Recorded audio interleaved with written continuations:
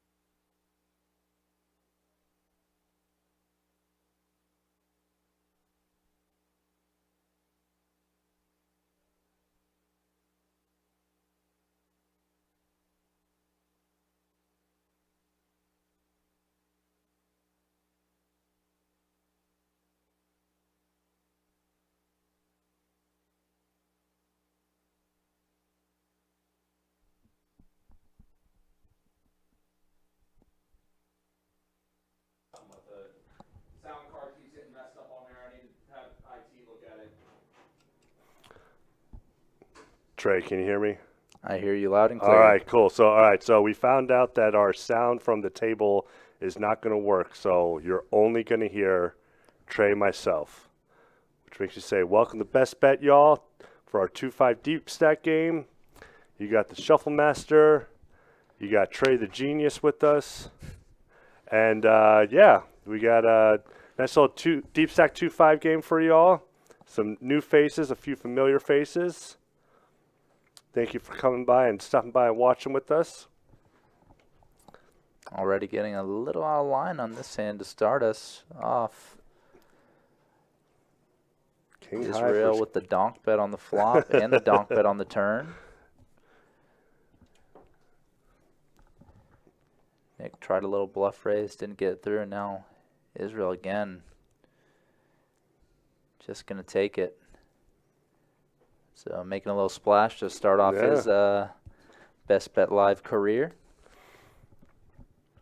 Got Don here, a fan favorite with his giveaways. And who was originally? Yesterday was seat 3, Brian, in the purple hoodie, who was playing last night. That's right, yes. Okay. Everybody else is a new player compared to what was last night. Right. This is going to be pretty tough. We're definitely going to have to go on some serious tangents tonight. Talk about some nonsense.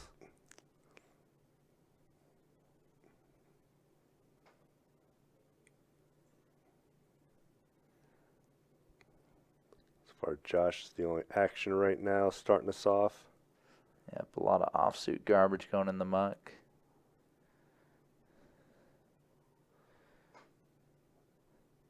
And raised 10. Yeah, tried to raise 12, it looks like, but this is a 2-5 game. We got mid-click Saturdays here at Best Bet. 3-way flop, and Don starting off strong, flopping a set, but going to need some help to get paid off. Make a lot of money on this hand. Love to see a ace, 9, king, or 10 turn for him. Look like the flop checked through. Now there's a bet on the turn.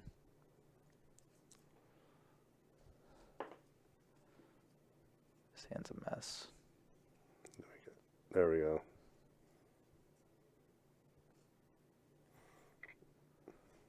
So I believe this was on the turn. Yeah, we are on the river.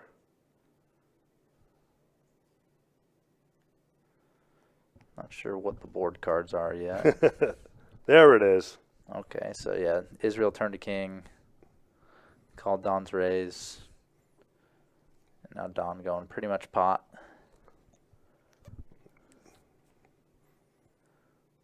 There is a king of clubs on the board. And there it goes. Don's going to show that set and get paid off a limp pot.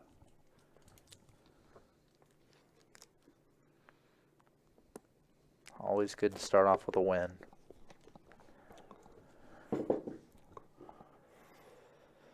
Oh, man. Yeah, so it's been a wild night or wild weekend for Best Bet with our GoPo and OP.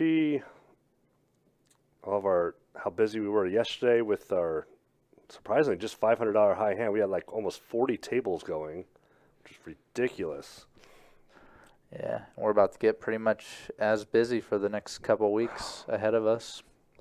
We're gonna be at 60 tables Yeah. for the Starting, Christmas in July. starting July 12th. Oh, wow. Every hour, high hands, 100 times the date number. Mhm. So starting with 1200 every hour on Friday, July 12th, and going all the way up to July 23rd, which is 2300 an hour. Eli with the Cowboys. Christmas in July, always a super busy time Yeah. coming up. Eli with the Kings. Did ISO Limpers. Got a call from Israel and a fold from Don. Wow, that's about the worst flop you can imagine with Pocket Kings. Ace high, all one suit and not your suit, but goes check, so now Eli's probably feeling a lot better. Second ace on the turn also makes it far less likely he's beat. But Israel's on the stone whiff, so just wasn't probably putting in any bets ever. No.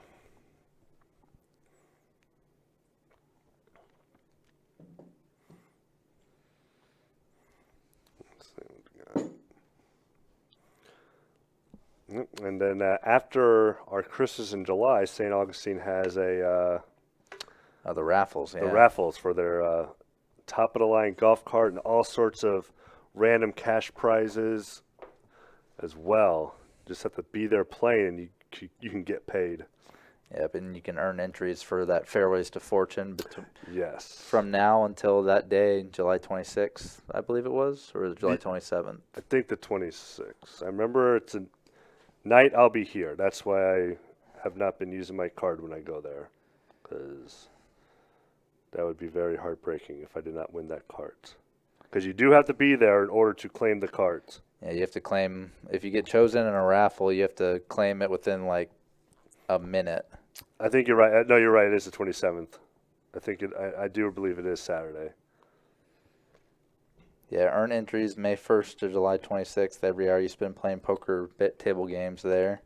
And then the giveaways are on July 27th between, 12:30 to 9:30 for lucky seats, and cash giveaways from 1 to 7 every hour. So, yeah, that's crazy. 8 p.m. for the golf cart. Yep. Let me look at that. Yeah, it is Saturday. So, yeah, if you've been playing at St. Augustine, definitely want to show up that day. Chance to just get a big payday for being on site. Yeah, just for hanging out. You don't even have to play that day to get all your raffles in. First chop of the night.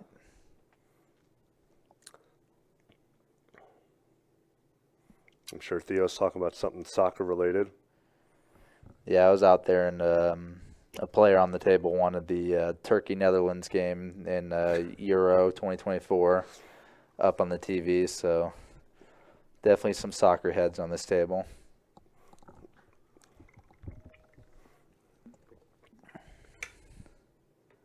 Soccer fandom in Europe is on a completely different level than Yes, than us. Yeah, way. than anything we're fans of. Unless you're like a lifelong fan of a certain college or NFL team, but even then I don't think it really approaches that. Got a raise from Don with the hooks. Calling with the fives. A little bit of a set mine.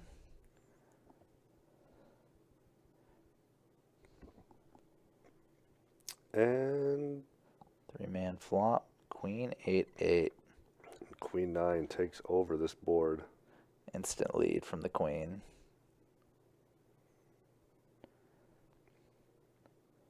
Might cut his action. Actually going to get a little more money in there.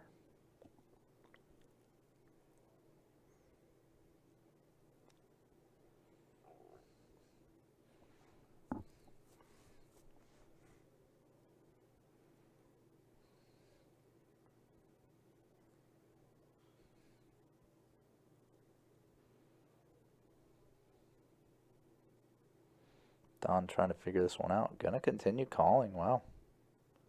Does not give Josh credit for a queen or an 8.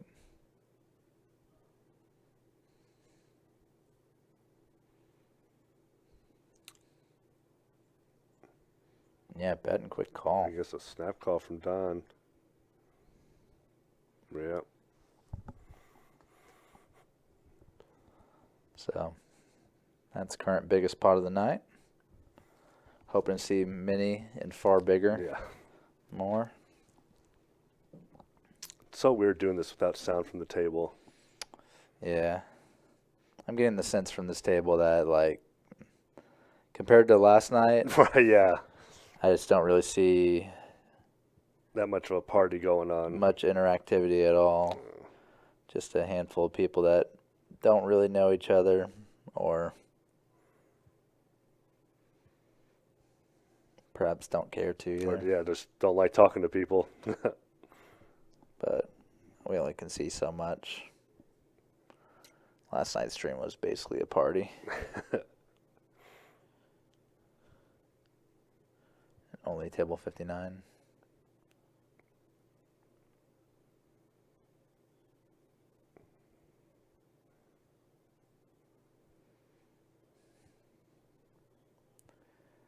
King Jack 8, so piece for Josh, piece for Heck, and Josh doing the same thing as last hand. Flopping top pair, not an amazing kicker, and leading out. He heads up to the turn now. Josh adding a flush draw. Taking away some of old Heck's outs. But I think that bet's going to probably shut it down.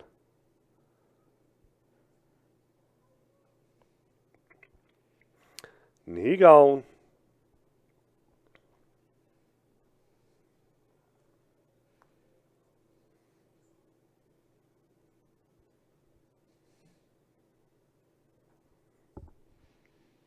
Yeah, I can tell Theo and Don are talking about the the soccer right there, just because you just saw it on Don's phone as well. Mhm.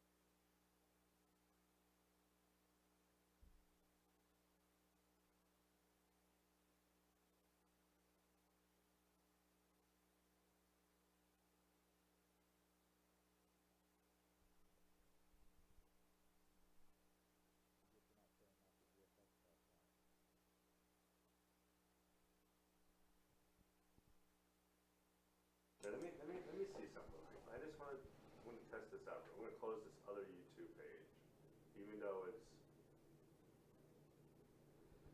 paused, but maybe for some reason in the way. Let's see.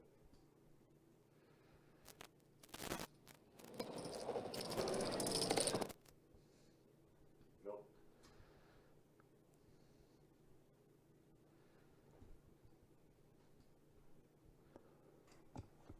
Could we have Let me see. Let's see.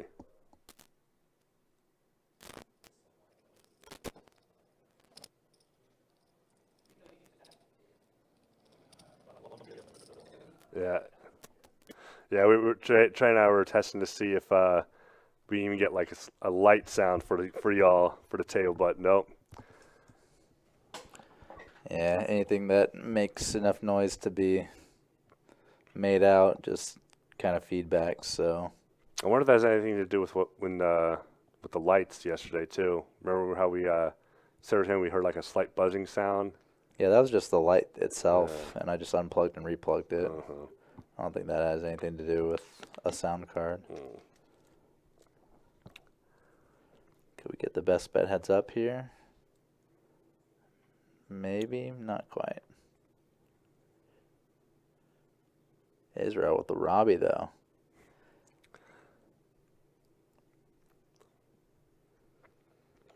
Always like to see the meme hands out there.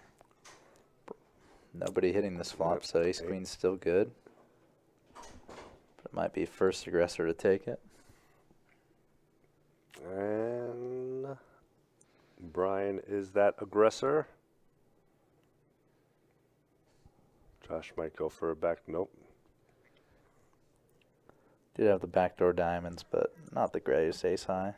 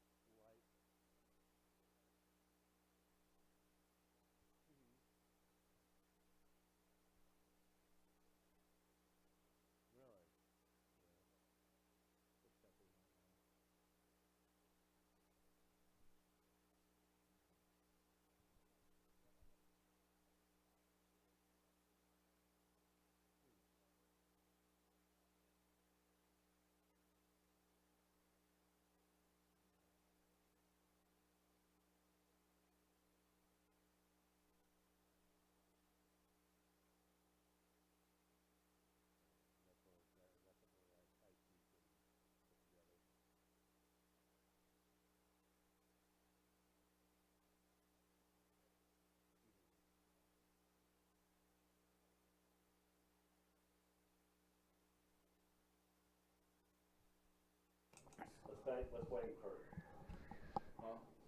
Let's wait.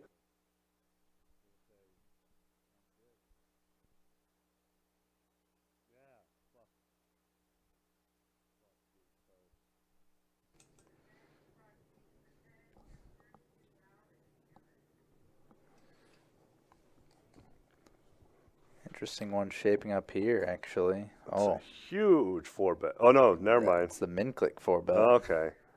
Eli went for the limp re-raise with ace jack. Just got min clicked back in his face. Israel so far liking the small preflop raises.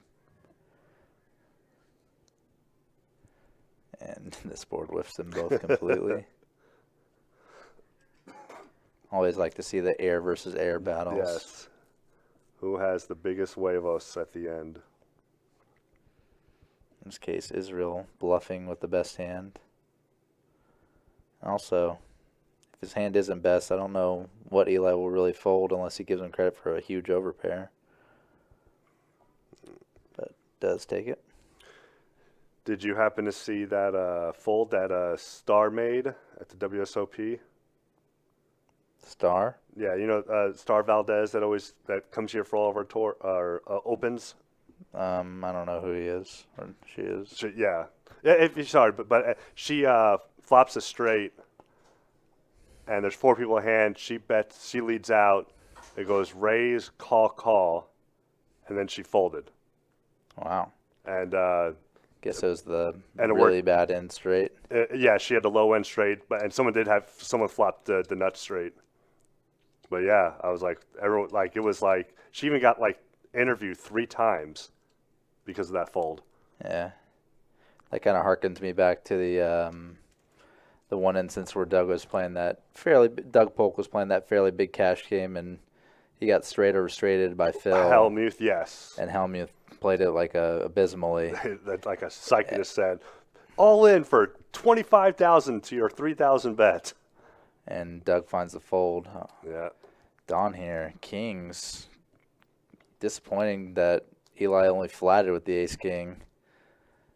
Wow. Gonna maybe cut his action down. Let's see if that Josh can get. No, I'm gonna say Israel's not gonna call. It's a 3-way flop. 10-6-5. About as safe as it gets for pocket kings. Gonna play check. Wonder if he's check raising.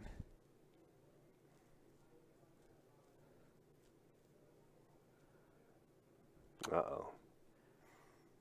Now the board getting a little more coordinated. Imagine he's gonna have to put in a bet here. I'm sure Josh is gonna make the call. Yeah, pair plus gutter.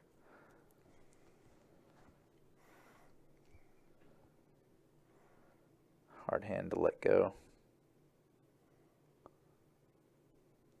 First ace jack, now ace king. Now we're going to be heads up here.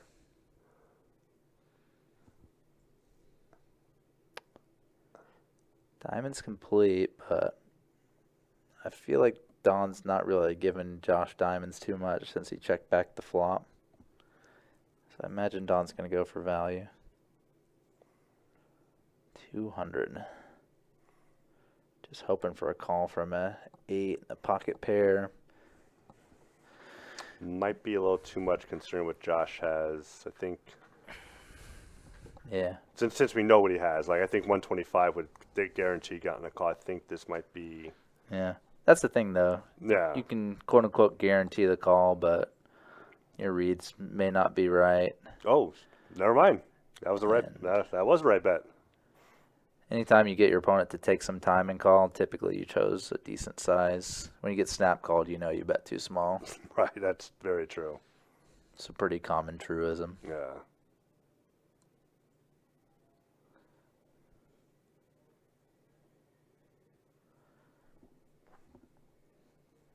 A lot of people aren't willing to go for value when something scary completes like that. So you'll see players sometimes call lighter when the run out comes that way, just because people have such a smaller value range, but they still may be willing to bluff sometimes, so they can end up pretty unbalanced towards bluffs if they're not value betting thinly enough. That makes sense. Don was willing to value bet that thin, so he got maybe a light call there.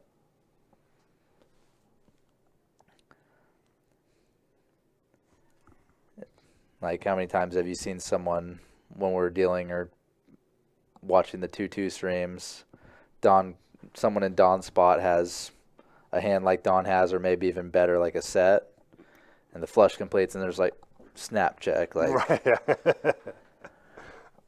That is true. and it's just like you just gotta do a little more hand reading, man. Gotta know, he checked back the flop, so he probably would have taken a stab with a good amount of flush draws. Board was 10-6-5, so a lot of hands are combo draw, pair draw, overcards plus flush draw. A lot of hands look really good. A lot of the flush draws look really good to bet there. Obviously, people will surprise you, but you got to be willing to go for some thin value bets. If you bet and always when you get called you win, then you're not betting anywhere near thinly enough. In this case, Don turning a flush draw, calling rivering trips. This is an interesting scenario as well because the board on the turn was double flush draw.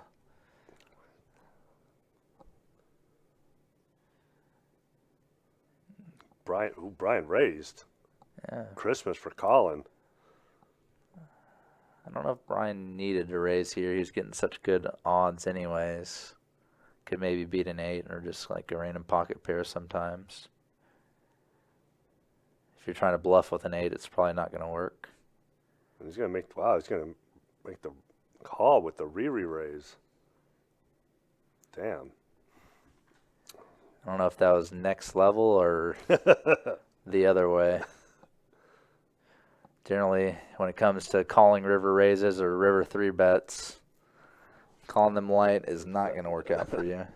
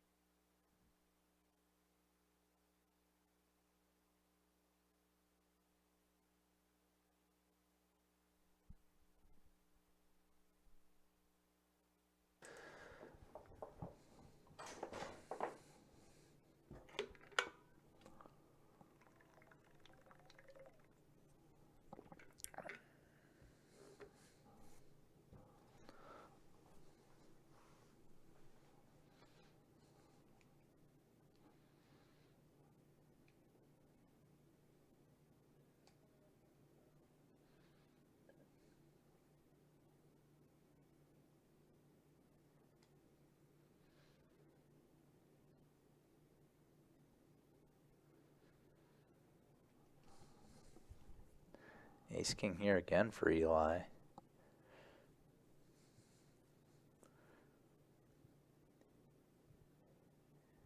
Gets a defend from both the blinds. Jack, Jack 5, so that doesn't hit anybody.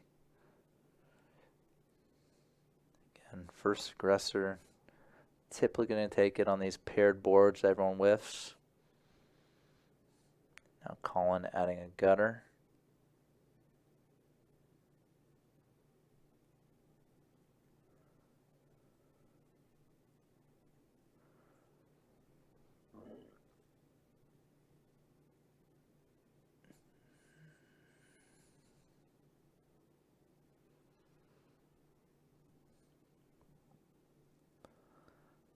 Best hand gonna take it.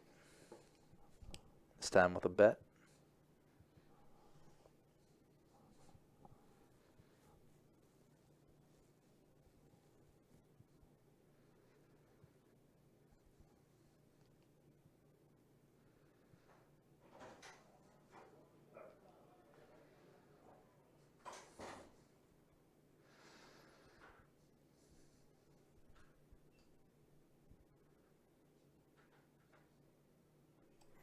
Okay.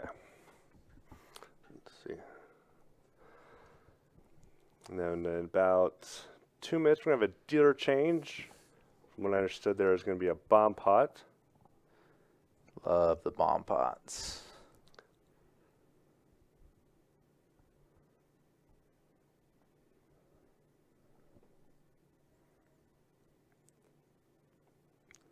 We have 3 players here. Top pair for Israel. Nobody else has any kind of piece of that.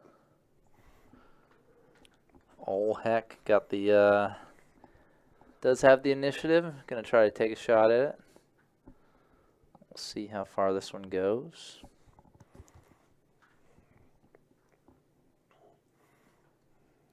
And looks like that's about as far as it goes.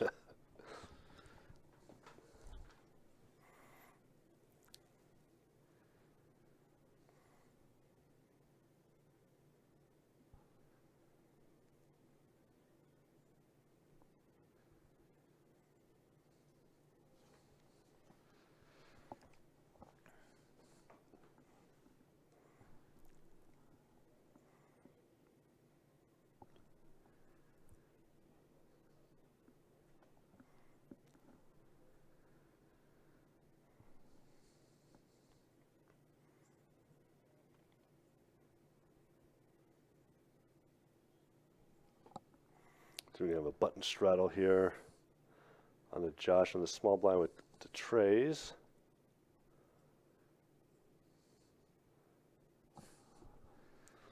Got some limping, whole lot of limp. Min rate, that a min click. Very min click, yep. Israel definitely a fan of the min clicks, the small raises. Oh, Nice find there. Good fold by Don. Thought about getting out of line, getting in the mix. It ended up in an okay situation for him, but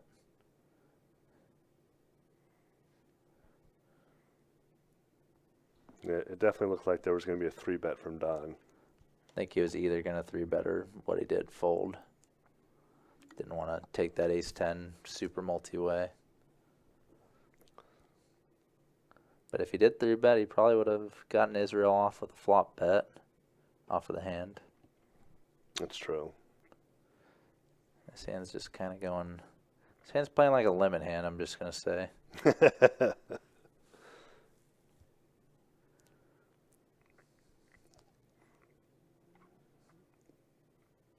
not, I was going to say, not much there you could bluff at. Yeah, trying to get Old Heck off a weak pair. Definitely not trying to get him off a king. That Old Head thinks he's no good. He was ready to muck it. If he gets shown better.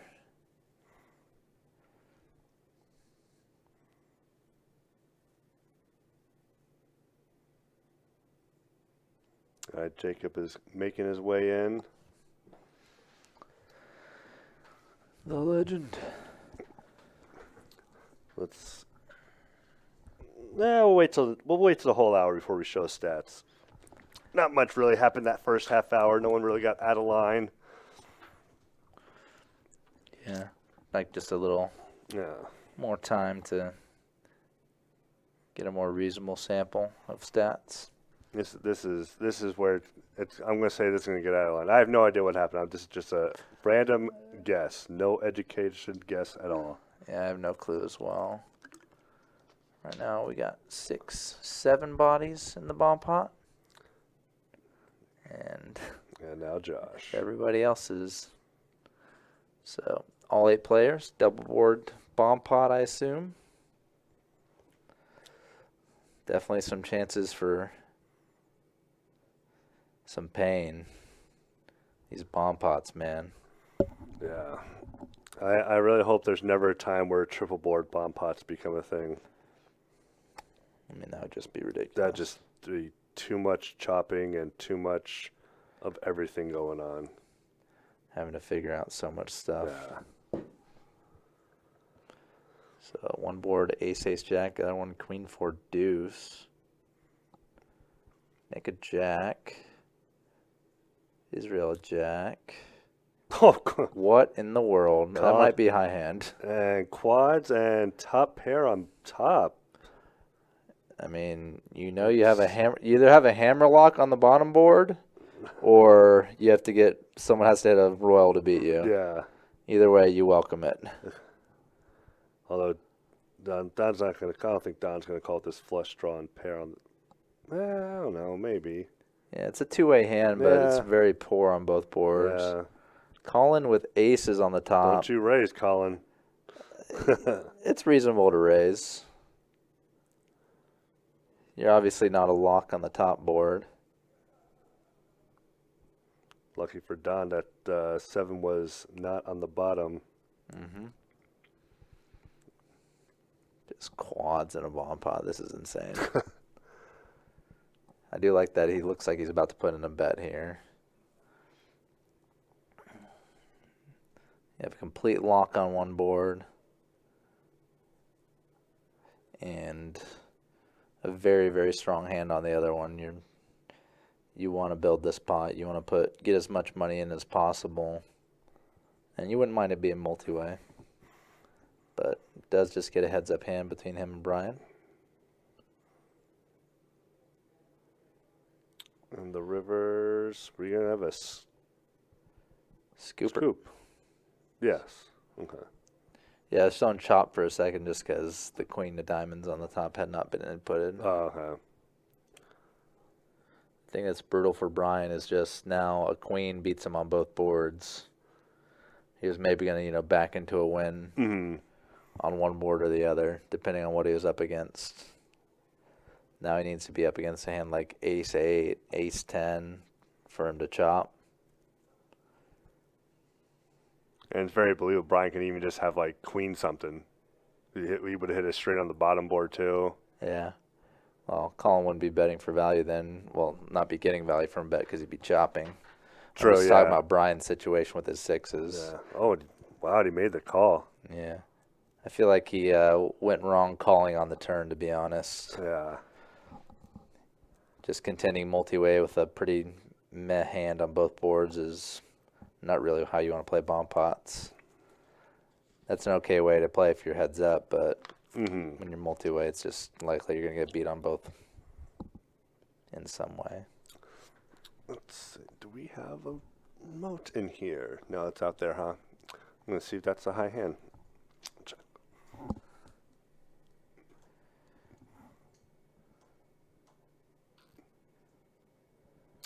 And right now, yeah, it's still going. Still going as the high hand for this half hour.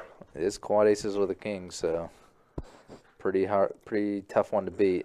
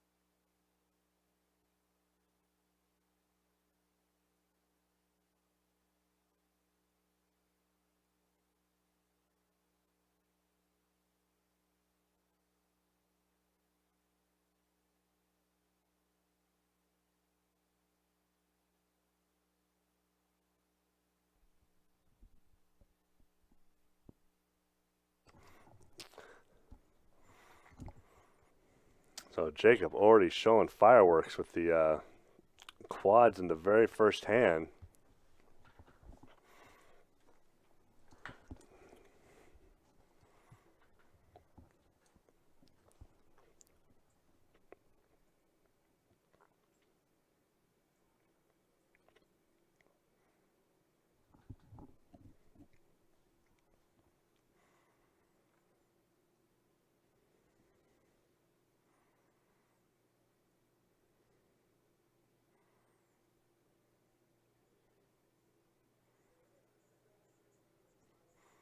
Don going to raise it up here.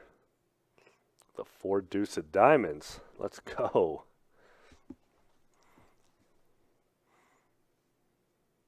Nick is, I'm sure he's going to re-raise here probably. Got 1,000. No, it just makes the call on the button. I'll have to then come around making the call. Israel says nope.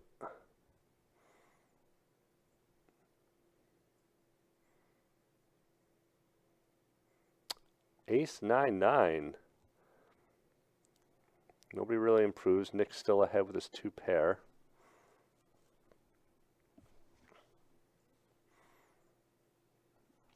Gonna take a stab. I'm sure it's gonna go through.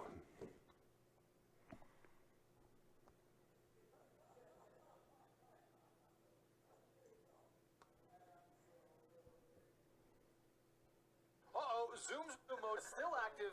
Tell me if it's back.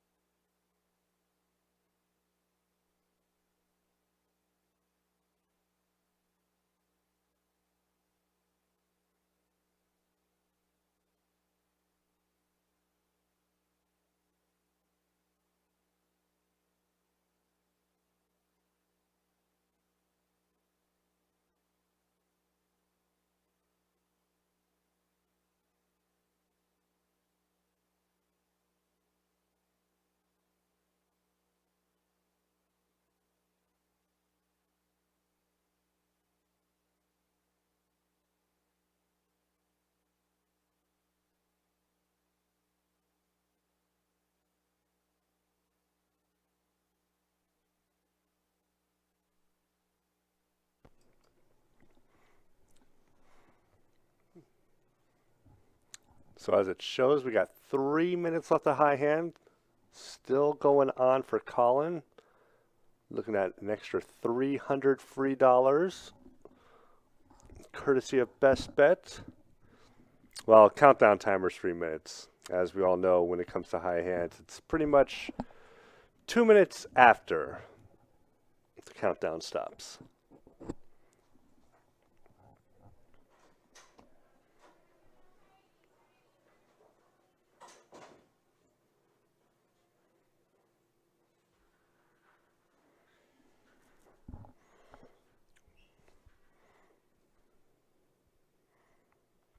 Israel, the aces, just makes it 15, gets 2 callers.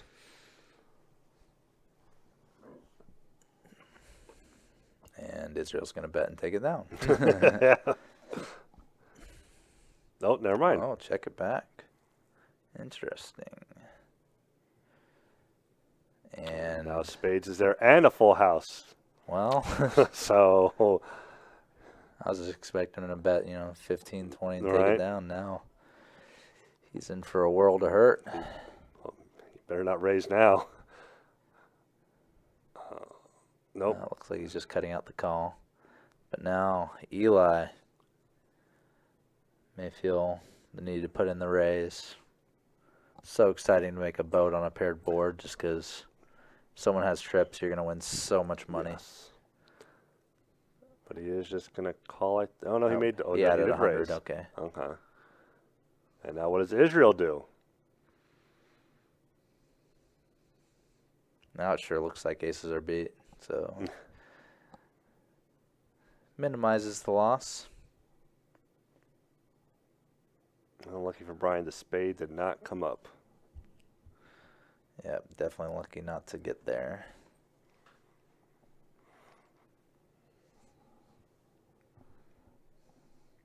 You can see Eli's trying to put out some serious value. Looked like he went almost pot. Just praying, hoping to be up against the king there.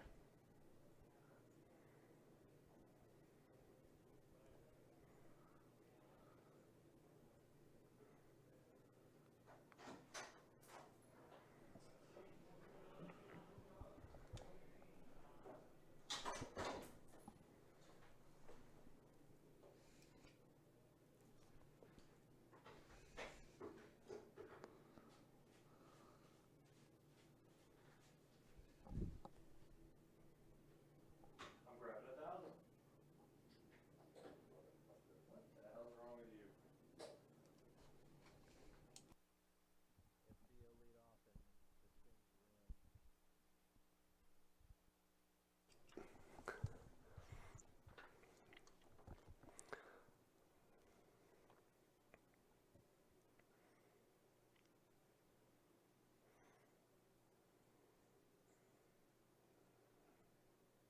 Onto the big blind column with queen 6.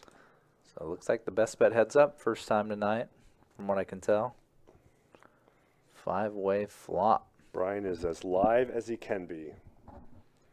Yeah, he's actually the equity favorite. So it did go Colin call, Brian call. I believe Colin checked flop. Yeah, But we need to get a little caught up here. there we go. Oh. And he flops the joint. Yeah, so Brian is straight, Nick top pair, old heck double gutter, and Israel open-ended, so. This is, no one's going away anytime soon, I don't think. Unless someone puts out a big raise. I imagine it's going to come 90 apiece to Colin, or not Colin, Brian, pardon me. Colin will fold, and Brian may well just stick it all in because he's on 700 something. Nope, not the all-in raise. It's like 300. It's like 3 bills. So for Nick, I think Nick gets out of this pretty cheaply. Super coordinated board, 2 pairs, straights, definitely possible. Just top pair, top kicker, and 3 other people interested in the hand, man.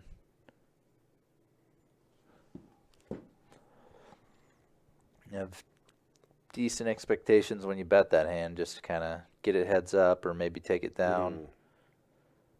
Just have kind of a good situation going into the future streets, but now those situations are far and gone away many moons ago. Now you're just drawing dead a lot.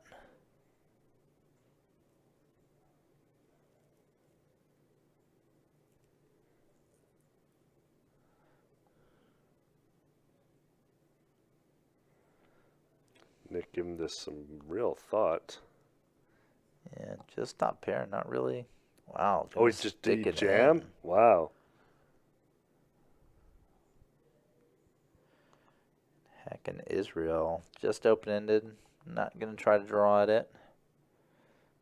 Brian with the insta-call. Rolls it over. Unfortunately. Need diamonds or queen or never mind. Oh my God! It did get there. Yeah, Wow. I had this hand spoiled for me suddenly. I Oh, didn't did you? realize that that's how it happened, though. Brian gets it in. Nick drawing it. I think it said 8% chance of winning. After the flop, yeah.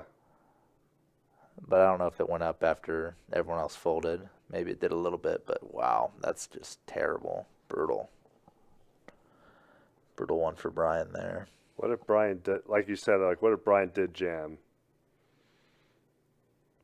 I assume Nick would have folded, right? Like Nick wouldn't have made that call. I mean, probably shouldn't have made the all in Like, anyways. I mean, shouldn't have done that either. But It's hard to say. yeah. Some people might think if you jam, looks more like a draw. Wow. So I guess Brian's done for the night. I think he does come back, but he takes a bit of time to come back. So, like he's back in real time right now. I think, or at least he bought. Yeah. chips. Yeah. You're right. Yeah. But yeah, that was just terrible way to lose it for Brian there.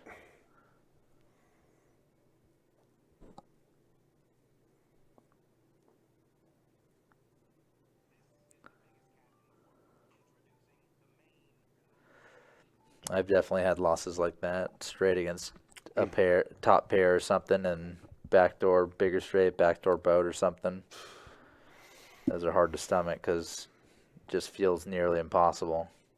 And to me, I just like when it happens, like it feels like I'm not going to win tonight. So I mean, I'm just going home. As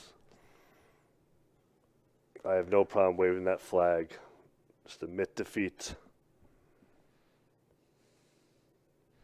Let's see if. But Brian did make a great reclamation effort last night, so probably hoping for the same tonight.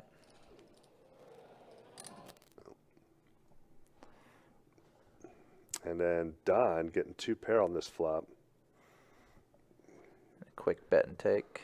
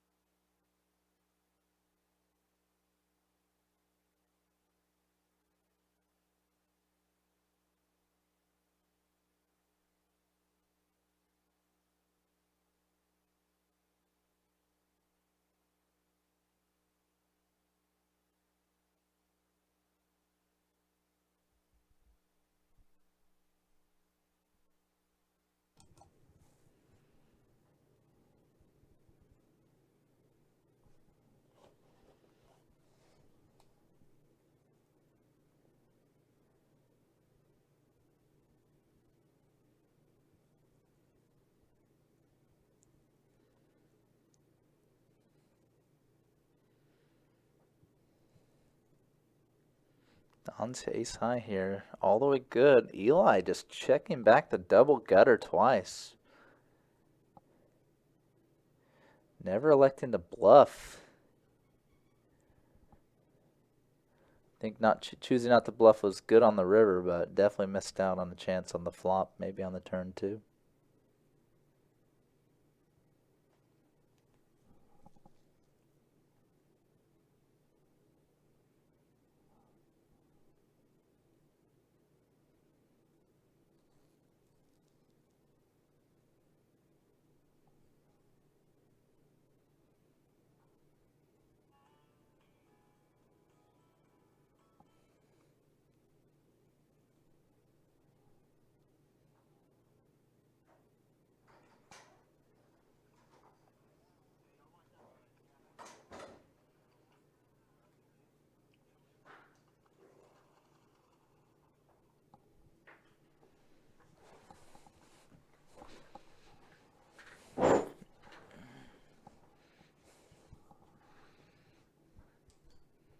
Looks like Don trying to get it to go back to back here. It's not a rematch, actually, pardon me. It's Don and Colin. And Josh with a mystery hand. –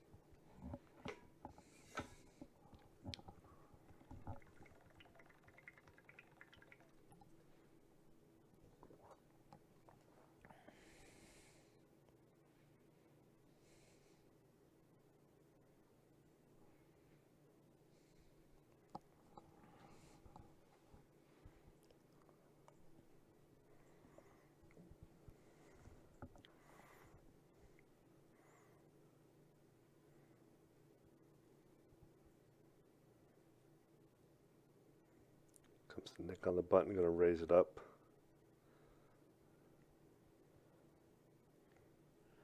Gives himself a heads-up hand with Heck.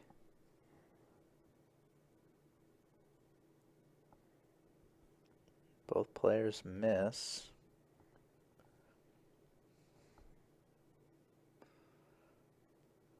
I'm gonna bet call. Interesting. Yeah, was quite small bet.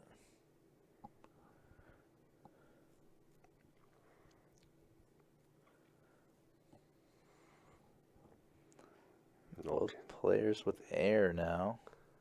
King high is gonna take it down.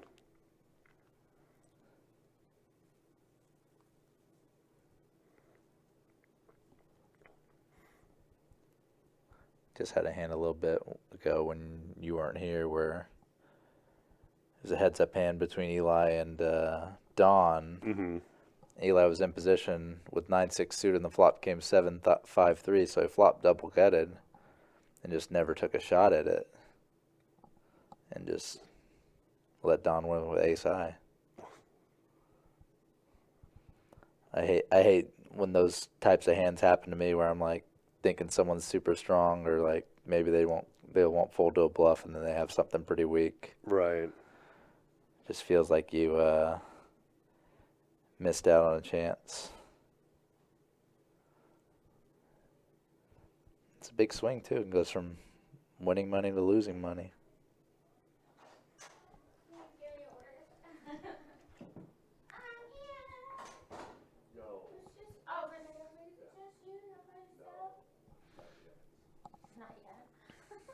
Trey might run away. No. I am going to do. Shoot. I know. And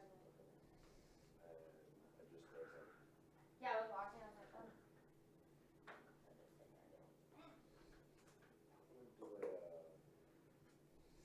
a full house roll. Mm-hmm. And what's the one with the raw salmon on top? The Smoky Mountain. Yeah. The smoked salmon, yeah. So Smoky Mountain full house. Any sauce? Just the white sauce. Anything to drink? Do a sweet tea. Sweet tea. Yeah. Gotcha. This one should be good. Sweet tea, full house, Smoky Mountain. Shrimp fries. That's it. Thank you, Carla. You're welcome, love. And for you, baby, waiting. You're okay. Trey's good.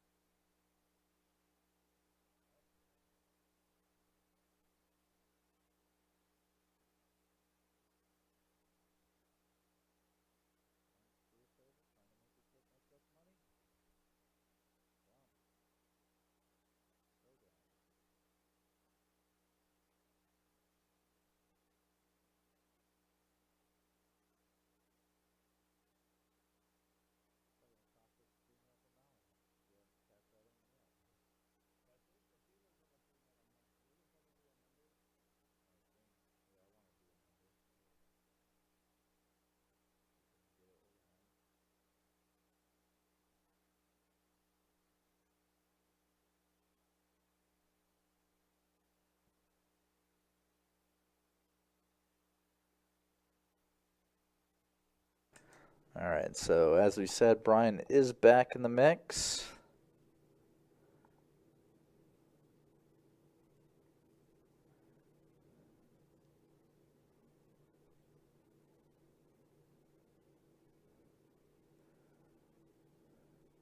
That action happened very quickly. It was 45 pre 3 ways. Ace high flop 75 goes 3 ways.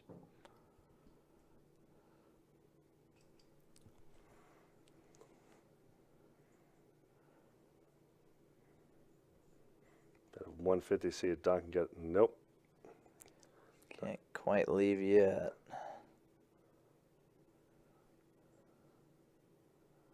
The price is probably going to be pretty good on the river, too.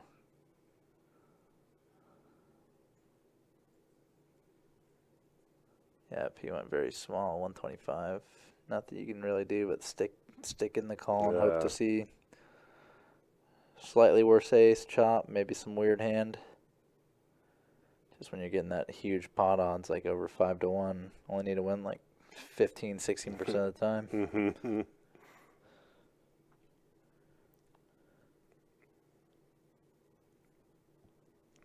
So Israel now back up to 1K.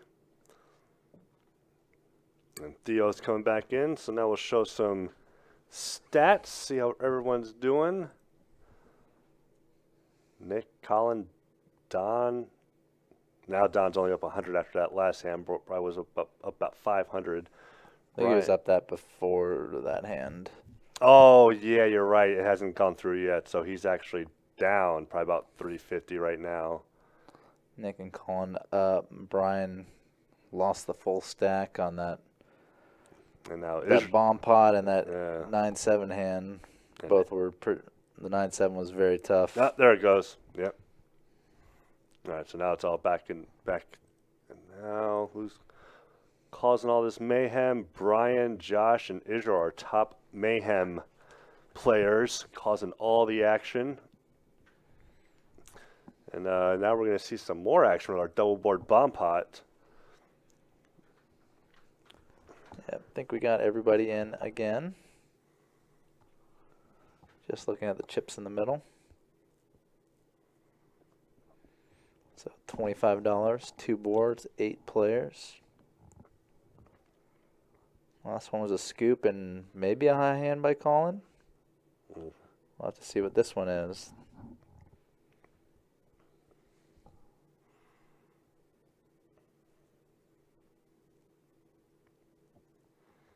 Ten, 3, 4 rainbow and Jack 7 deuce 2 hearts. So no cards really shared between the boards.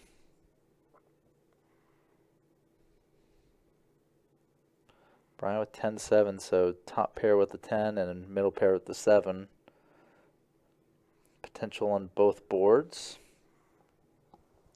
Nick here with the Queen Jack, so Queen Jack high one board, just over cards, and pair of jacks on the other. He actually raised it, and Don coming around. Oh heck, has 2 pair on the bottom, nothing else.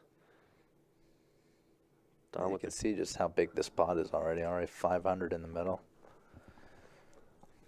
Don looking for a 6 on the bottom. Now double gutted. Brian is gonna. Fortunate for Brian, getting a pair on both boards makes it harder for him to fold. Yeah, it's kind of the similar situation to the last bomb pot where the action is so multi-way. Yeah. Just neither hand is going to really pass muster on either board. And Don's gonna love a free card here. Are you kidding me? Oh, yeah. And he does bink it on the bottom board. Wow. So each player, one player each on each board has the nuts, but, you know, nothing on the other side. So they're each looking to maybe tie up somebody else's money in this pot. So let's see if Nick raises now or if he just calls, hoping someone else will raise for him. Yeah, it's generally hard to expect people to raise for you when you turn check through. Right, yeah. You would need someone to back into a weird 2-pair or trip queens or a set. So He just jammed. Oh, that's going to probably value cut him unless old heck Yeah. just thinks he can win the bottom board. But no reason to think that. And Don knows he's going to get half. He can't. Yeah, he's always getting half. Sometimes getting it all, but not in this case. He'd have to be up against someone who has like 5 deuce to get the whole pot. Yeah. Which would be a pretty wild cooler. That would be sick. So, yep. Boring chop.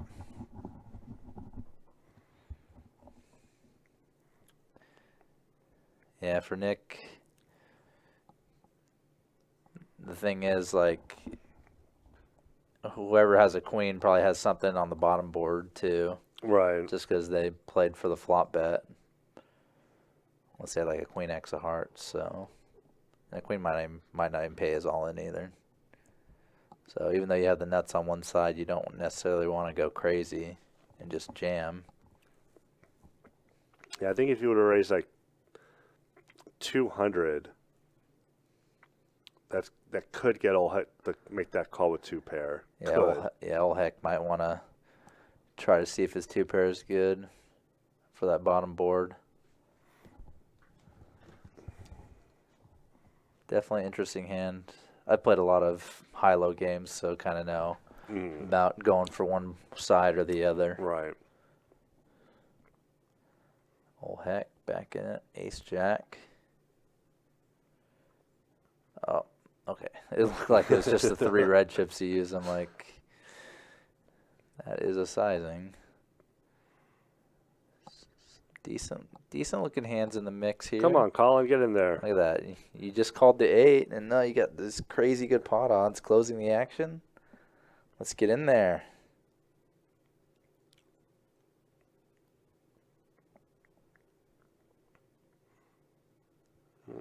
Double gutter for Don, flush draw for Israel.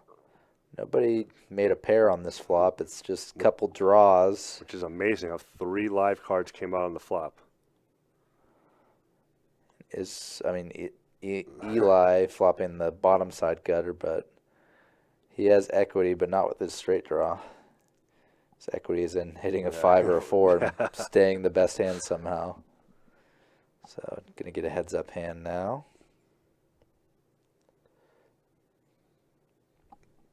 Cowboy for Israel. Don's still looking for the same amount of outs. Pretty ideal turn for Israel.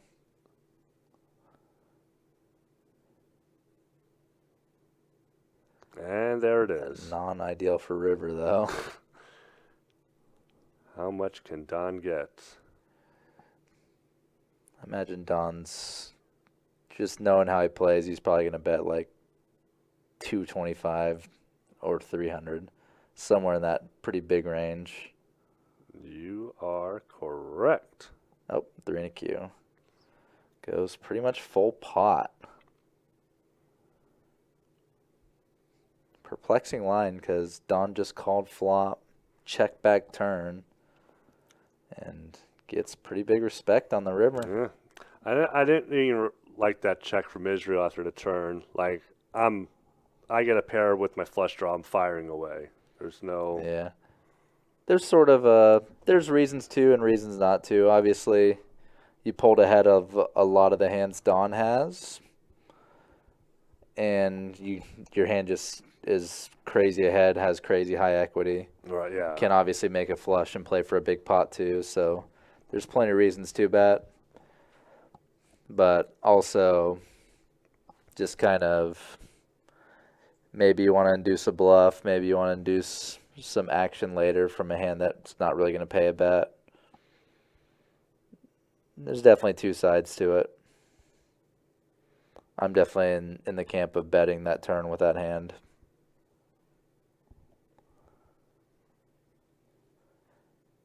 But you definitely have a lot of freedom with how you play your hand when you have both a pair and a flush draw.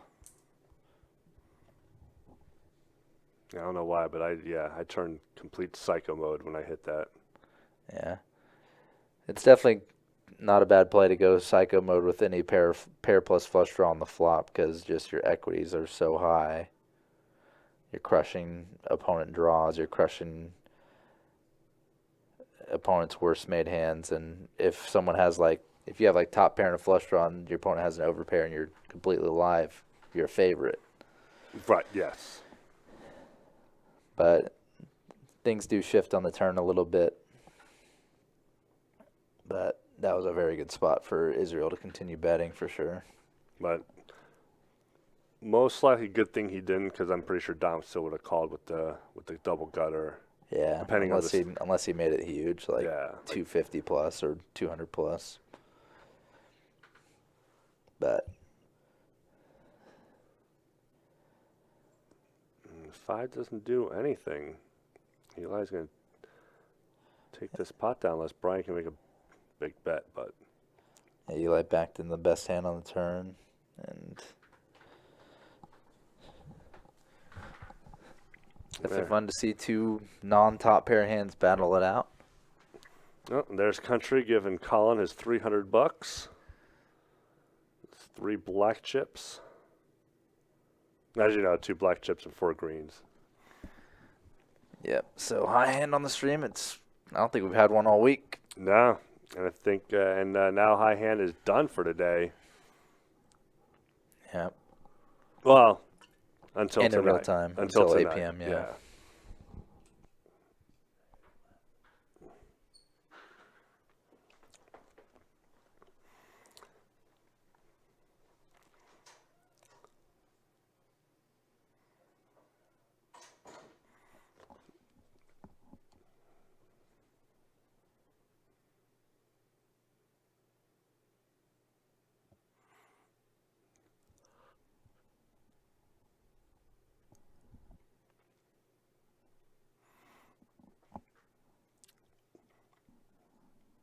Brian out on Facebook asking if the table is mute on purpose. Unfortunately, yes, it is. The sound card for our computer is a little loose, and unfortunately, in order to fix it now, we would have to shut down the whole stream and then restart it all over again, and it would probably take it would take some time. So unfortunately, yeah, you're just going to be stuck with Trey and myself. But it's something that's going to be fixed tomorrow morning. It just wouldn't be fair to the players that wanted to play on the stream if we shut everything down and fixed it at this point. But we keep checking it just to see if maybe it gets randomly fixed. Like right now, I'll check it. This is what it sounds like. See all that vibrating sounds, yeah.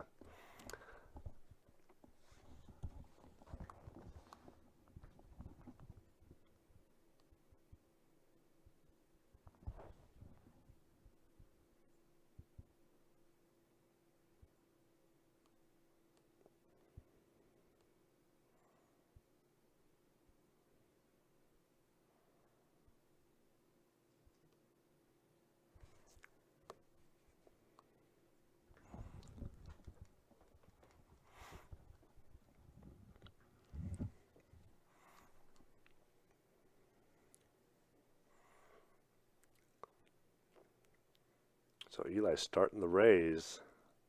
A few callers here. Looks like we're going to have 4 to the flop.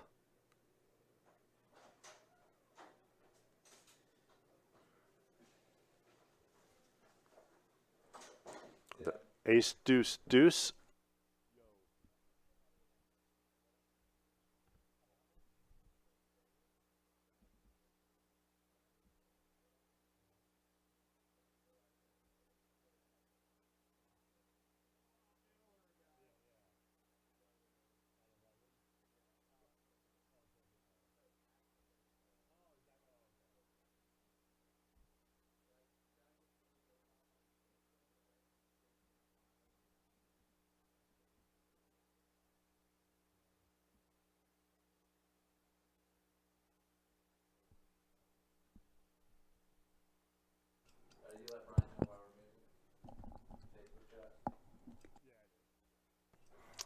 And Israel might get into a little trouble here, depending on that raise from Josh. How big was that?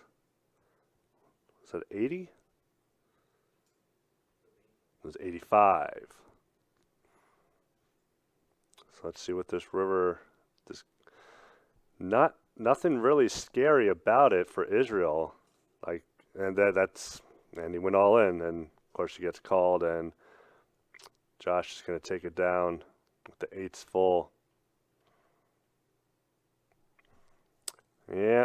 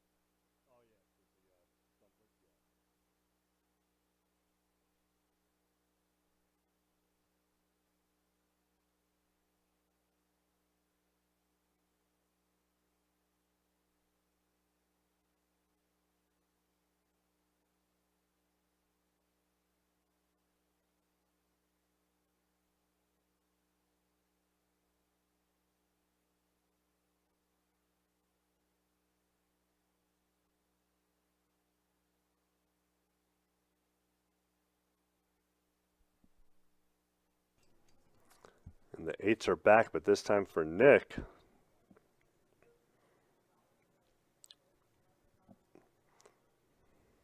Let's see if he can get himself a set with his pocket eights.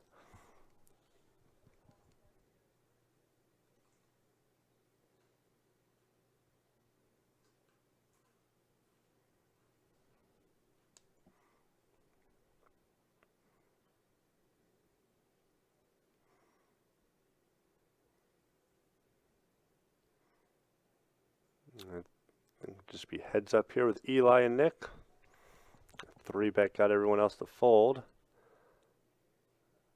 8's still ahead even with the straight draw now too.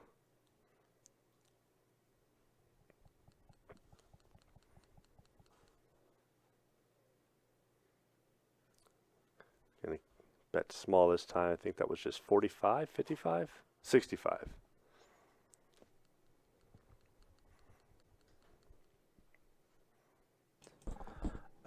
Jordan Saunders in the YouTube chat, I'm definitely in agreement with you.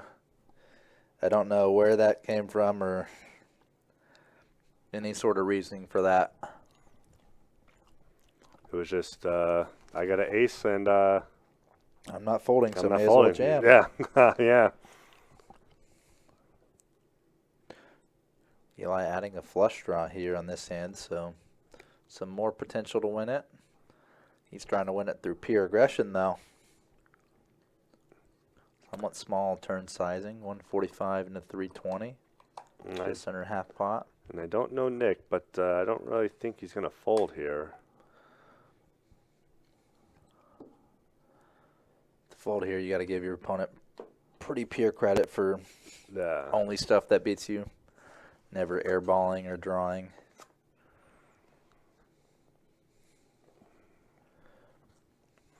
I mean, he did 3-bet, so and the over pairs are definitely possible. Well, he was a straddle and just squeezed the limpers. It wasn't really a Oh, three-bet. okay.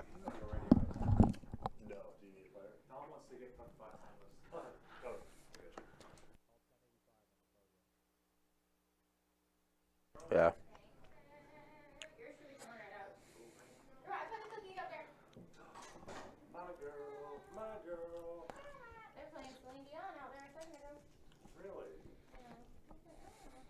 I'll still pick you over Celine. Her voice. Oh, she has an amazing voice. Just based on singing, yes, I'm going to pick Celine over you. Yeah. But I never heard you sing, so I don't know. I guarantee you, hers is 100% Well, better. yeah, I believe that. We get your change. Yes, I am. How much did you back? Just 2 5s is good, or yeah. Thank you, love. Thank you, darling. Thanks, babe. You need anything else?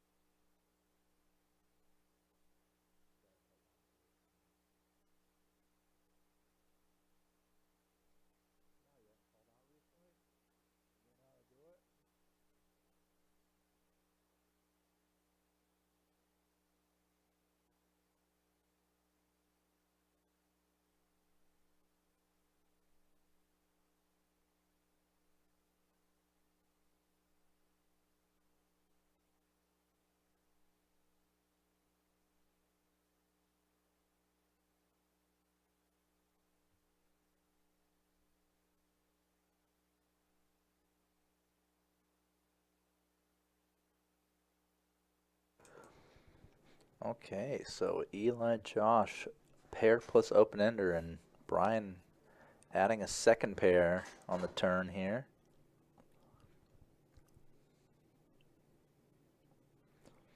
Look at this pot. 160, call, call. Now you got 8 in the middle, 8 bills. And that is a very good sight for Brian, seeing that offsuit deuce on the river. So many draws available on the turn, and Brian somehow fades them all. Like the value jam.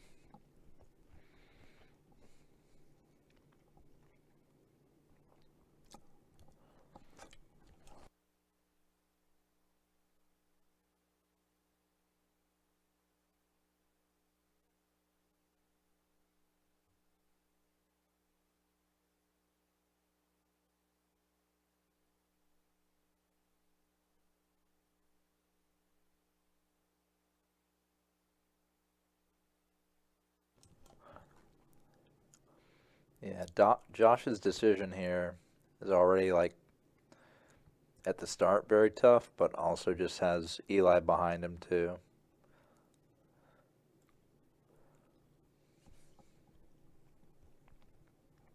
So there are times he can beat Brian here when he calls, just Eli comes along too. So yeah, do like the fold there.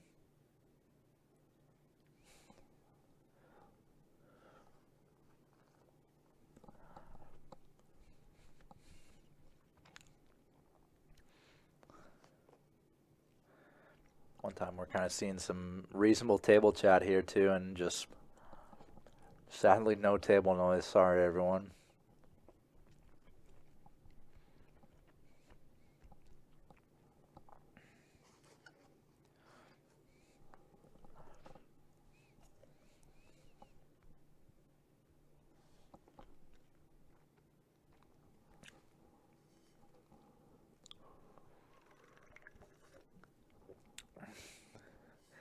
This spot's so frustrating for Eli just because if Brian did have a monster, why didn't he shove turn? If Brian has a strong hand, wouldn't he want to shove turn? Get these kind of draws, these chances of the board turning ugly, like kind of get rid of those.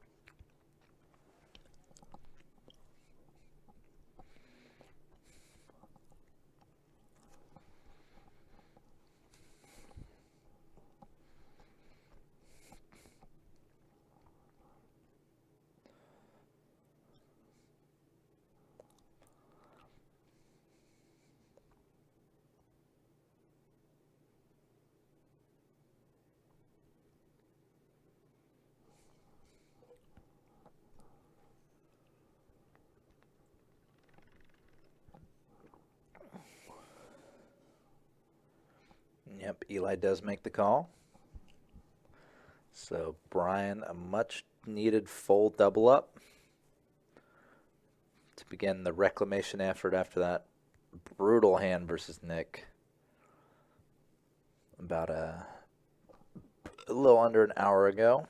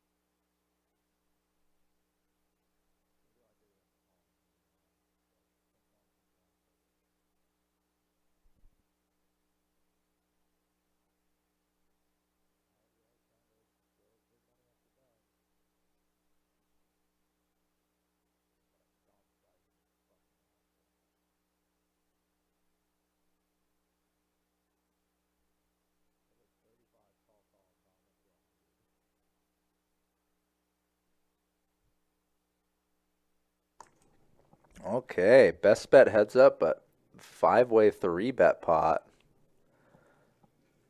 Pot is already built up to begin with. And ol' heck, open-ended. Don flopping pair 10s, so that's the current best hand.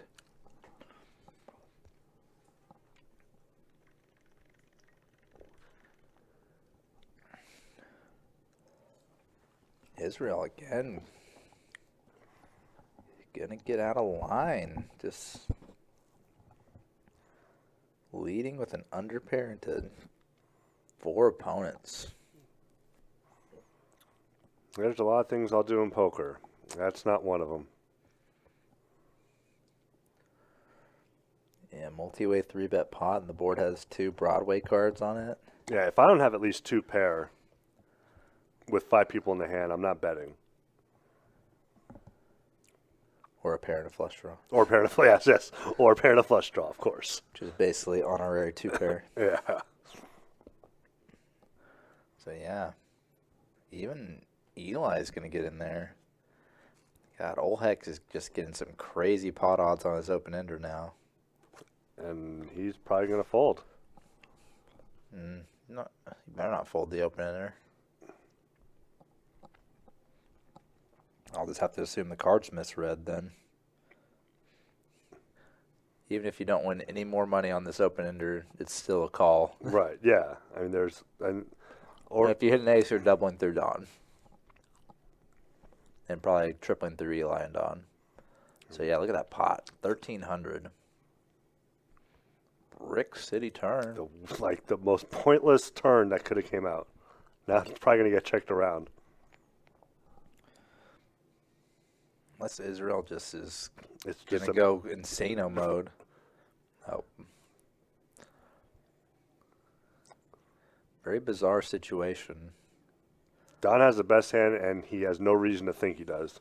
Yeah, exactly. That's what's so weird. Yeah. He's basically at the bottom of his own range here. That's like the worst made hand he can ever hold in this spot. Oh, my God. And Israel gets there. That's insane. Wow.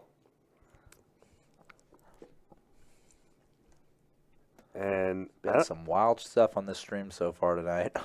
let's see exactly how much Israel has, because I think it's less than 439. Yeah, it's not too far off, though. It looked like he had about high 300s, mid 300s. Let's see. So that's 7 green chips. Right. So, yeah, like Yeah, 330, 350. So an all in here can still get a call from Don. What? He checked? What is happening? Why is he checking? Had the dream happening. What?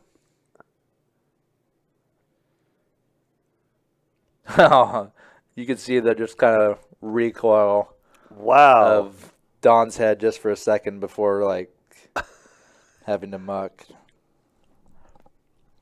That's wild. Don was probably thinking, I'm sure right before Don checked, my 10's probably good, so I'm just do showdown value and scoop this pot.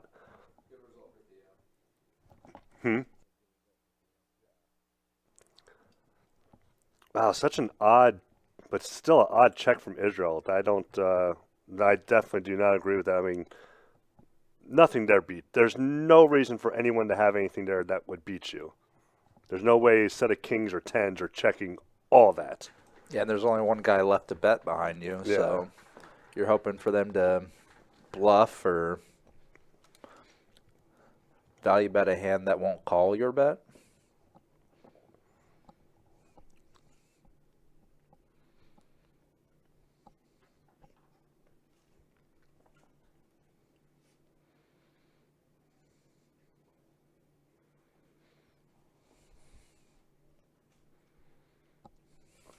So we have another double board bomb pot coming up here from Jacob.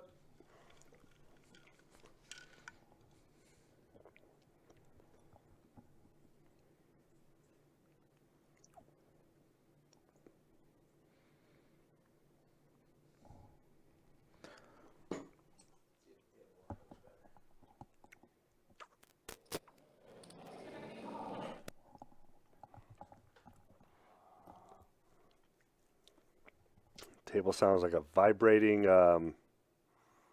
what's that thing? Like a vibrating sonic boom, I guess. I think that's a good way to describe it. Sure, there's a better way, but we're on our lunch break right now. True.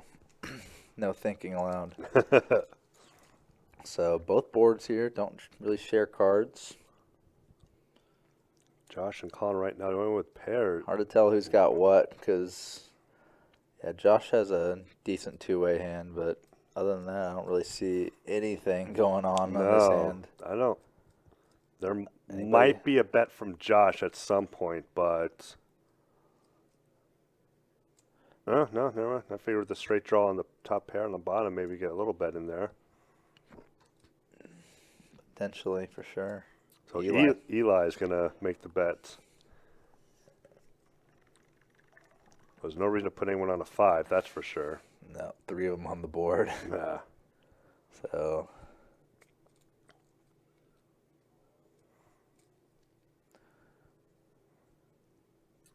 Is Josh going to fold the best hand? it's double gutted on the top. I don't know how you could fold that. Pot odds are pretty good too. All right. Yep, he's in there. Nick and Olheck just gutters on one board. I'm sure they both folded. Israel might get in there. Gutter on one board. Pair of He's- sixes. He's a wild card, apparently. Yeah, he got out of there. Don got out of there. Okay. So 3 players left. And 6 would have got there for who had the 6? It was 6-4, right? it was Israel. Israel, yeah, you're right. That's right. Oh, he would have got there on both. On both, yeah. That would have been insane. Wow.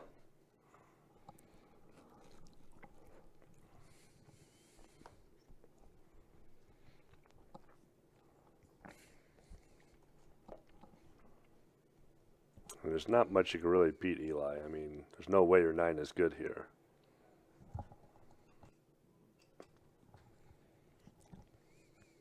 But a call from him could get Colin to fold. Yep, one of those weird situations that can just turn up.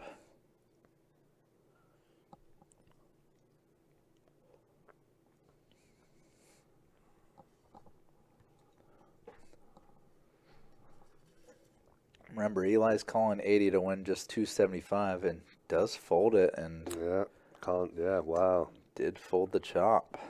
Hmm. That would have been insane if Israel got in there and just That just scooped the loop. the miracle on both boards.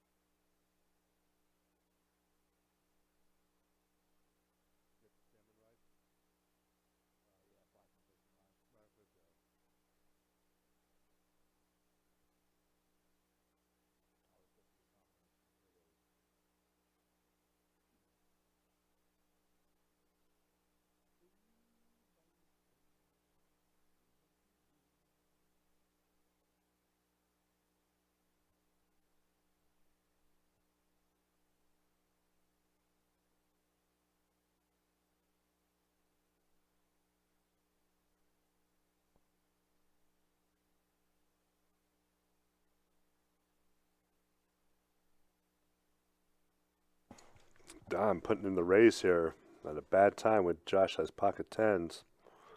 But I think he just double flatted. Yep. Again, a couple of limpers or a few players in the hand. Don went for a pretty small size again. Definitely pretty much guaranteeing a handful of callers. And a king high flop, which is getting checked around. Yeah. Don doesn't really have any good backdoor potential or anything he wants to fire with. So I like to give up. You don't want to always c-bet everything. Otherwise, even the less shrewd players will realize it and start at least calling you down more.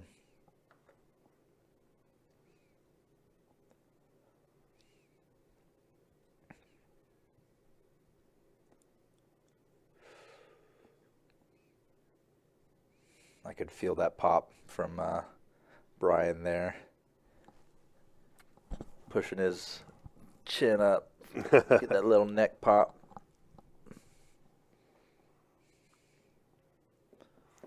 Sign me up for a chiropractor. Steve, I'm unsure what hand you're referring to. I assume the one where Israel checked the fives, the set of fives on the river. And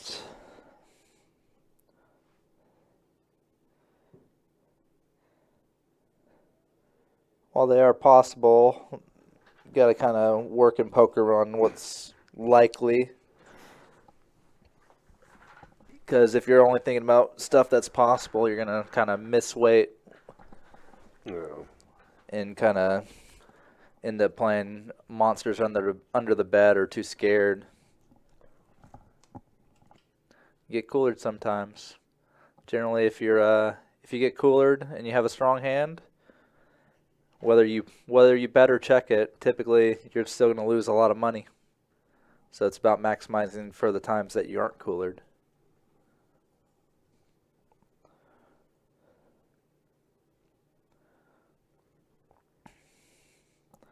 Like the only person in that hand who probably has a higher set would be Don, and he's going to be able to bet himself anyways. Assuming you're referring to the pocket fives hand with Israel. Might be referring to something different. I don't know. Sorry.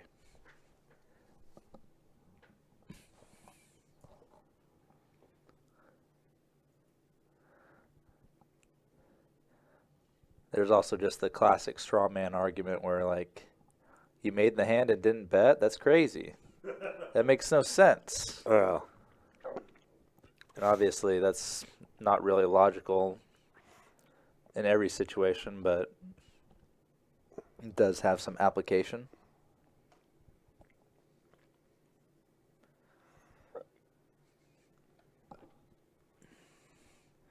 I know if this was the 2-2 game last night, this hand would have been at least $50 a flop with king, queen suited and ace-10 being in the mix. Queen on the flop for Israel. Bets it. Looks like he just takes it. Yep, I have it, guys. Rolls it over for the table to see.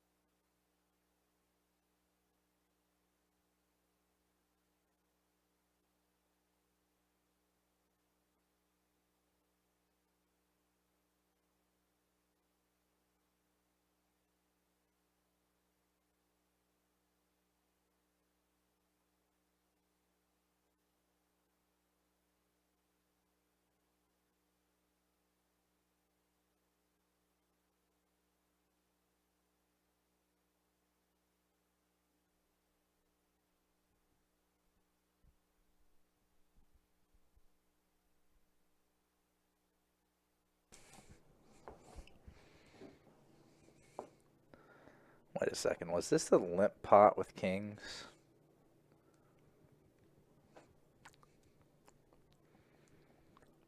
Wow. Weirdest way I've ever seen to minimize losses with pocket kings. Limp pre, checked flop. Got out for $5 lost. Oh. Actually, Brian would have won this hand.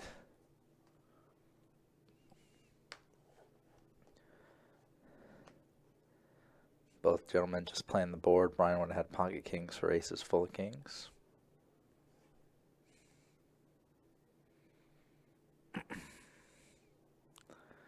Very, very strange.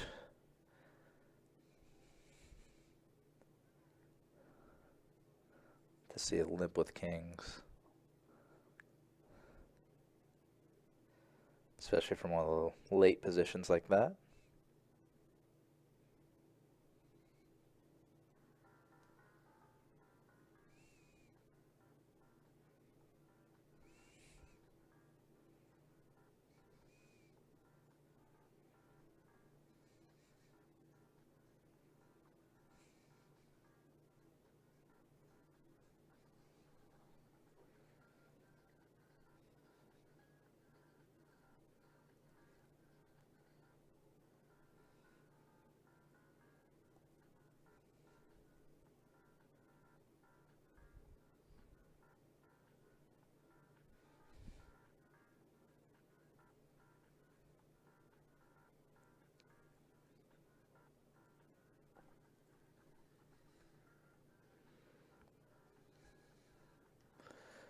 Another limp pot here, but this one's going to be very big action. Colin nut flush draw and Josh top 2 pair.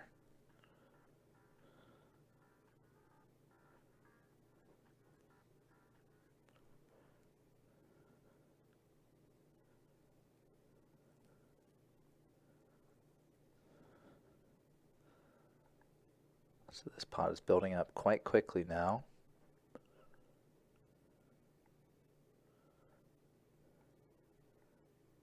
Pretty much a brick on the turn,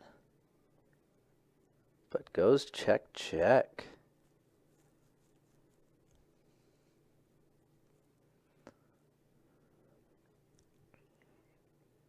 Yeah, just checks down, huh? Can solely be worried.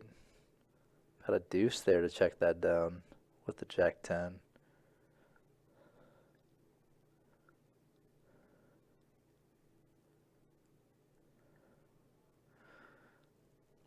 Noah in the YouTube chat,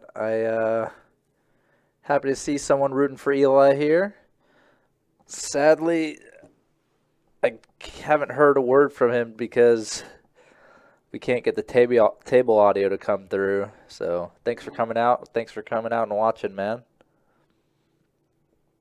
It's a bit of a letdown in that sense. I would love to kind of see more of a player's personality through their table talk. I know Eli had a hand where he definitely was talking it out a lot.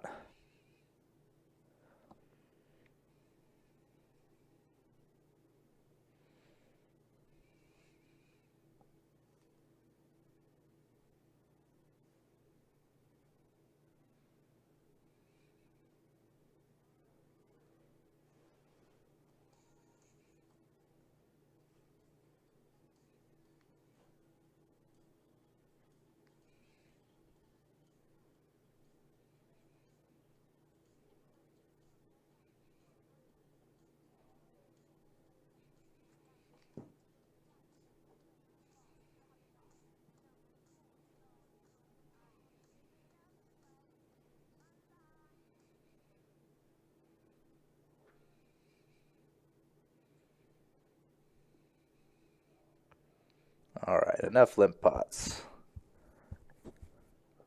Let's place for some real money.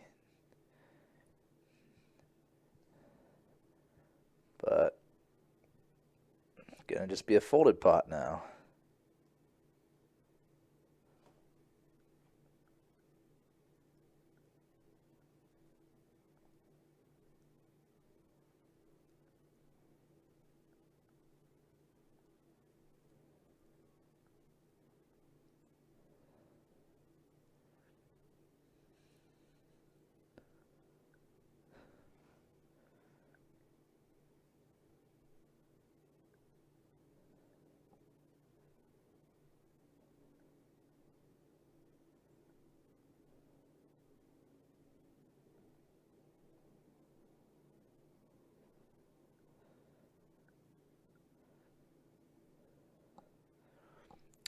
No, I sadly don't know what BUR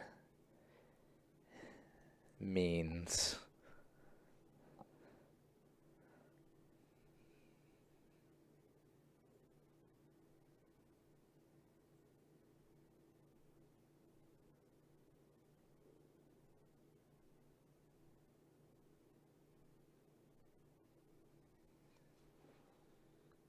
Wow, quads again tonight.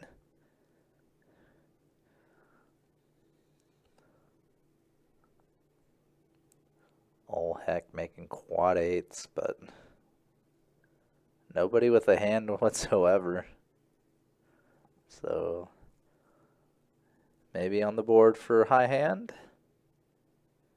Chance at a $300 payout.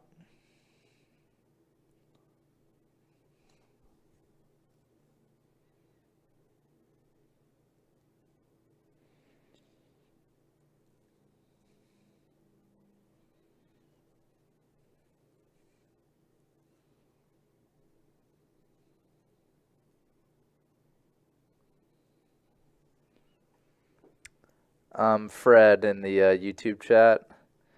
We're getting some very bad feedback when we try to get the table audio coming through. So it's just it's just too brutal to listen to for us in the booth and probably for y'all if you were watching.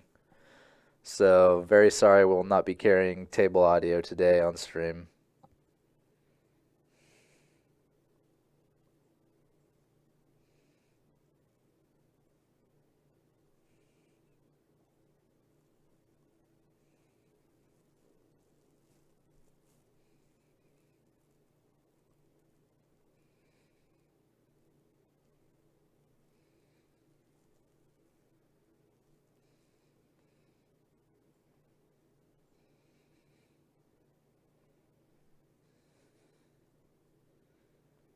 Hand here between Don and Josh.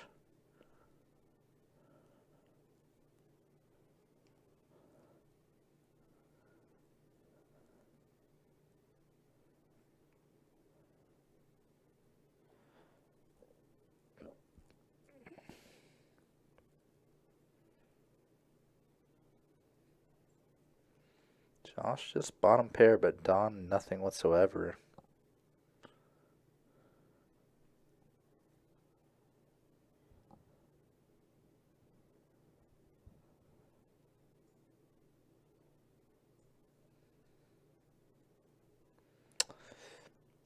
Yeah, sorry about that, man.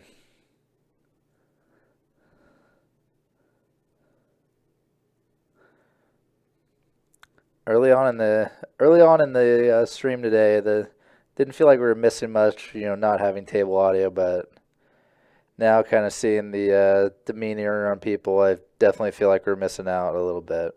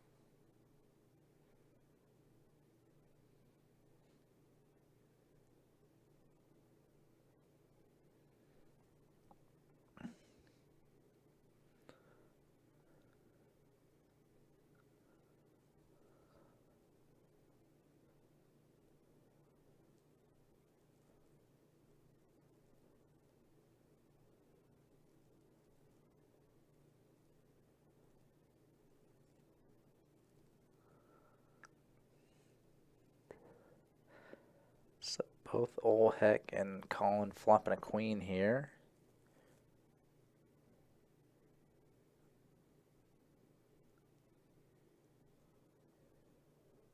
But I imagine both of them pretty willing to just kind of show their hand down.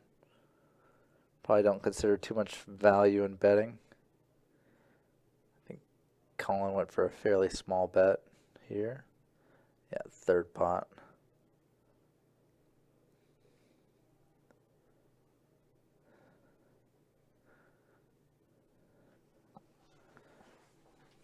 And does get outkicked.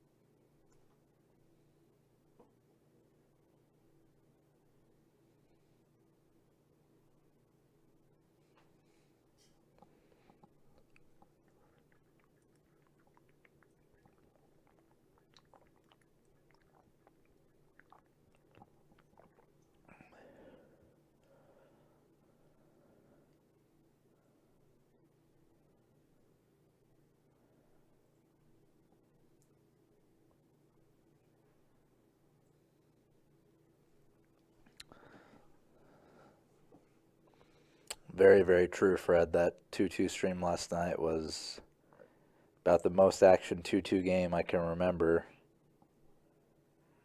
being involved with on Best Bet Live.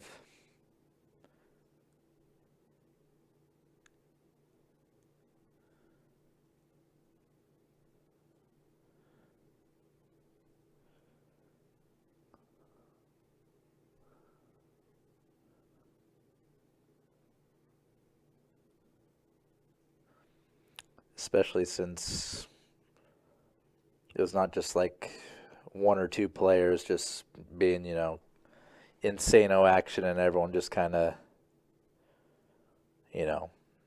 at the table with them. It felt like a lot of different players were willing to make moves, willing to put in a lot of gamble. And of course, biggest thing last night was everyone was having a lot of fun.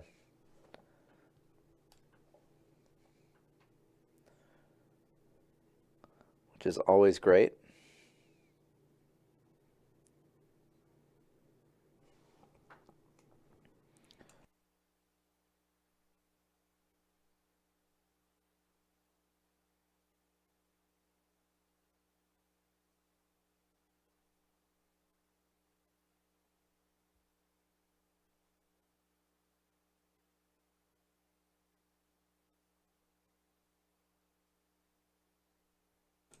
Oh, Charles in Facebook chat. We're having a big feedback issue with bringing in the table audio, so we will sadly be carrying the stream tonight. No table audio. I understand, yeah. It is quote unquote by design, but yeah. Pretty much if we had the table going, it'd be just white noise and feedback and just very unbearable auditory experience. So in place of unbearable auditory experience, you have listening to me and Tim whenever he comes back.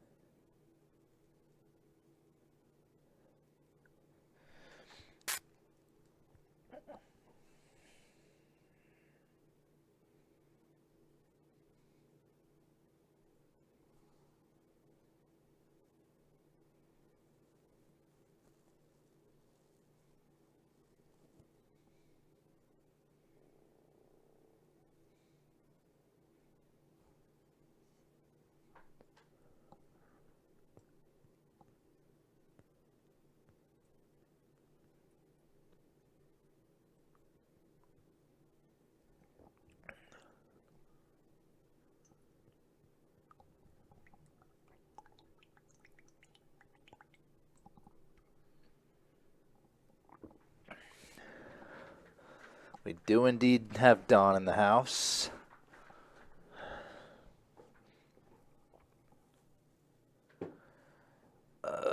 This hand's going to be slightly off. I believe it was 20 apiece going to this flop. 4 ways. But now we got quite the cooler on tap here. Trips over trips between Josh and old Heck. Oh, pardon me. I thought I saw Queen, Queen, Jack. I'm sorry, everyone. Just top pair over top pair. Excuse me. But still. Definitely some big potential action to come in here. Old Heck with the check raise. Josh calling for 100 more. Now we can... Oh, it is Queen, Queen, Jack. Pardon me, guys. I believe the burn card is the 8 of diamonds, and it just got a little close to the scanner. So, yeah, we do have a cooler. Trips over trips. Turn was a 4.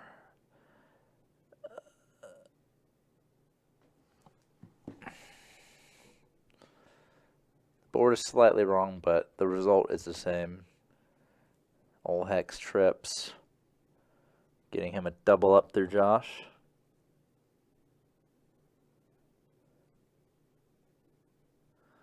Always the most brutal coolers, trips over trips, just because it feels so unlikely that your opponent has trips with you.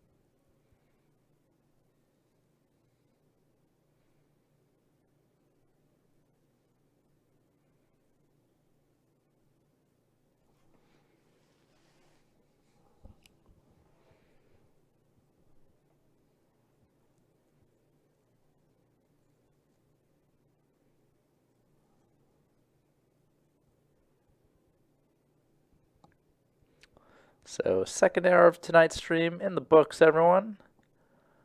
A little bit.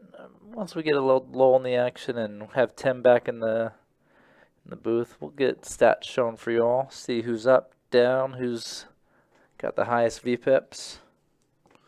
All that good stuff.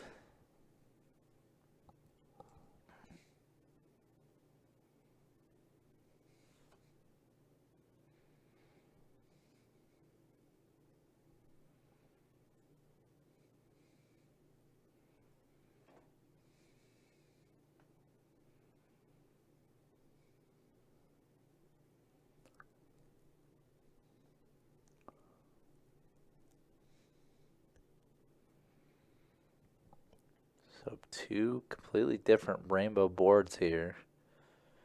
King 7-4 and Queen 8 deuce.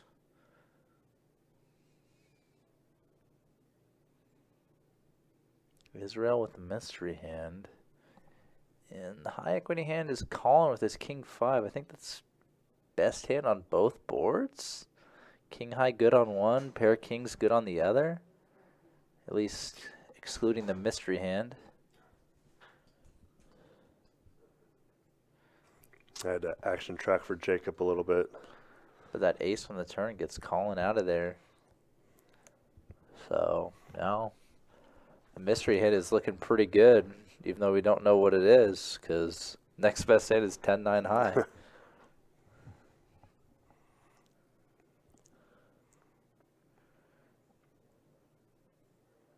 Okay, Brian. It's been about 30 seconds of you stutter stepping those cards. You know what to do. He knows it's his turn, right? Oh, yeah. I mean,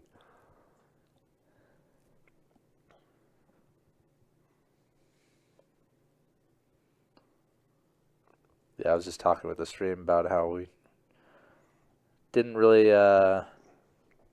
mind not having table audio for a little while just because of how the table had been interacting, but over the last couple orbits, it's definitely kind of opened up, and it's kind of regrettable that we don't have it. yeah. Obviously, it's nice just to have the table audio carry some weight for us at times too. When there's just like nothing really going on, it's just like hard to keep going when.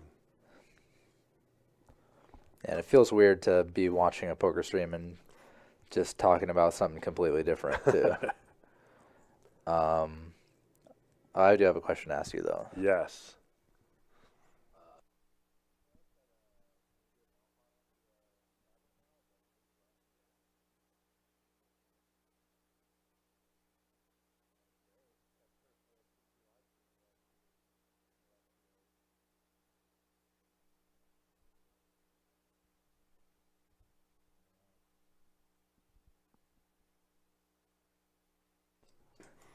So everyone whiffed the flop, but Eli pair tens on the turn. Josh open-ended, so I'm sure we'll see him bet. Maybe a call from Josh. Oh. 7 or queen. Yep, his overcards are live too. You can see he has pretty solid equity. I believe they said call. Oh.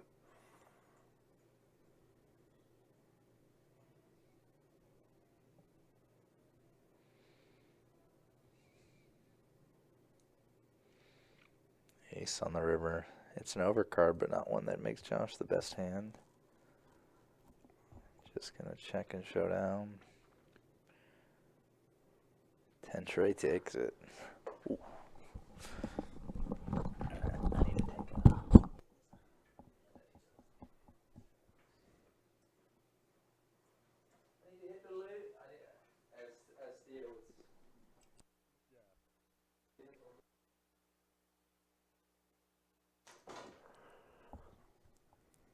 Alright, so we have a button straddle here.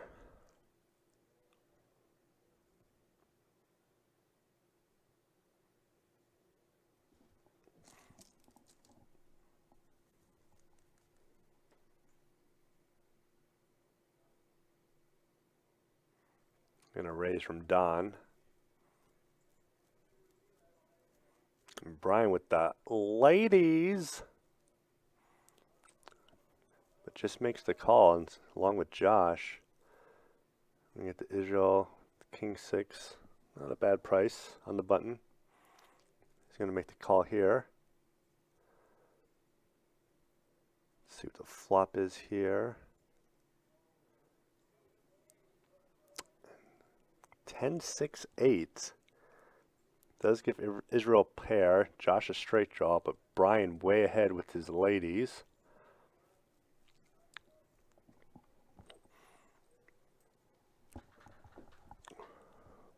He's going to lead out for 75.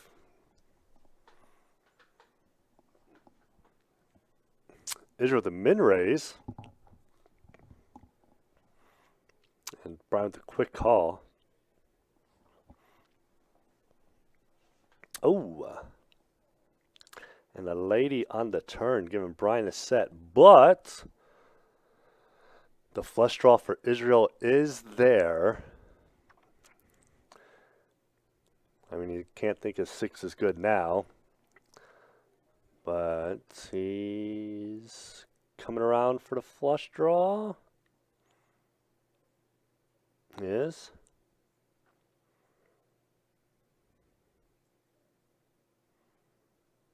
Onto the river. Oh, and quads for Brian. The third quads of the day here. Brian's going to bet out 300 again, then a snap fold by Israel,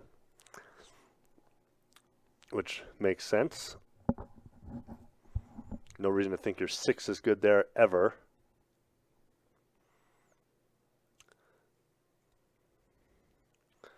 So 3 quads on the stream tonight, and unfortunately, at this point, the high hand is done for until 8 p.m. So our quads are not qualifying just for pot sizes.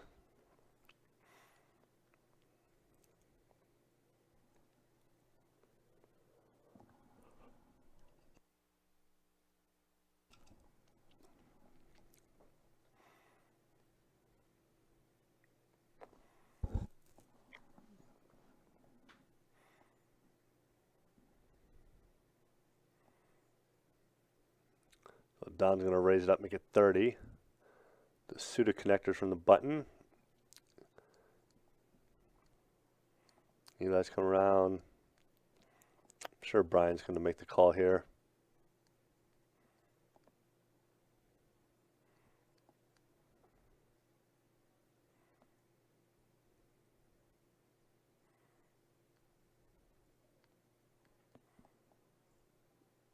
Ooh, flush draw for Brian, top pair for Eli, and bottom pair, or I'm sorry, bottom 2 pair for Don. We are going to get some action here. At least we should. Don with the bet.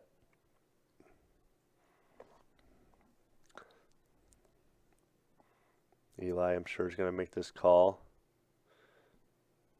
Just don't want to be too eager. Of course, you got the ace-high flush draw. You ain't going anywhere.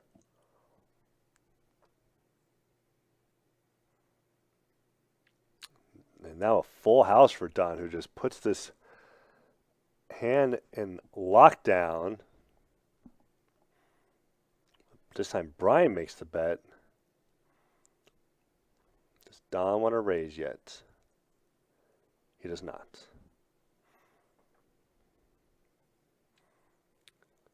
And little does Eli know, the only way he can win is if another 10 peels off on the river, so he's going to let it go.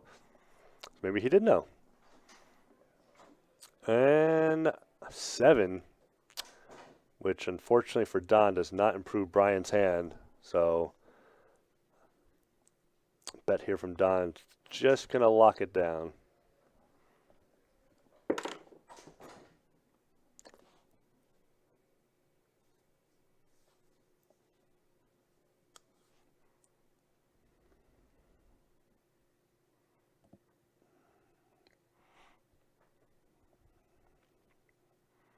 Massive bet by Don.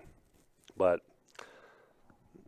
the only bet that was getting called was maybe like $50 at the most.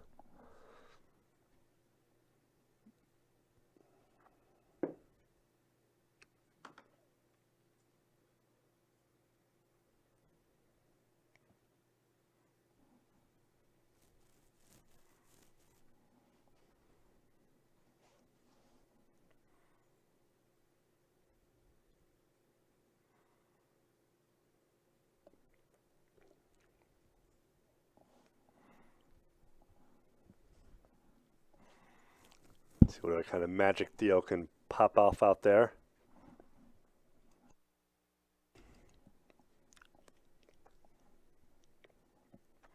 And the next dealer change, I'm going to show you all some stats. Let you all know where everyone's at. Israel making the raise at 35. Eli, 3 bet with the ace jack.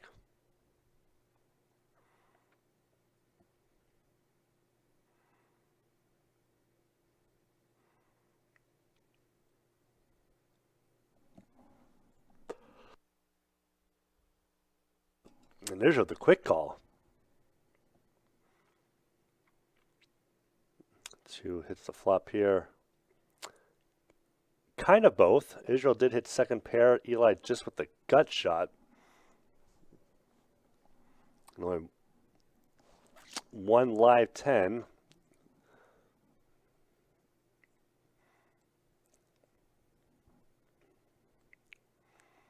So he's still more outs with his overs than his straight draw. So I don't really think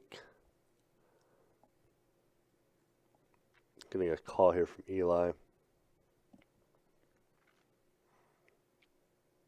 thinking. Oh, never mind. Never mind. He shows his gutter ball. Although that case 10 would have, if he did call, that case 10 did come out. That would have been pretty sick action. Because Israel would have had the 2 pair.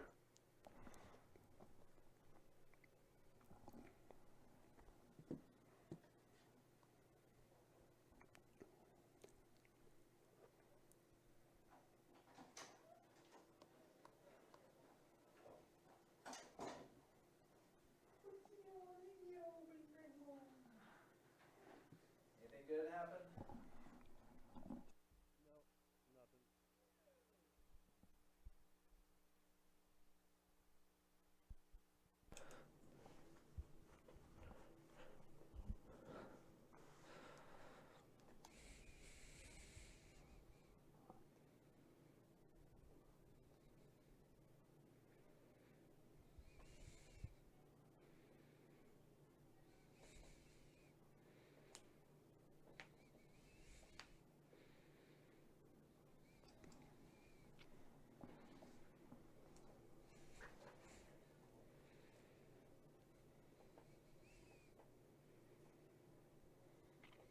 Falling around to the small blind. He's going to limp in along with Josh.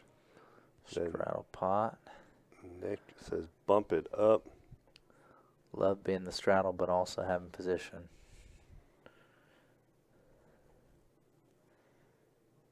Take it away.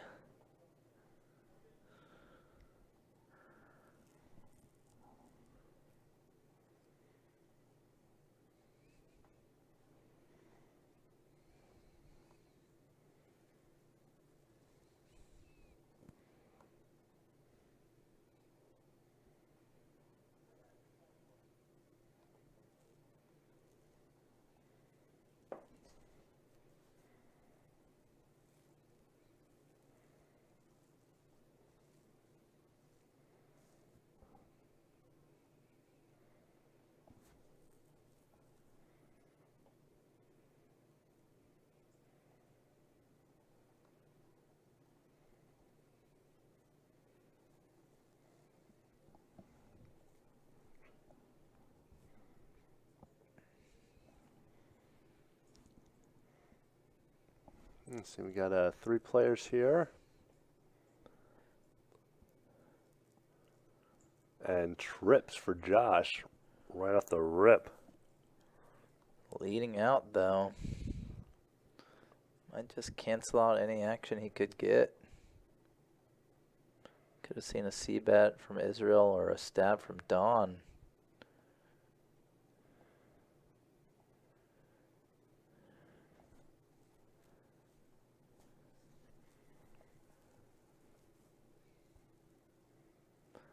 But is actually going to get A min bluff raise. raise from Israel.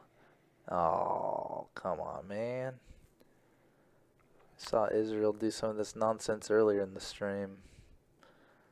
Just kind of like bluffing or stabbing with nothing. Right.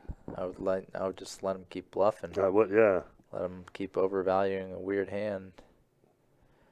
Don't give him the chance to fold. It's also why I didn't like the lead out in the first place. But it does get a little win for Josh. Could have maybe been a big one, though.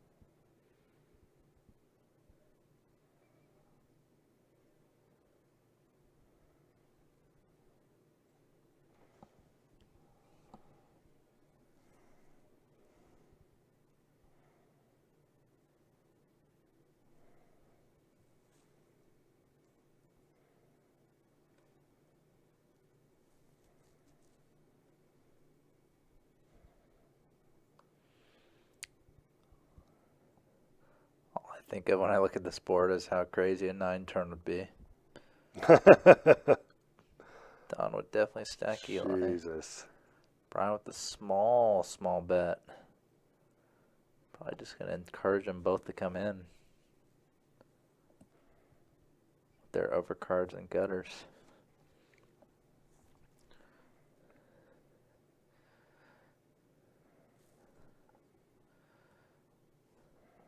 Seven turn doesn't change much. Well, that Brian just got counterfeited. And now Eli's queen high is the nuts. But I do like to see the bluff with the counterfeited hand. Does get it through.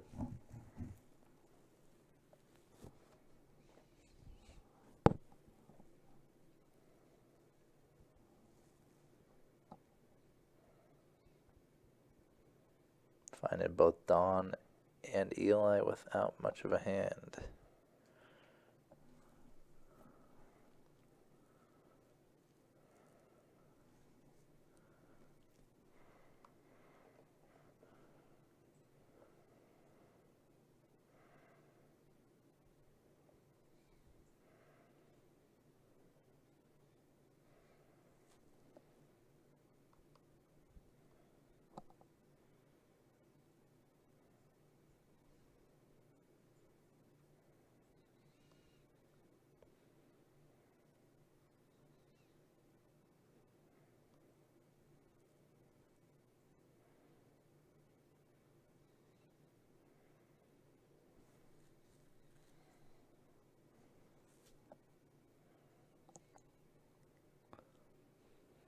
I think this might have been a blind raise by Eli.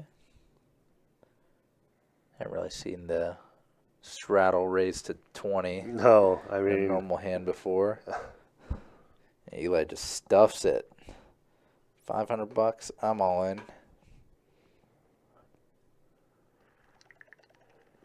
whoa, done. Wow, quickly called. Wow, in a gambling mood. See, these equities are close because a lot of times Gonna be neither chopped. neither player hits and they just end up chopping. Oof. Looking like possibly. No one's lied to spades. Look at that banner of the outs. I know, yeah. It was like with 32 outs. It listed the 37 37, total okay. outs for either a win or a chop for Eli. Because the only cards that could come and make him lose would be a 3 or a 5. Everything else is a win or a chop for him.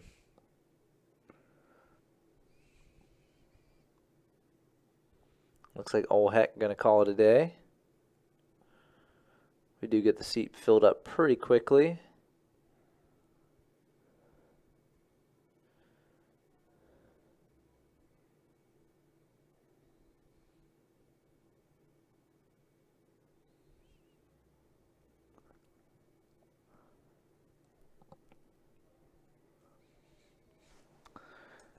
By the way, the person we filled the seat with is Mario.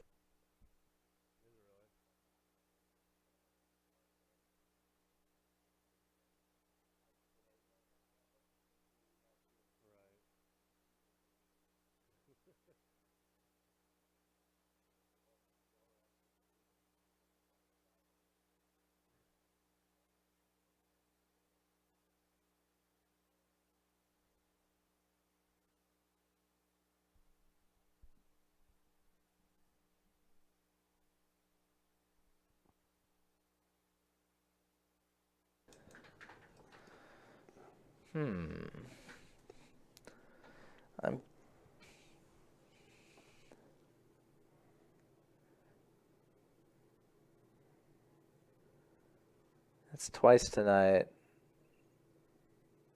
Oh, and Eli also going to call it?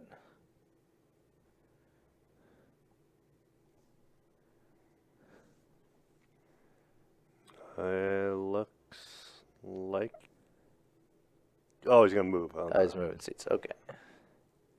That makes more sense.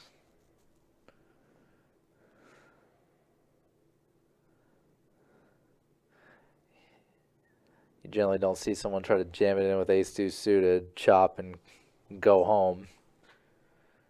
So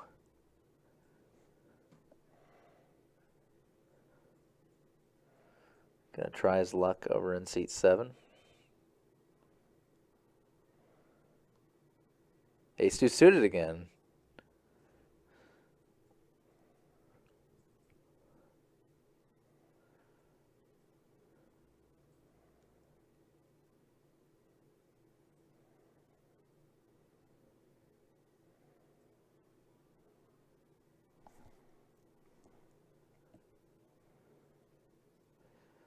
Just gets himself heads up with Israel. Flops a flush draw.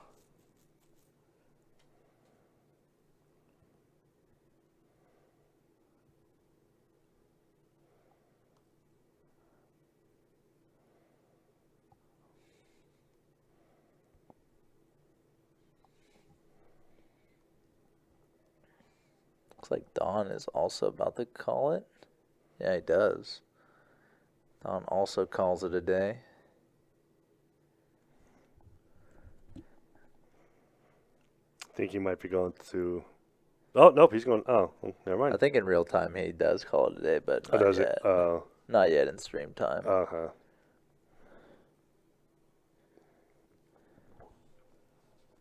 Kind of funny going from the 9 seat to the 1.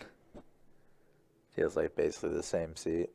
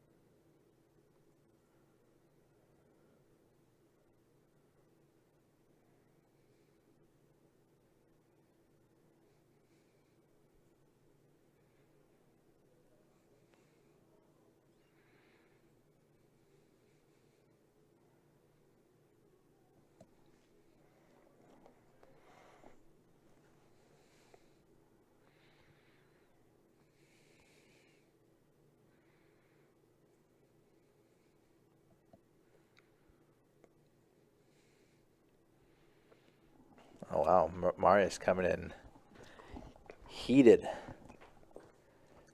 Immediate raise to 75.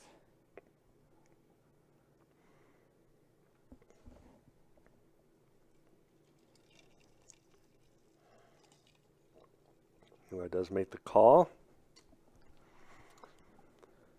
See if anyone gets in trouble here after this flop.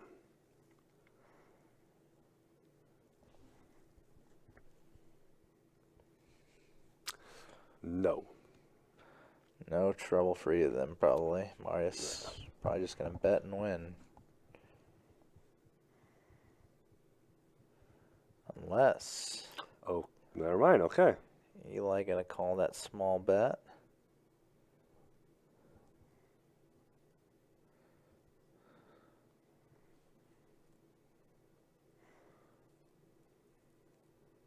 Oh, counterfeited. Oh my gosh. And now Another pocket pair counterfeited. Does Marius try to? Yes, he does. Oh my goodness. Puts the man all in.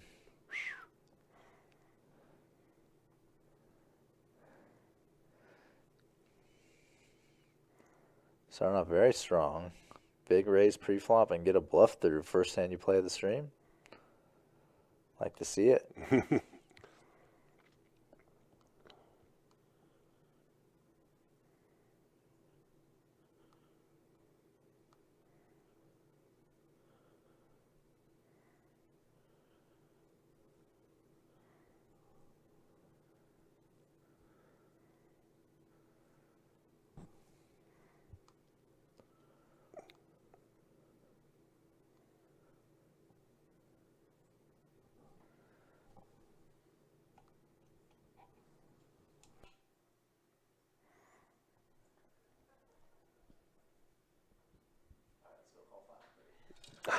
Right.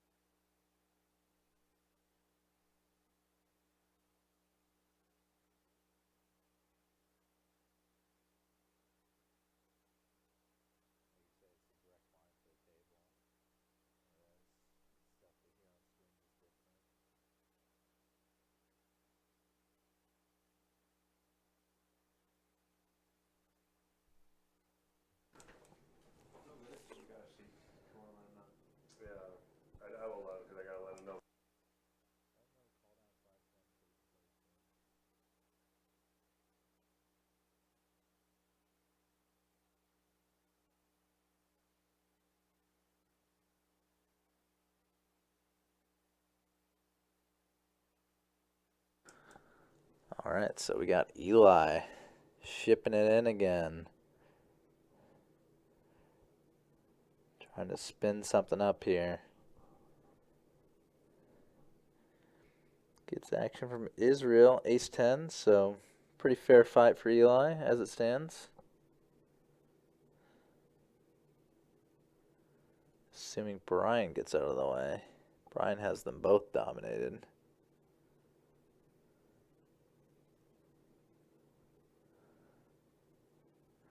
Josh also going to gamble with the king 10. See, Josh's equity is so low up against two hands that dominate him on each side. 10 on the flop, so potential disaster here for Josh.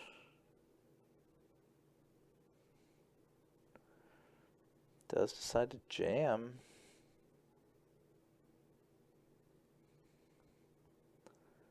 Pretty big amount too, 630.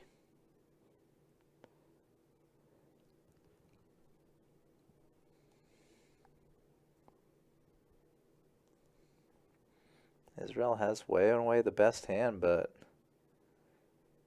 does not know it.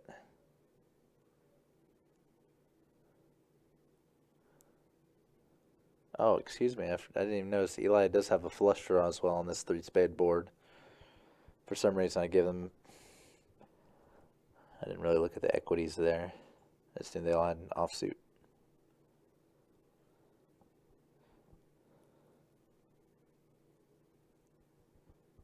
So Josh does avoid getting stacked in the side pot.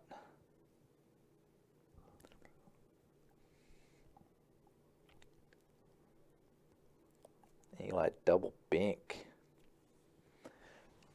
Hits the jack and a spade. Same time to win this one.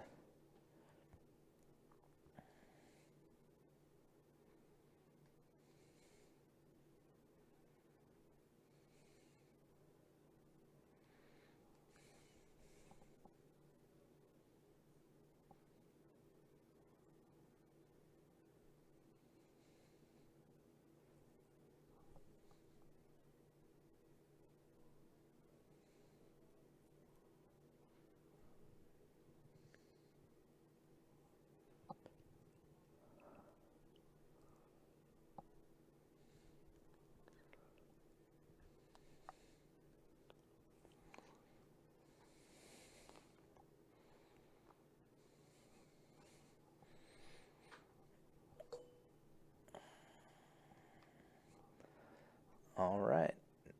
Next 30 hours, or 2.5 hours of tonight's stream in the books, everyone. Thank you again for coming out and watching. And with another dealer change comes another bomb pot. Looks like all 7 present are in there for the double board bomb.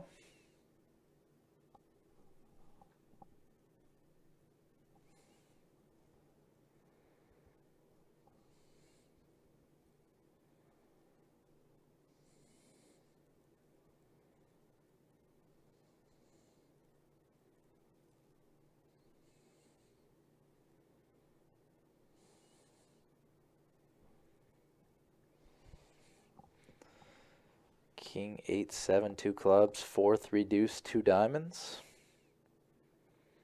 Jack 5 for Nick. Ooh, Eli's got a nice little hand here. 8-7 on the top for 2 pair and a flush draw on the bottom board. Next hand, oh no, Israel, Jack 3 of diamonds. So pair and a flush draw on the bottom board. But pretty much dead on the top. Would need big time runner to make us to get a win up top. Pardon me. Brian also in there, King 5. So top pair on one board, open ender bottom board. Eli jams. Eli just got that triple up. You can see he's a 3-way equity favorite here.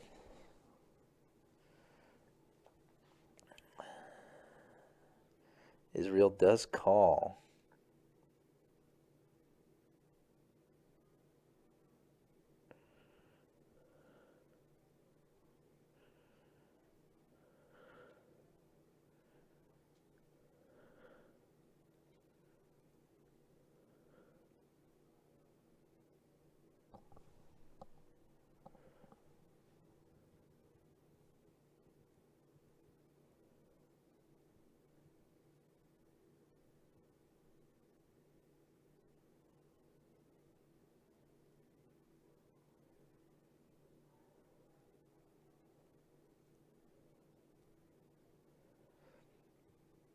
So this pot. Brian re-raises? He clicked it back or something? Either way, it looks like the money's just going to kind of go in for everyone. All in, all in, all in, all in.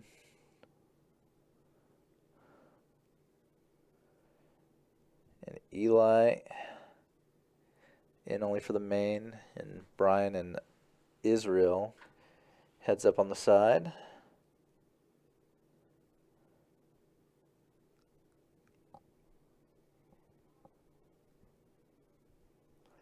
So this pot is well over 2,000.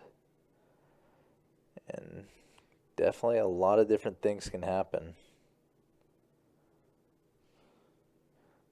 Top board. Oh.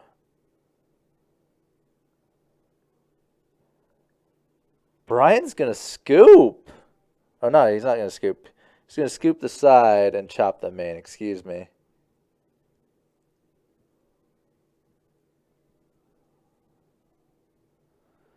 It does look like Don is going to call it. So yeah, Brian does scoop the side pot. The main pot's going to be a chop.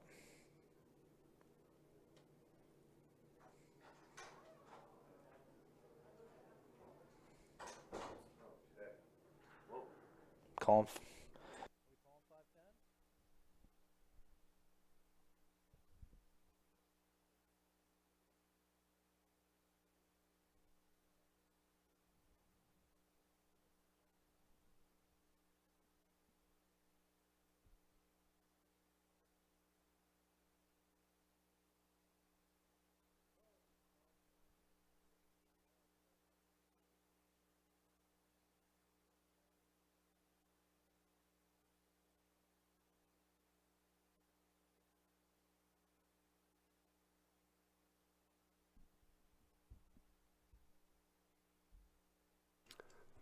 Well, unfortunately, I came back at the wrong time. Wish I would have seen all that action. But, so it's in 2 more KOs on the stream. But we do get those seats filled. One player comes in very shortly, and then the next one comes in, I want to say, in about 5 minutes or so.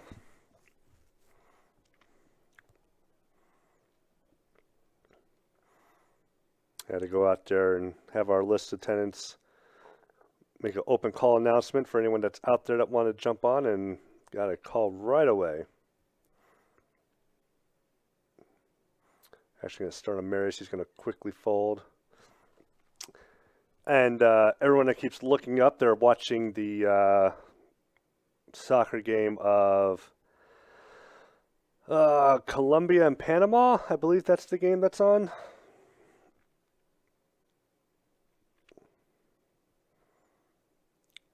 The one out of 3 times out of the year, or every 4 years, where Americans care about soccer.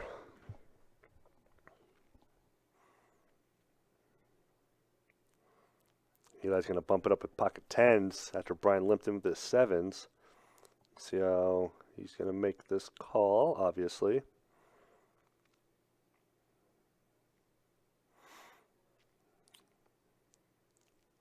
And after this hand, I'm going to show stats since I missed the dealer change.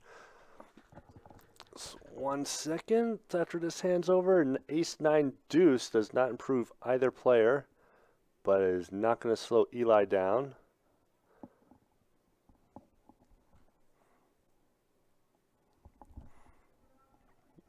Betsy is going to get a call.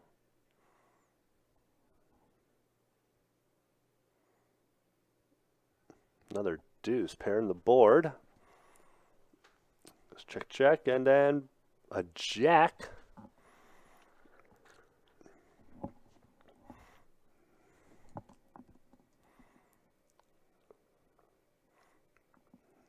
All right, so I'm going to wait till this hand closes out. And come on, Theo. Come on, Theo. Close out the hand. We all know Eli has $67 more than what it's going to show. But this is everyone that's still at the game. We know other players were up a little bit more or down more, but they went to a 5-10 game that was being called. But this is what we got so far. And as far as creating the action, Josh and Brian, the only ones over 50%, which is huge, and Eli as well, pretty close to it. All right.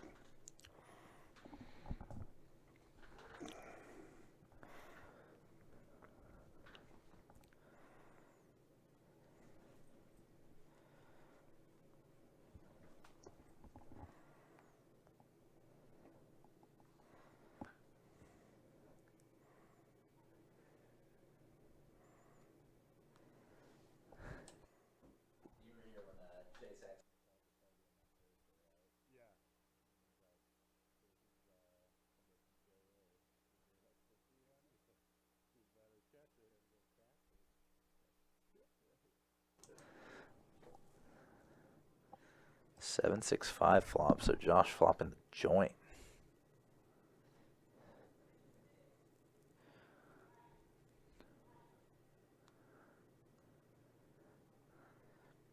Only gets continuance from Brian. Bottom pair plus bottom side open ender.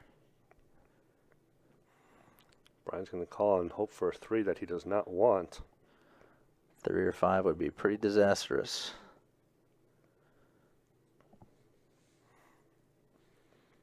I can't Josh have 9-8 of diamonds. So close.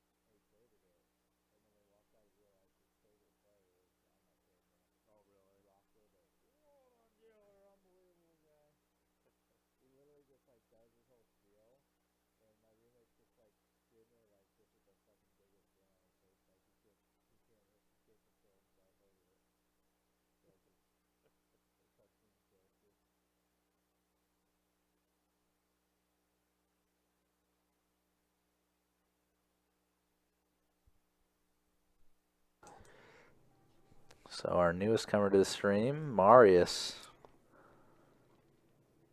Got the jacks.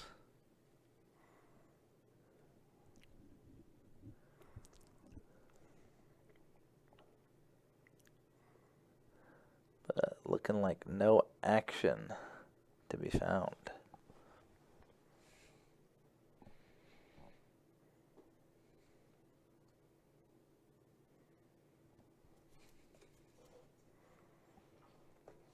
Easy money. As John Connor would say. Also, I was speaking of this earlier while alone, but Brian's making a pretty good reclamation effort after that terrible beat against Nick. Yeah.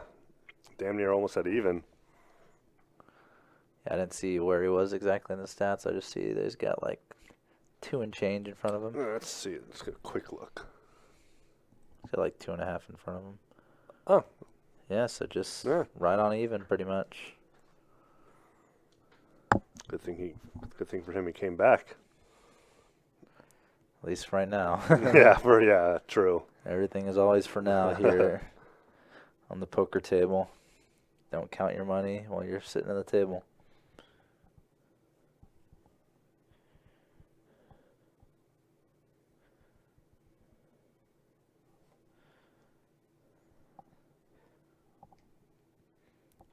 Back-to-back pre-flop wins for Marius there.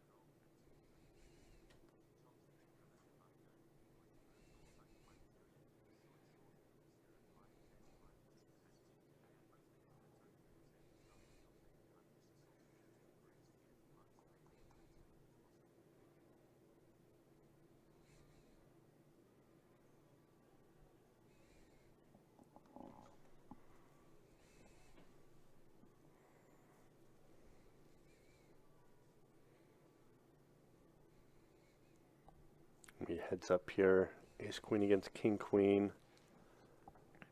And there's, Quite the flop. yeah. Josh flopping Broadway. And being all diamonds might save Eli a little bit of money.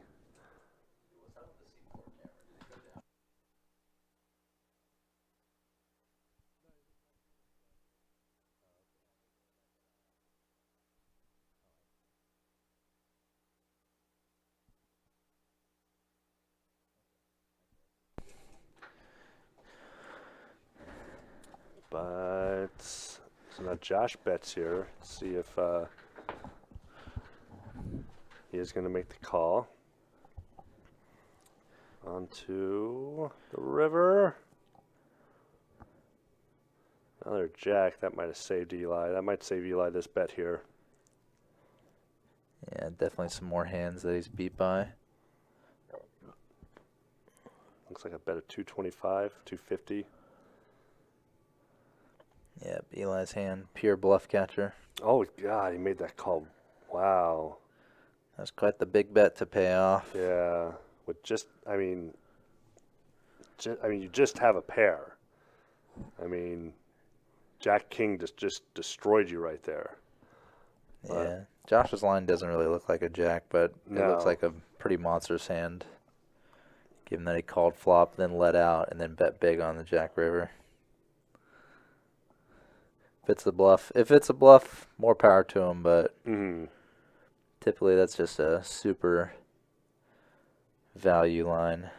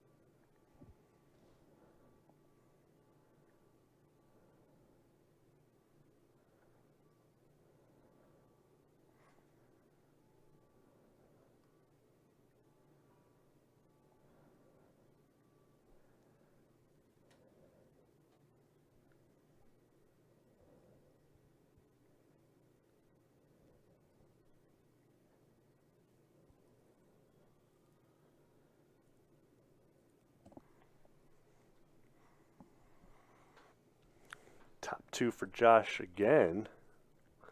Getting the favorable flop for him.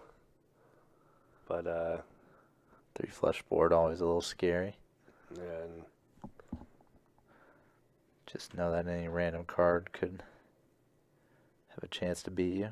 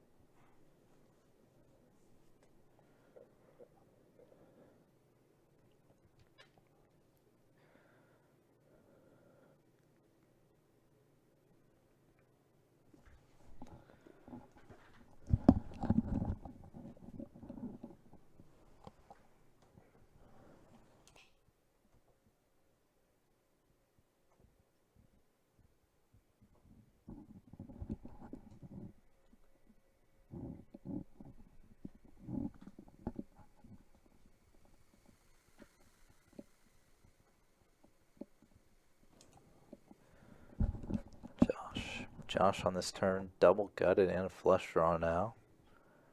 See, he's almost flipping with Eli's pair of 5s. He does complete both at the same time on the river. But Eli just a lonely pair of 5s. yeah, Josh won, what, the last 4 hands in a row?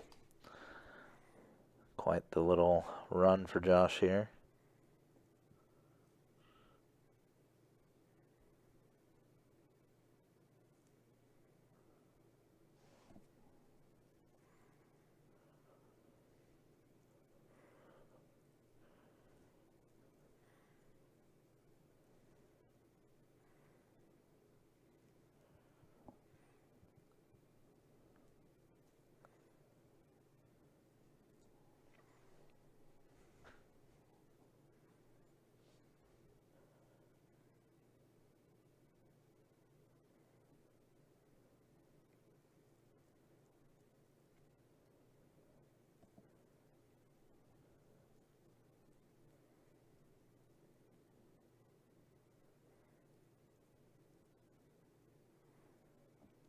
Got Brian and Josh limping in after the straddle. Josh holding the mystery hand.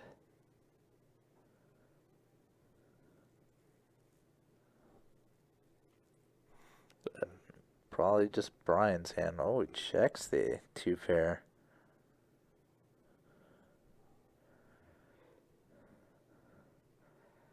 Gets himself some little bluff action for Marius, so that's definitely a win. And Josh, all right. Mystery hand still in there. Maybe a straight draw or a 9. Ooh, that'd be gross if Josh has a 9.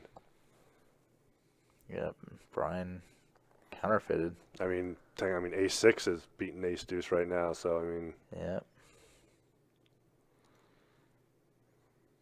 Nope. Okay. Guess Josh didn't have an ace or a 9.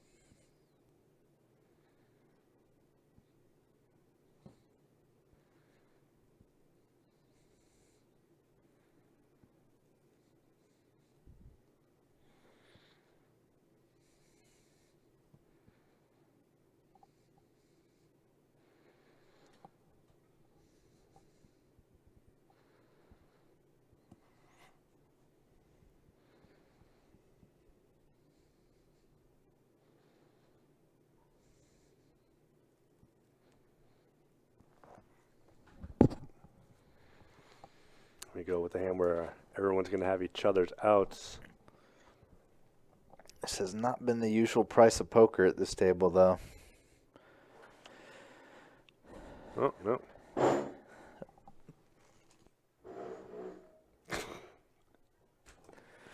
Yeah, 85, good enough to take it down. A lot of flops have been seen for, 20, 30, 40. Yeah. Figured I'll keep trying. Never know, it just might magically fix itself. Just not yet. Definitely frustrating day to not have the table audio. Yeah.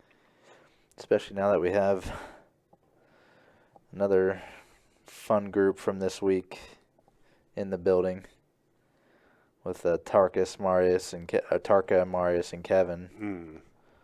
Obviously, they were having a great time Thursday night.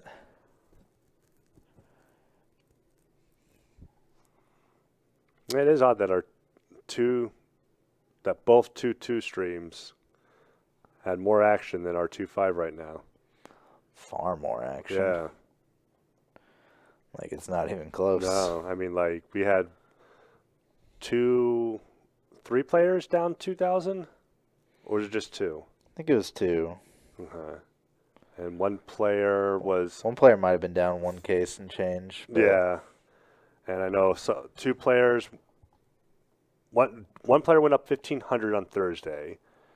Yep. On Friday, there was... I think someone won 2K. Was it? Last Oh, night. yeah. Guy that was in C3. Yep. JP or whatever. JB, yeah. JB, yeah. And then comes Theo for our next double board bomb pot. Yeah, I mean, like, look at this. I mean, like, I don't think with everybody here, I mean, yeah, no one's even down 1,000 now. I mean, there were, some players that left that were down 1,000, but even the remaining 8, still not much lights camera action.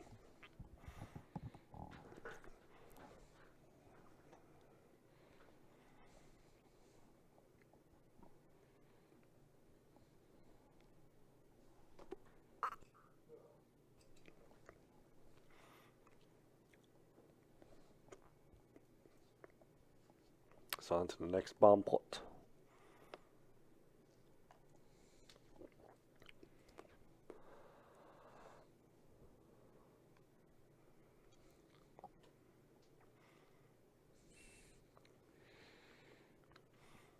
We did see some pain in the last bomb pot. Let's see what we got here. And 2 rainbow boards.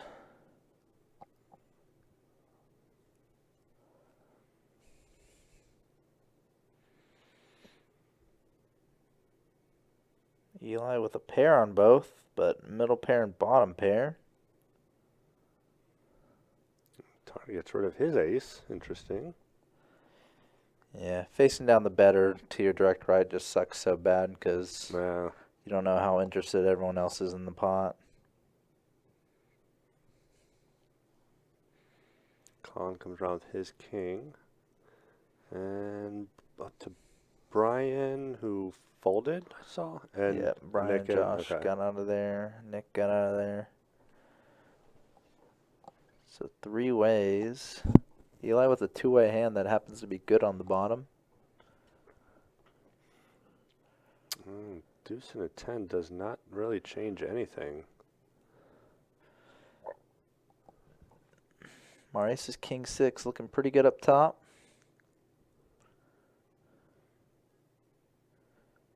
And makes Broadway on the bottom, so And guess what? Eli's going to lose a lot of money here because he made 2 pair up top. Yeah. And he may well just think both guys have Broadway on the bottom. Colin's also going to get smoked. He's only ending up with a quarter of the pot. Unbelievable. Wow. Marius could bet huge and probably get at least a call from Colin, maybe a call from both of them.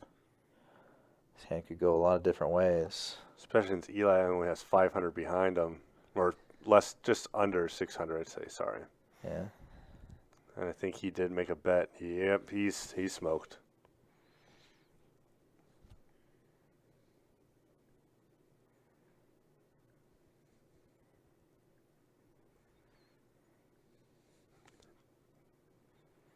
He doesn't even have to. I don't even think he has to go all in. Like, I think. No, it's kind of unnecessary. He could just race like 400, 500. Yeah. Get most of Eli's stack. Entice Colin maybe to call with his king or with a weird hand. No, Just to call. Okay. Well. maybe trying to entice a weak call from Colin. If Colin knew what they had, he would call, of course, because he's getting more than a quarterback.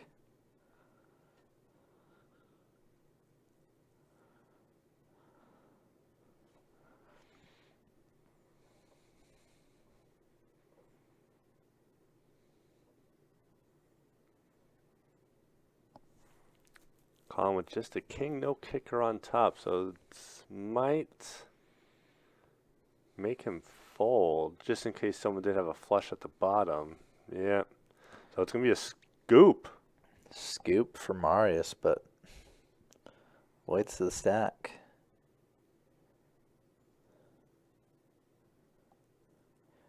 Beehive in the YouTube chat. JB did ask to be put on the list today.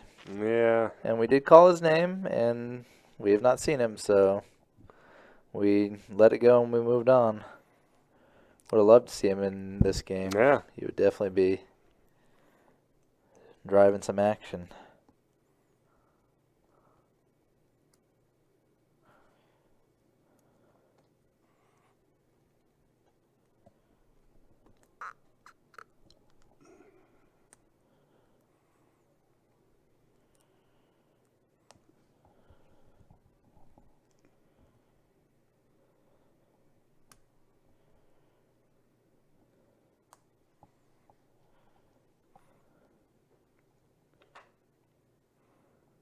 Probably going to limp it on the straddles. Same with Josh, it looked like. No, that was a raise. There was no straddle. Never mind. Yeah, it looked like kind of late for a straddle. Eli with the sixes in there. Colin, decent looking set mine spot. Could probably count on a call at least from Josh. The next stream will be Thursday night next week. Yeah. 6:15 p.m. should be when we go live. Which is what game is that? It is. Oh, boy. Colin flopping a set. There's your set for Colin. 2-2.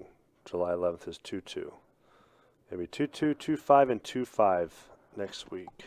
Yeah, but next weekend is the start of our 12 Days of Christmas in July promotion.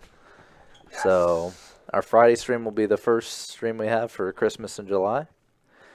Hopefully someone gets a shot at that juicy $1,200 every hour. This place is going to be absolutely packed. I imagine at least 5 or 6 2-4 games. Probably 3 or more stud games. Yeah. At least 30. At least, yeah. 32 2 games. Probably not 30, but I was going to say probably like a dozen and a half, like maybe 20 2-2 games. And maybe like 4 or 5 2-5 games at least at some point in the day on Friday.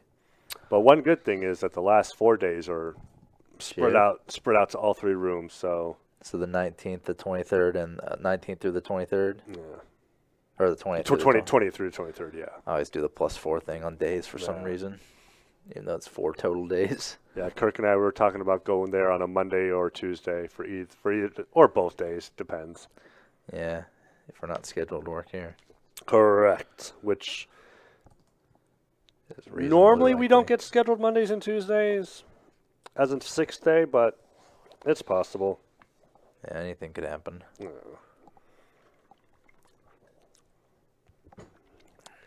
Just in time for those new dealers to get their feet wet. Yeah. Luckily, a lot of the spots in the room are just simple games, like no limit hold'em or limit hold'em. Mm-hmm. So definitely a good time to get experience. Just the flop with ace king. Not loving that. Wanted to see the big ol' squeeze 4-bet, 3-bet. And Josh is going to get this flop with an ace on with his top. Tarka and Kevin is going to get out, and I'm sure Brian's going to get out since he has just jack high. So, but Josh definitely could have got a little extra if he would have 3-bet there pre-flop. He makes it 100. He's probably going to get at least 2 more callers. Should get 2 callers.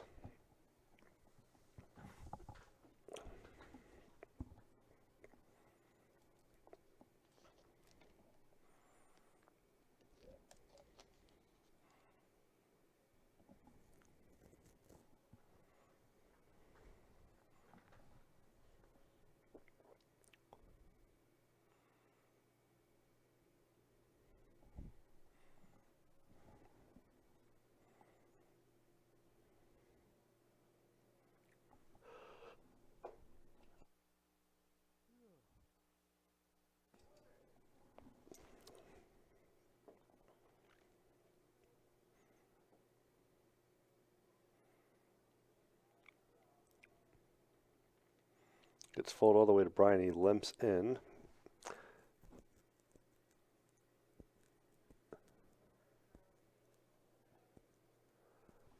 So 3 to the flop, and that is gin for Nick. But Brian does have a gutter to the nuts. Josh with the gutter to just chop. Nick is going to make this bet of 20. I'm sure Brian's going to call. Why not? Another heart. That gives Brian a few more outs now.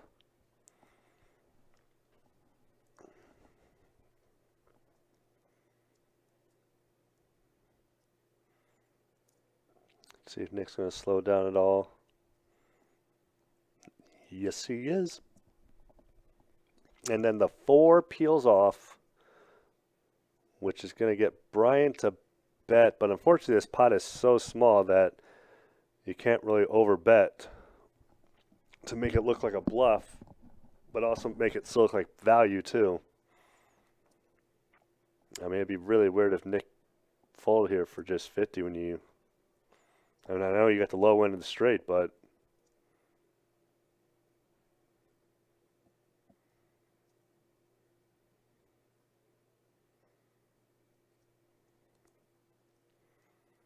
It's very possible the check could cause Brian to bet because make Nick think he already had the flush and hope that he would connect to a bigger straight. And then that's what's going to make Nick let it go.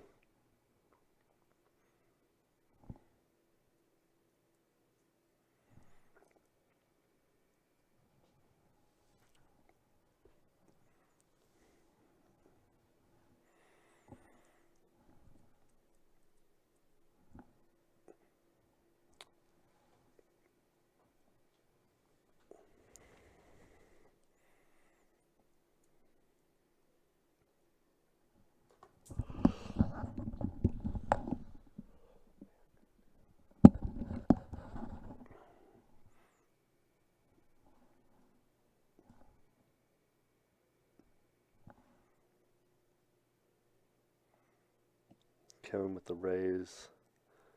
Jack 8 of hearts. After he got folded around to him. He's going to take it down. Easy game.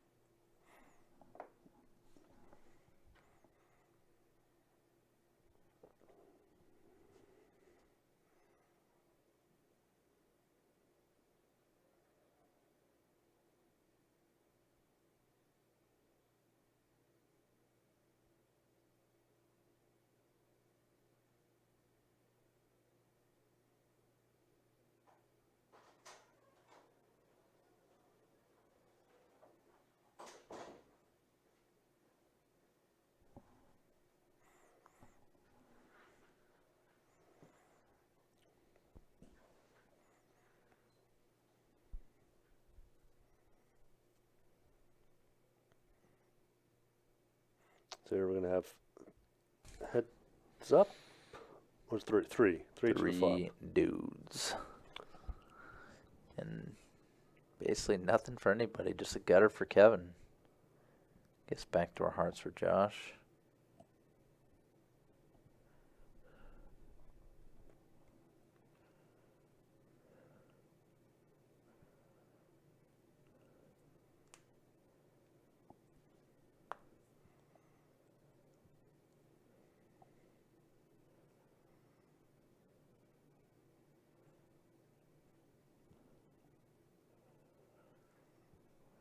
We'll let it go. Kevin's going to take it down. All there is to it.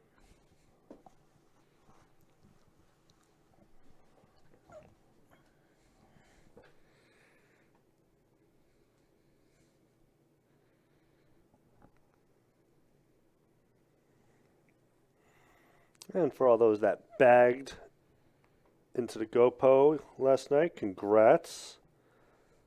And I know most of y'all are going to be out there playing for tonight. I will not be one of those, unfortunately. Trey, are you going to be one of those? No, that's a little too max late reg for me. Yeah.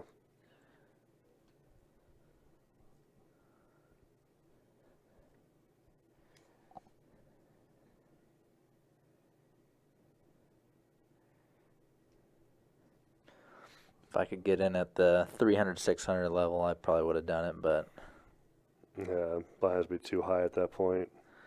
yeah, starting with only like 20 or 25 MIGs is not the best. No.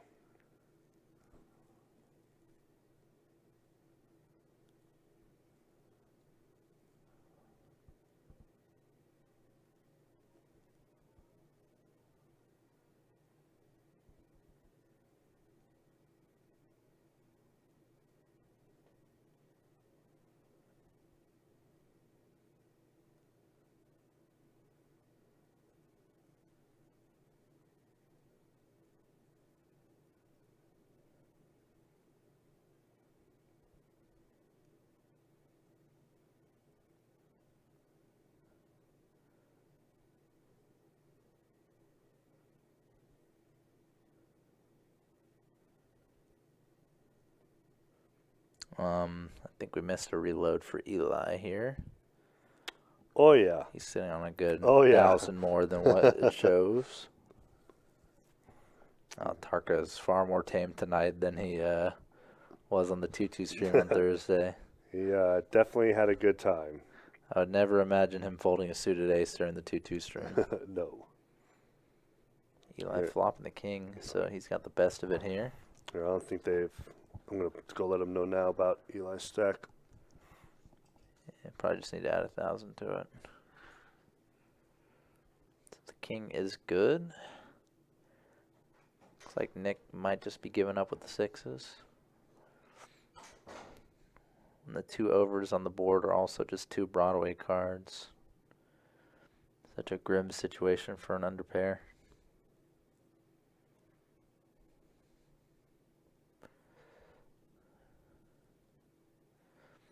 Also just don't have any real avenues to improve or make a really good hand other than hitting a set.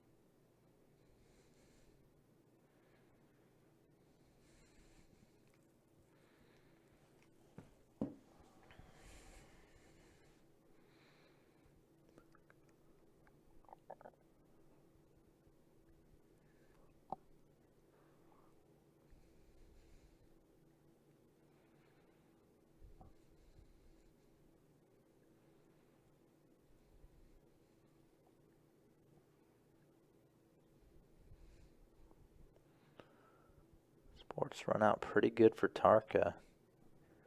Not only did it run out very clean, but 2 pair also on the board. Had potential some value against Josh's ace, but likes to check it back. Don't mind that either. Already Tarka's having a better stream today than he did Thursday night this week, which was an absolute nightmare for him. Just ran into cooler after cooler after cooler.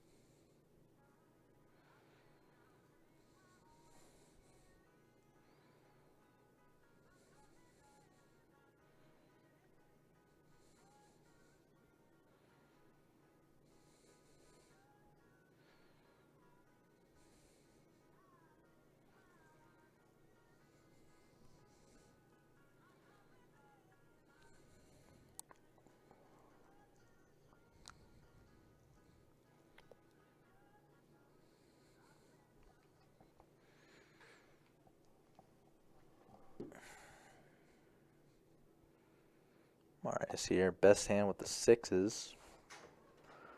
Also a gutter. Josh did add a gutter as well on the turn. Went for the semi-bluff. I believe this is heads up on the river between Marius and Josh. Colin did fold. All the straight draws out there. Did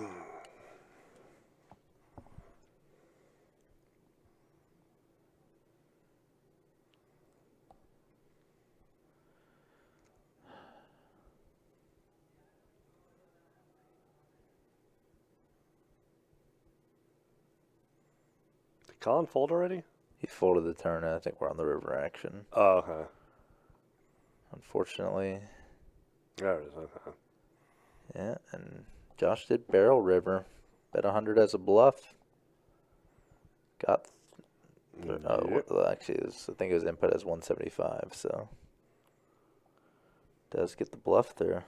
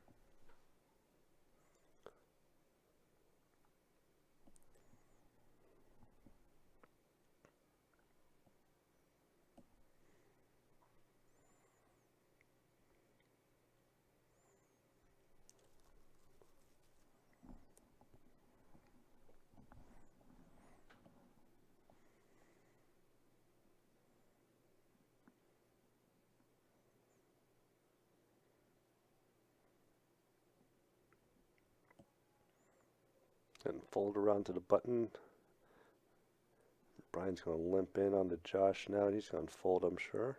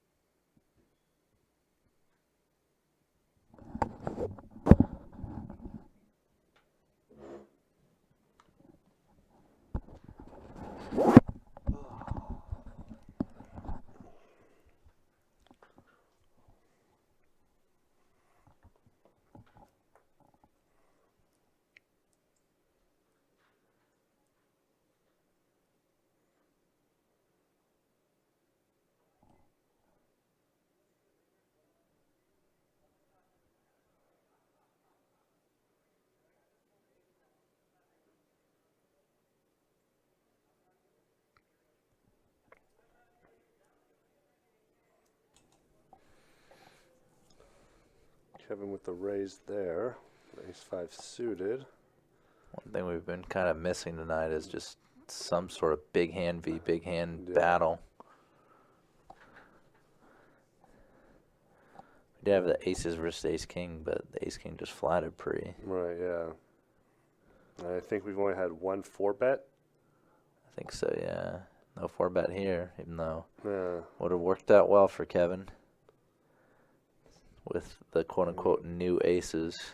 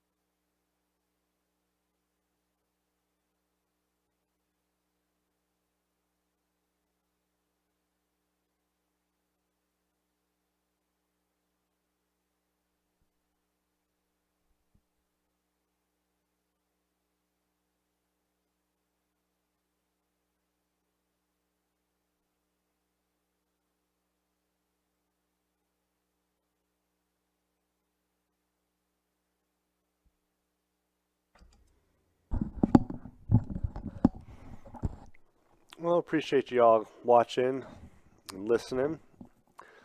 I know this hasn't been the most exciting 2-5 stream that we've had. It's like one of our slower moving ones that we've had in a long time. Just the action is not being created. But we appreciate you all for watching.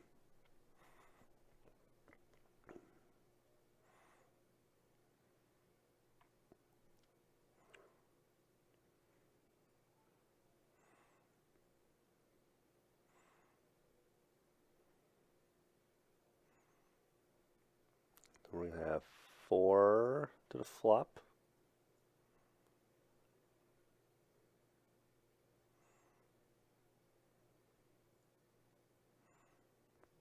Nine, 8, 6. Very good flop for Kevin with a pair and a straight draw. But Brian is slightly ahead with his top pair. However, Eli also open-ended toward the nuts.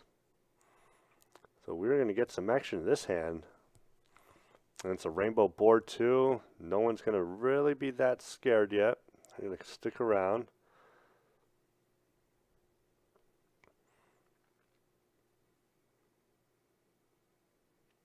And a meaningless 3. Josh did fold. No, Josh did call. I apologize. I thought he folded for some reason. There it is. Now there's the fold. So Brian makes a bet again. Still ahead. Again, don't really see much reason for Eli or Kevin to fold.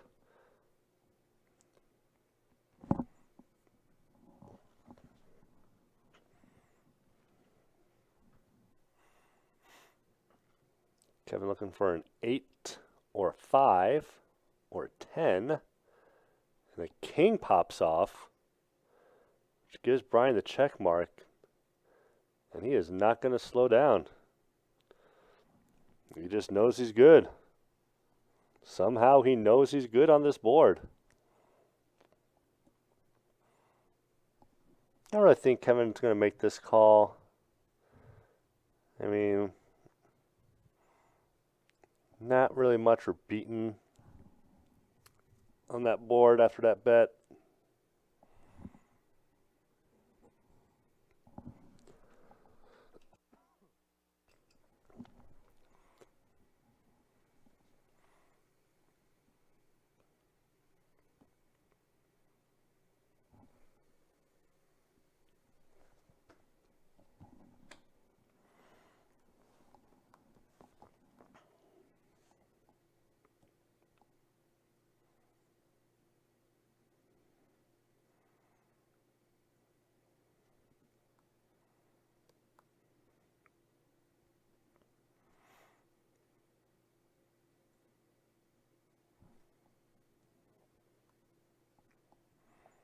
And so far for our GoPro, let's see what we got. I think I saw, was it 20, 30 players that advanced? 35 players, sorry, for the first 2 flights of Flight 1 and 2 that happened yesterday. Yeah, 35 players advanced. Flights 3 and probably just ended. Flight 3 did, and Flight 4 just started about, I believe it started at 7, so I'm sure they're having a fun, busy night over there at OP.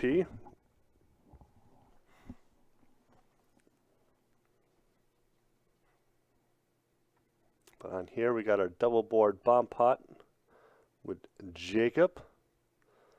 Let's see how it turns out for everyone.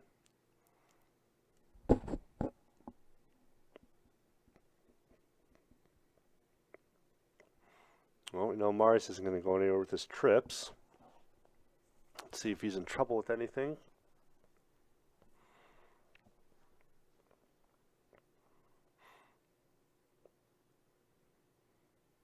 Nope. There's a backdoor to a straight on the bottom, so slight chance to scoop, but not a great one. And now no chance to scoop. However, Josh can scoop if another 9 peels off on top. That'd be pretty gross.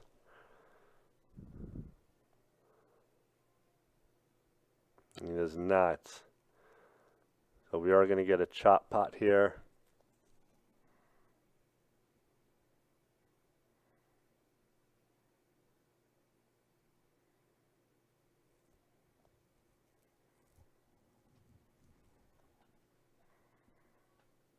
And did go check checks.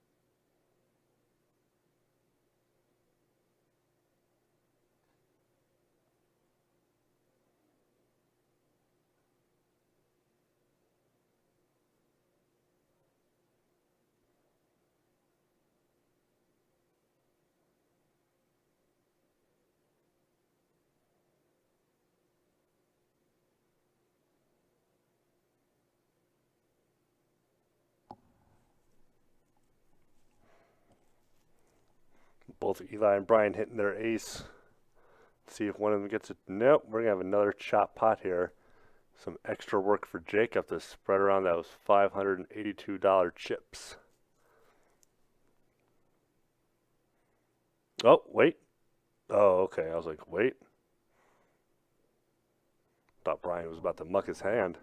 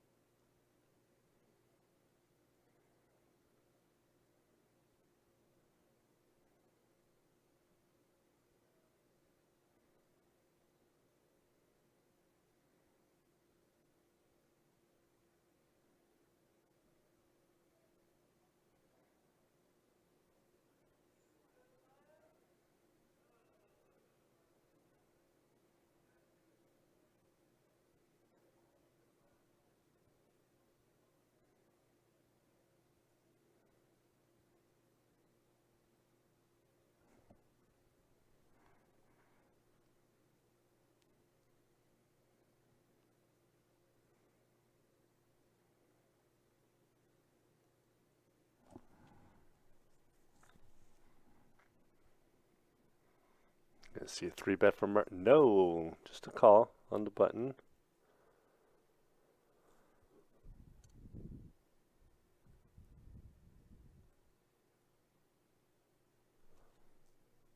And on to Eli. 3 to the flop here. Well, it's a pretty damn good flop for Eli. If you're not going to flop the straight, that's the next best thing. He even has a backdoor to clubs.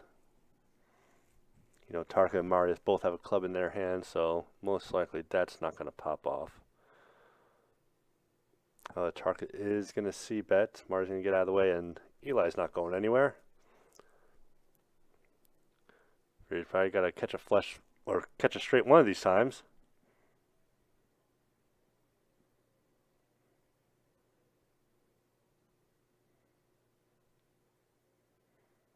Onto the turn, it does go check. And he does get the nuts with the redraw.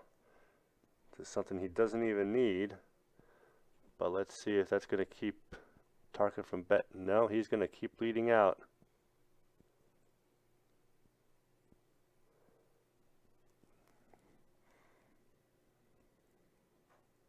Eli doesn't really have to raise here unless you're putting your opponent on a set.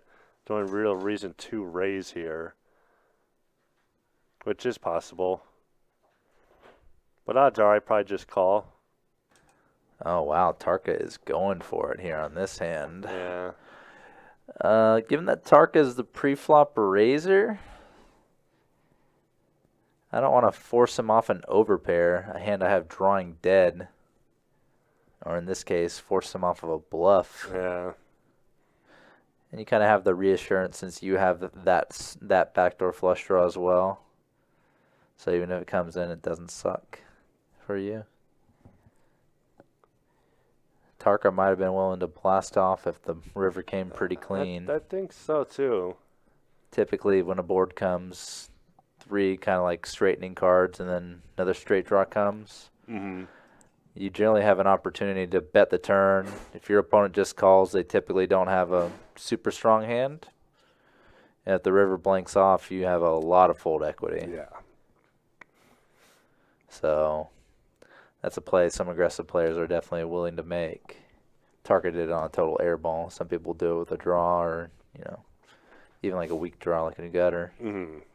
So Eli definitely hurt himself there, but typically when someone bets 200 on the turn, they typically have something real.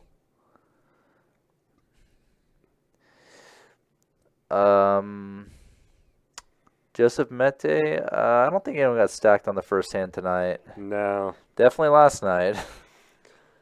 Definitely so last night. Not much drinking going on in this stream.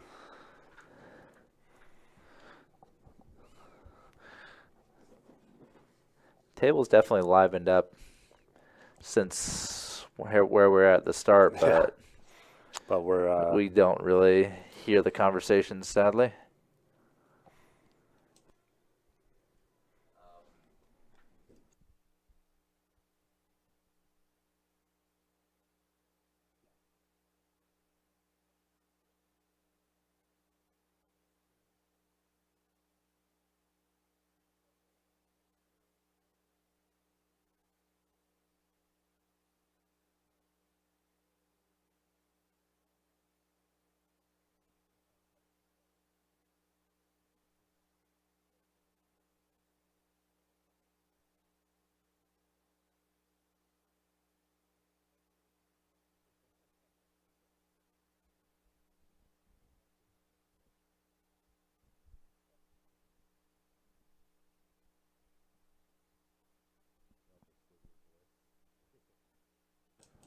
Ace, king, and nines in the mix here.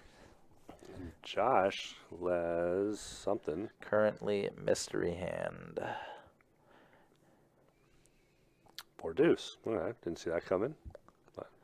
But it's suited. Yeah. Oh, well, that was I think Nick's three bet. squeezing. Well, that might save Kevin because I don't. I mean, that might save Colin because I don't see Colin. Ah, Jesus. I do not see Kevin just The calling. flipperoo. Yeah. He could call just because the squeeze is so big. He could maybe expect to go heads up. But I'm definitely more in the line of four betting. Unless you think your opponent's just so nitty, just never has anything but, Right, yeah. you know, jacks plus ace king. Then you wouldn't four bet against them. You might not even call against them, honestly. Is Josh going to make this call?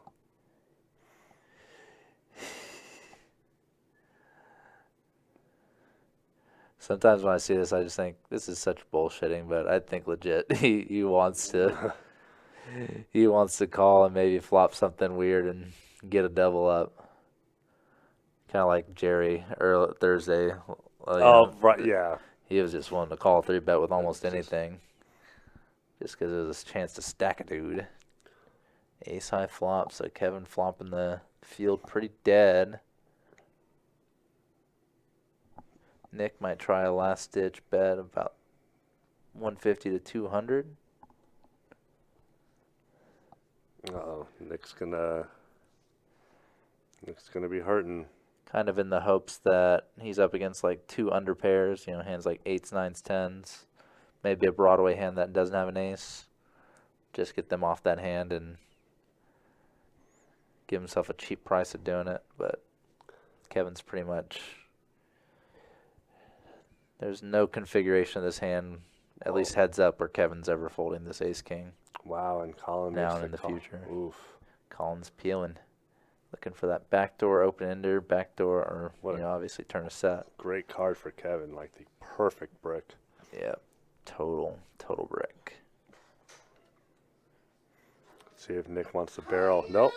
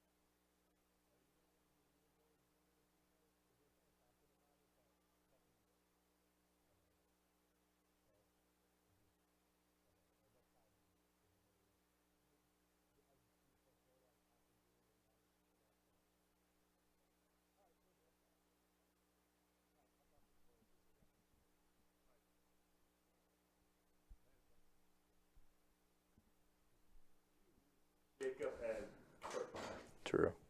So, this hand's taking kind of an interesting turn because Colin looks like he's actually seriously giving this thought. I mean, it's such a good price. Which sucks. It's a good price, but it's basically a protected pot because Nick's a 3-better. Kevin cold called a big old 3-bet. You're just dealing with a strong hand from someone at so often. And because you have nines, you block like the main bluff you can really think about, 9-8 suited. But wow, Colin is gonna, he's got it in hand.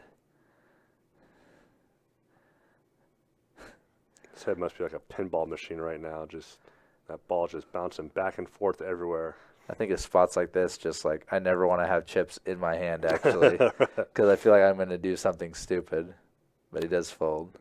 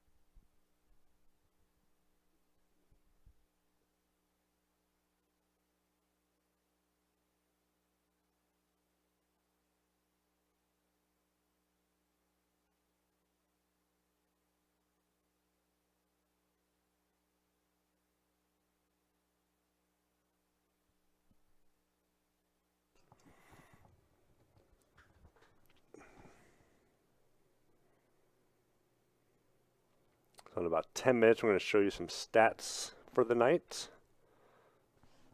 See where everyone is. Here we got second pair for Josh and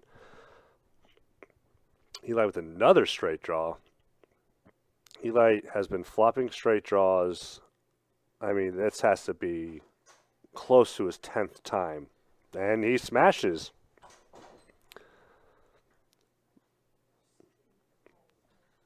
The last time Eli hit this straight, he lost target in the hand by raising. So let's see if he's just going to call this time. Yeah, he has the luxury of being in position this time, so will not miss a bet by calling necessarily.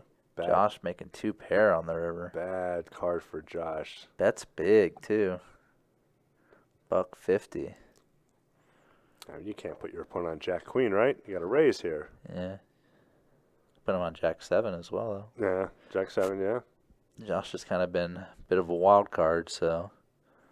But obviously, got to raise the straight. He does get Does the call. get the quick call, yeah.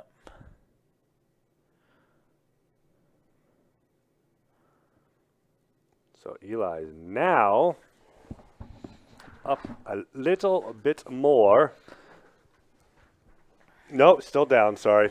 No, still down. Well, that might not have landed. Yeah. Oh, no, yeah. Okay, so now he's only down 100 for the night. So not too bad, considering how it did go from, I think, Josh is done? Yep, Josh is Yep. going to go play PLO or something. All righty. I know we had one on the list. Oh, no, never mind. They called him already. Yep, going to go 7-handed for the foreseeable future.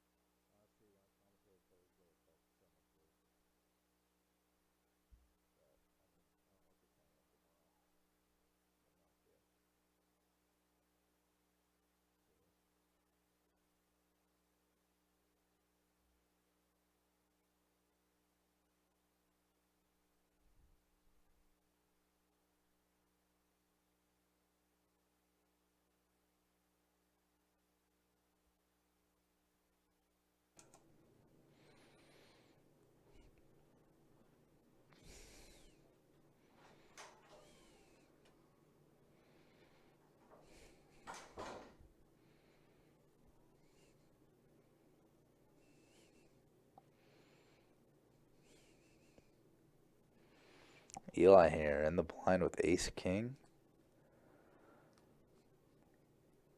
Got the big blind to straddle out. Might go to the flop with just Brian and Nick.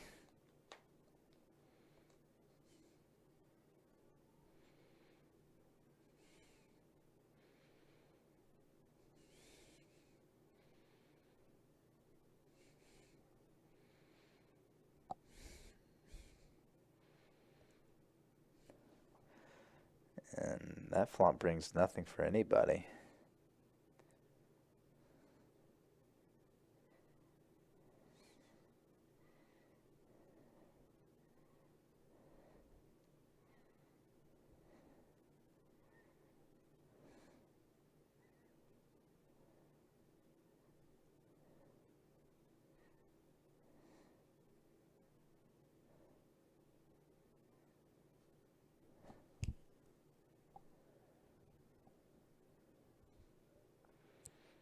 Eli's playing this one a little cagey.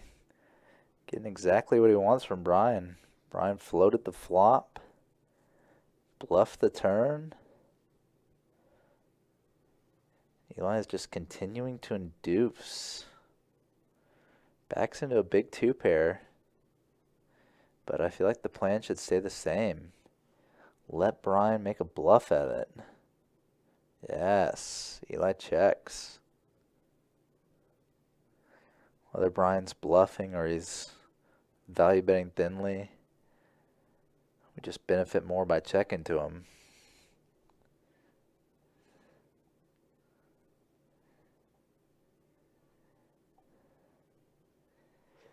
And check raise and probably insta-fold for Brian. He may decide to posture a little bit like he has a decision.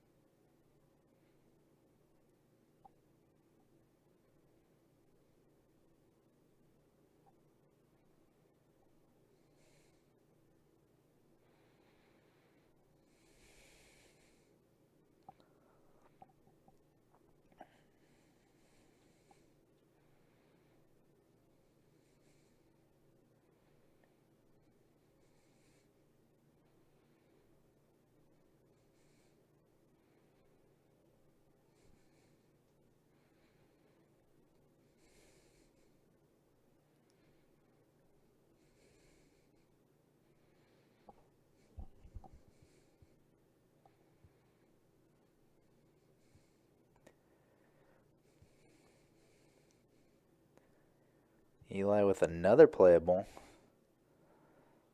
Playable hand, playable position.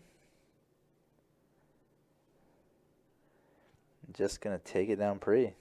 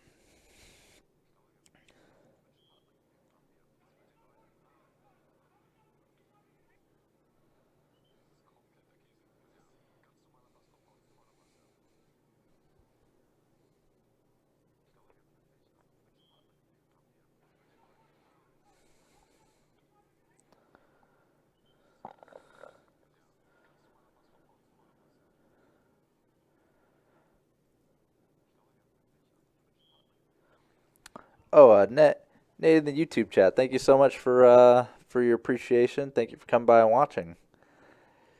It's been an unfortunate day in a sense, obviously, since the table audio feed to the stream has been no good, but we're getting by, you know. Still having ourselves a good time.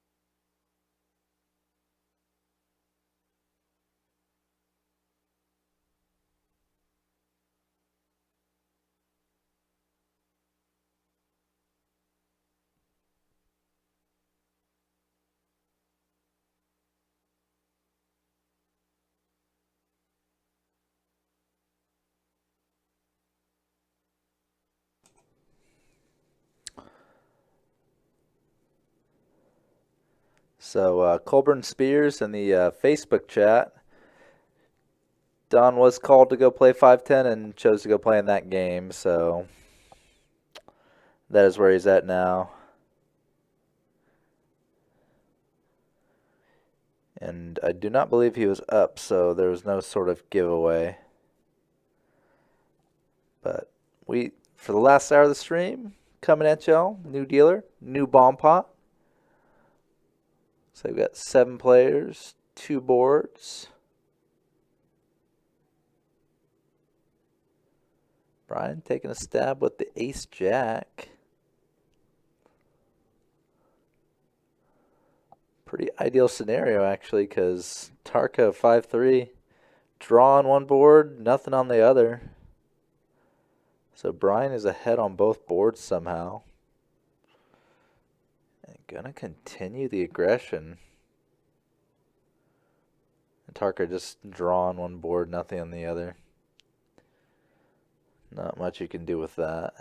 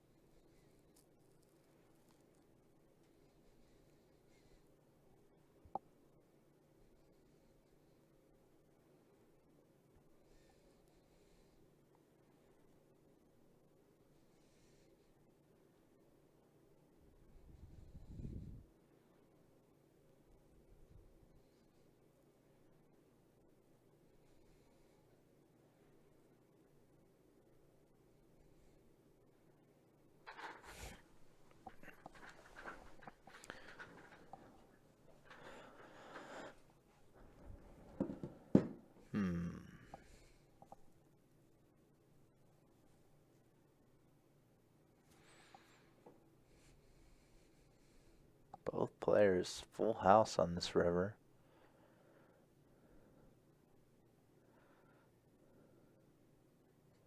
Colin gonna go for some value here. Looking for value from pretty much a hand like Colin's. Maybe an ace high willing to call. Maybe would have found more, but appreciate just the going for value in general.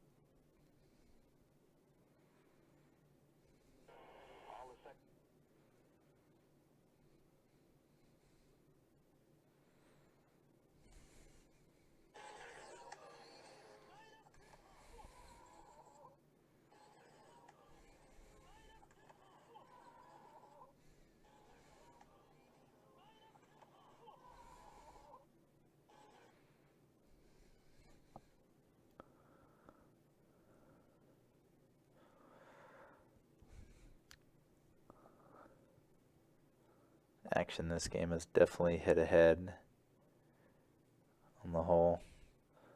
Not only because of the lineup, but also just not too many big hands going at it, honestly. Some level of luck or providence in getting some reasonable hand matchups.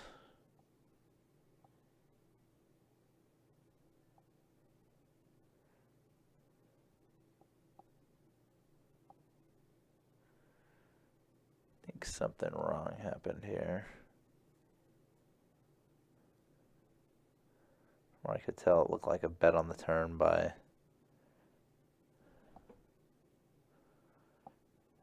Nick and a call by Colin.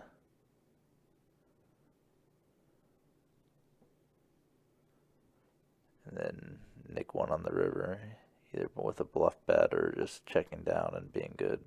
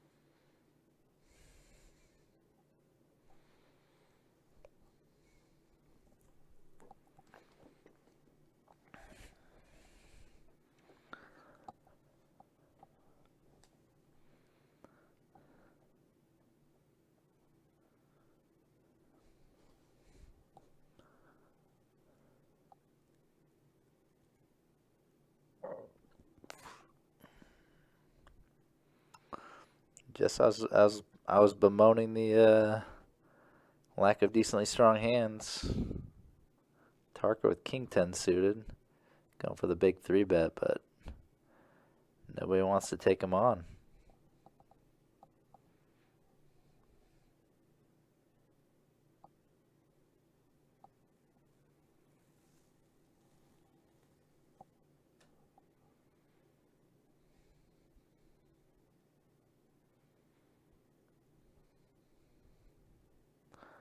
Just kind of been one of those days where the price of poker hasn't really gone up as the stream's gone on, or as the session's gone on. Partly because so much of the stream table is, you know, a good number of the stream table is guys who have not been here the whole time, so maybe people have not figured each other out, or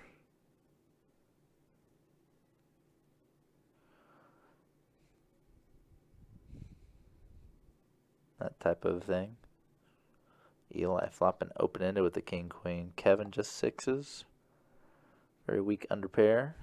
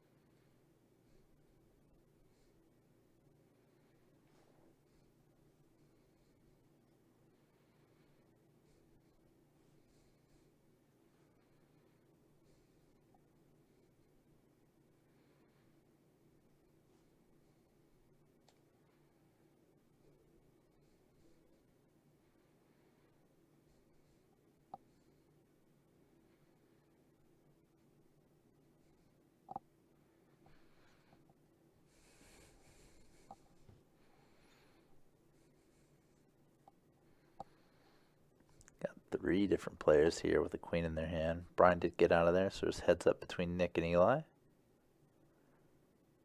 Jack 10-5 rainbow. So Nick flopping a gutter. Eli flopping away the best of it though with a jack.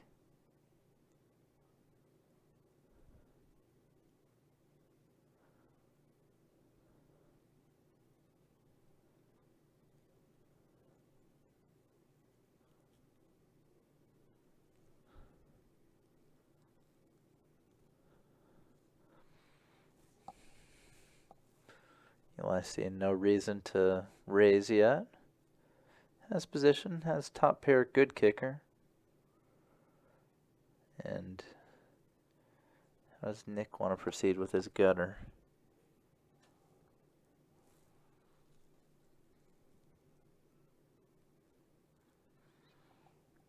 Looks like Eli is probably going to take it down with this bet.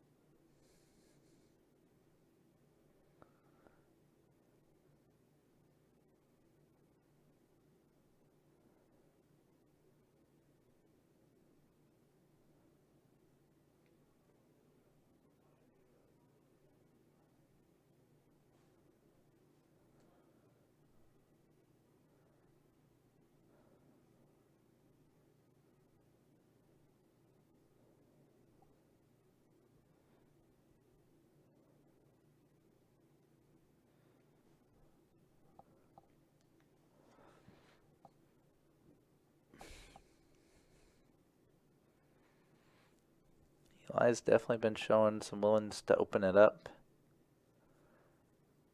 Light open with the queen 3 of diamonds. Now turns a flush draw, so I do like this double barrel. People are so willing to peel small, like third pot flop bets. Pretty light. So whenever you turn equity, should typically semi-bluff. A lot of their hands just can't really withstand much more pressure.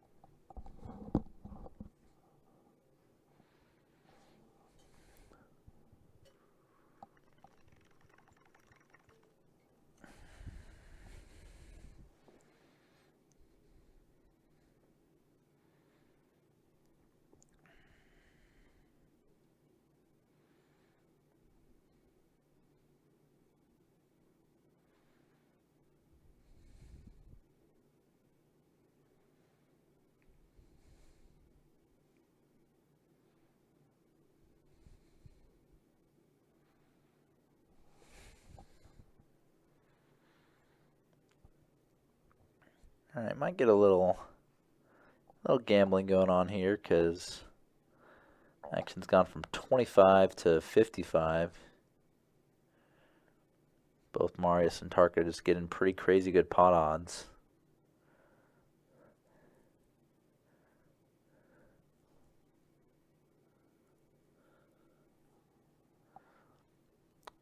Colin just flops them nearly dead. Top set of kings.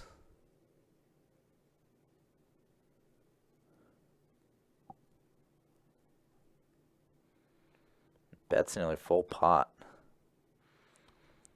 Or does bet full pot, excuse me. I've discussed this before, but typically you'll find some players kind of quote-unquote bet the value of their hand. In that case, obviously, Colin had a nut hand and chose a very large bet size.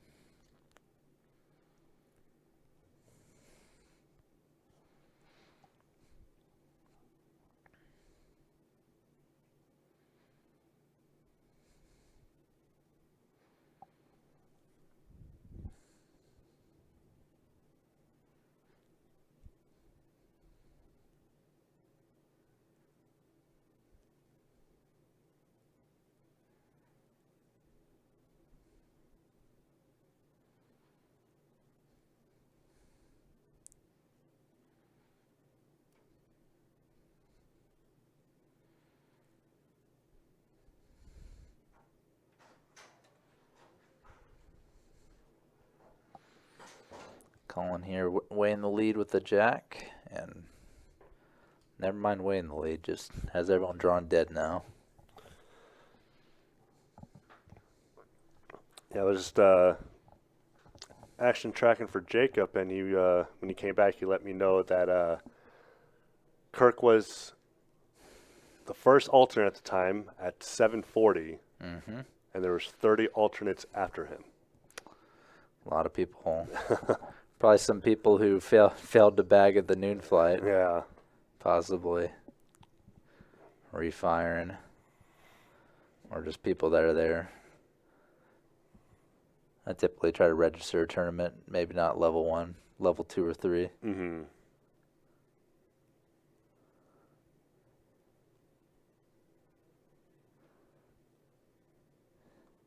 But Kirk is in the action at the GoPro now. Yes. He told me a couple of hands already.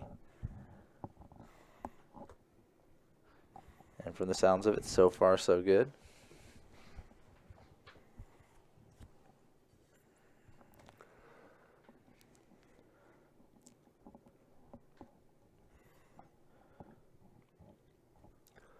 Call with ace king on the button. Let's see if he wants a 3-bet.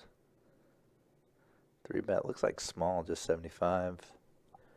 Again, small 3-bet, pretty much nearly guaranteeing at least a call from Tarka, the opener.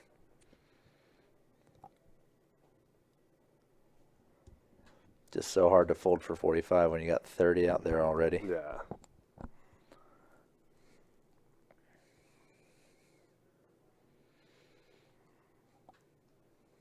Oof. Well, Just calling a couple hands ago, flop a set of kings and pretty much pot it. This board's a little different because it's ace, king high, and rainbow, so going a little more normal size. Can't really go anywhere with top pair just yet.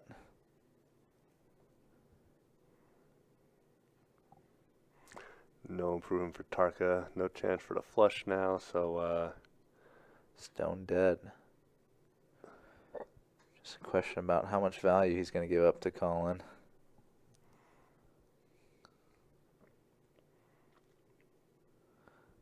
Colin's sticking with that half pot sizing or so.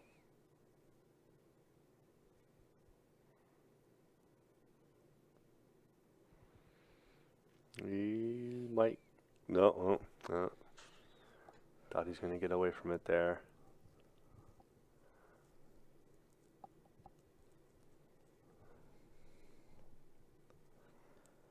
Does. Solid. Nice. Fold by Tarka.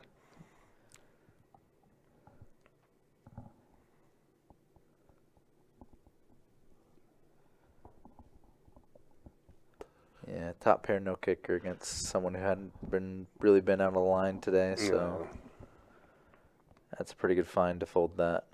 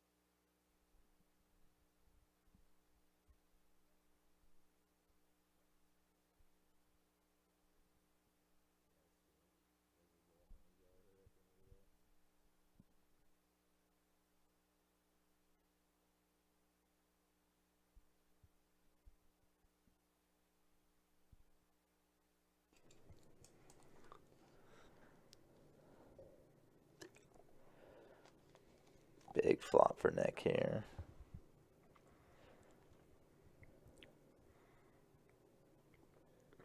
Tarka, unfortunately, just not getting anything. Nothing going for him today. At least he hasn't gotten badly coolered True. like he did many times Thursday.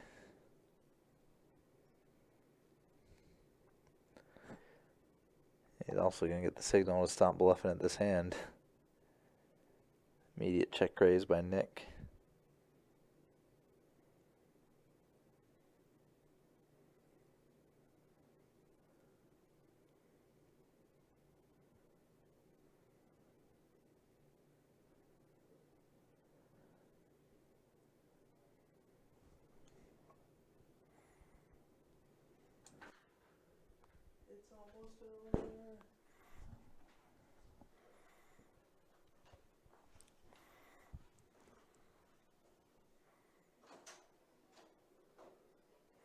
Well, thank you guys for sticking around, watching, and listening. We appreciate it.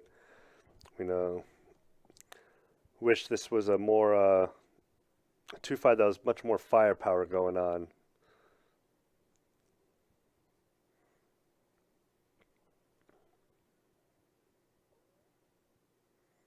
And Marius giving a thumbs up because his name was called for the 5-10 game. So he actually gets up after this hand, and it'll make us 5-handed.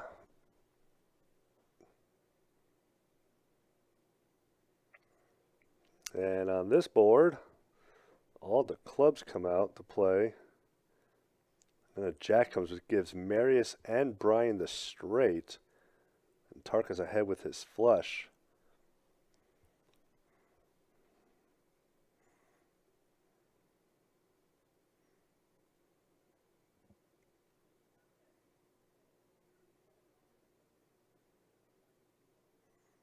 Now we're probably going to see a raise. Now we're going to see a raise from Tarka, I'm sure.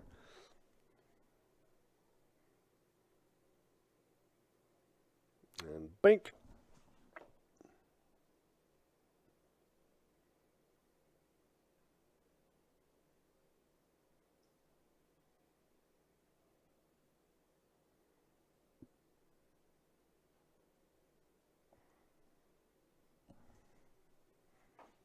Both players call to the river. Another 10.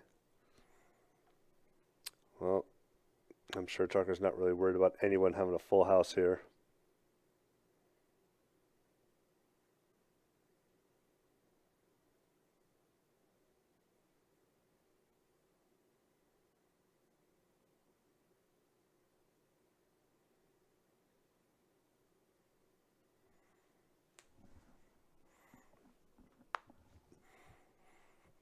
Tarka looking to get paid off.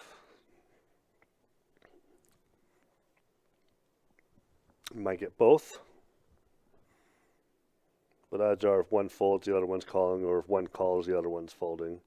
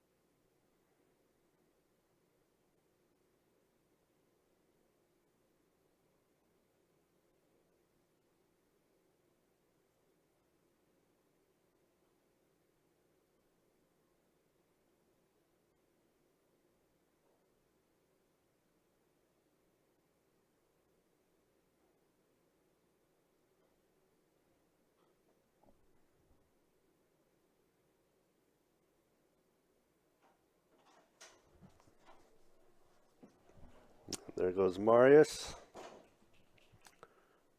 So we're down to 5-handed now.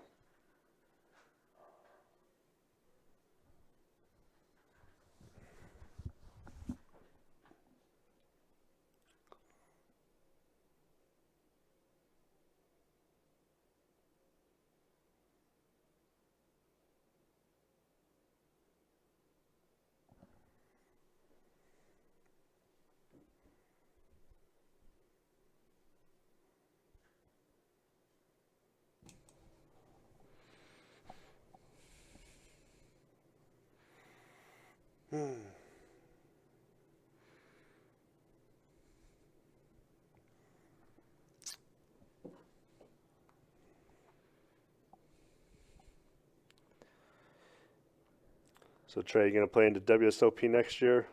I'm definitely going to play at least one WSOP event next year. Yeah. Unless I go crazy on the WPT cruise or something. But I may be working it rather than dealing it, or dealing it rather than playing on it. So I'm sure I'll be in the mix for a bracelet at some point next year. Nice, nice.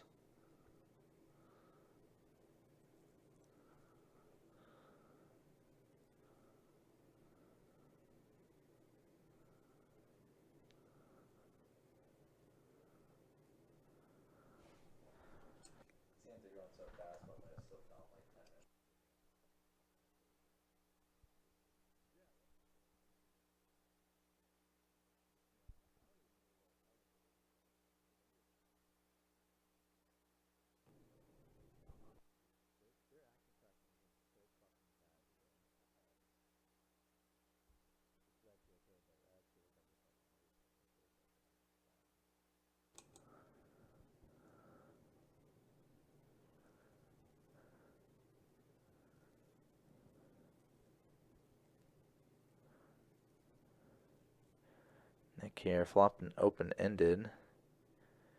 Brian just limped the ace-jack and got about the least favorable flop you can imagine for it. So he's out of there.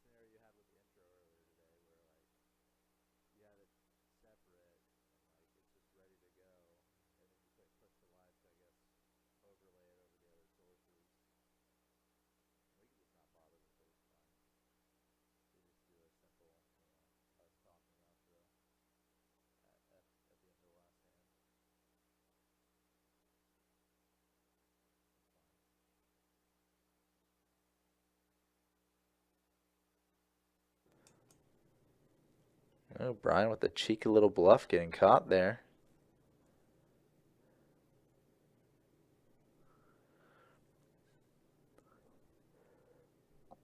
Getting caught pretty much by the weakest next up showdown value, too. Oh, new dealer coming in. It's stats time, Tim. We'll see how everyone is performing. Show all these stats that where not one person is over $500 in profits in our 2-5 game for some weird reason. And then on our VPIBs, yep. Brian and Eli, very high VPIPs, and Nick Tarka in the mid-low 20s. Yeah, it's kind of crazy how little money has moved around tonight, at least according to the stats. I'm sure real life is a slightly different picture, but probably not far off from it.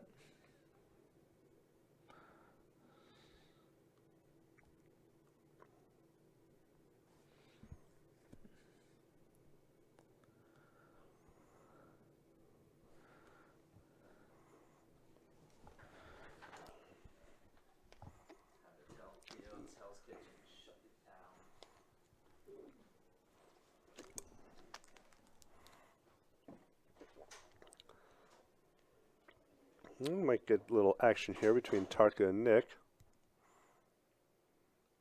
Ooh, I believe that was a 3-bet. It was.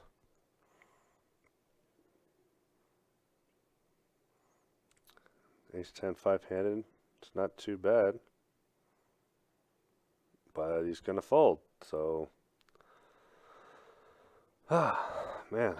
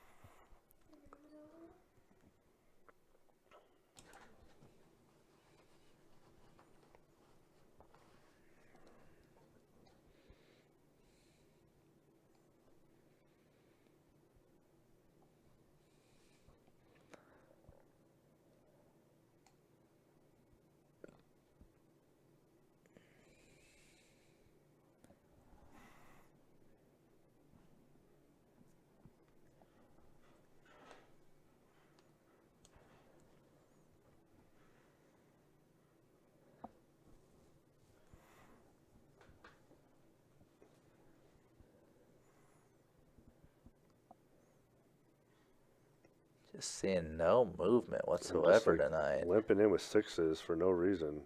5-handed. Like, I saw a limp with ace jack suited. like, There's sometimes this witching hour effect. Typically see it more at 2-2, where players are just kind of afraid of losing a big pot late in the stream. And kind of feels like that for this whole freaking table. It's just, it's just like, why are we even playing the game, Like, man? when was the last $100 pot?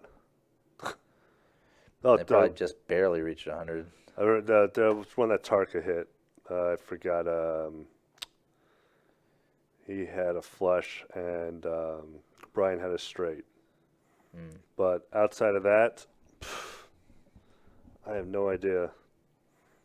I mean, if you told me this was a 2-4 game, I would believe you.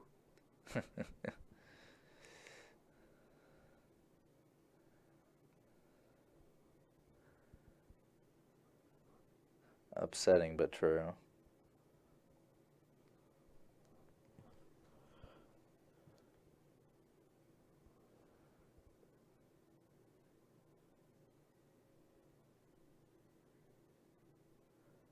All right. And open with deuces. I mean, we're moving in the right direction. Got Tarka in the third blind. Peeling the a6. Can work with this. 9-7-4. Tarka does have the ace of spades.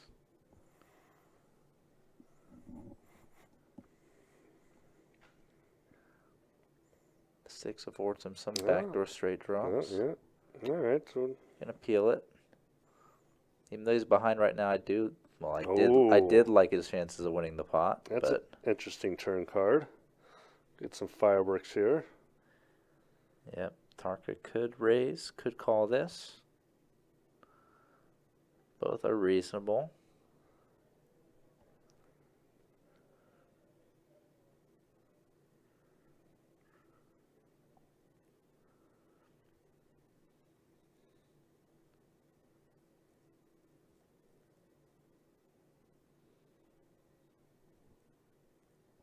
He's definitely putting chips in.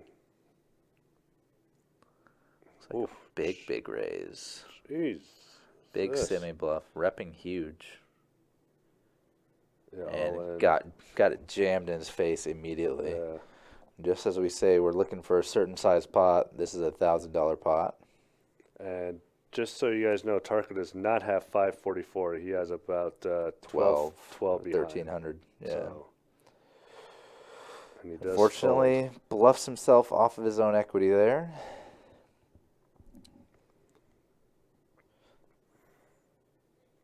Would have been interesting if that river was a 4 of spades. But If Brian just called on the rivers 4 spades, he stacks Tarka. Lock.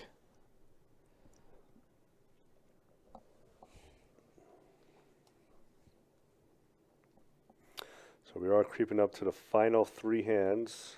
We're not there yet, but I do know it's It's going to be hard to tell. that's true.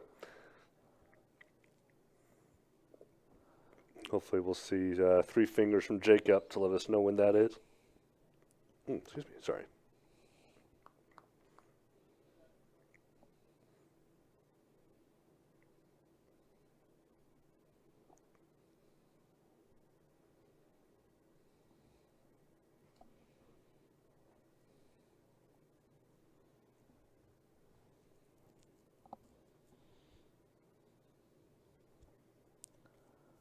Love to see Tarka back in the mix. Opening light. Similar-ish hand here. Guy with ace high, backdoor flush draw. Another guy with a okay pair.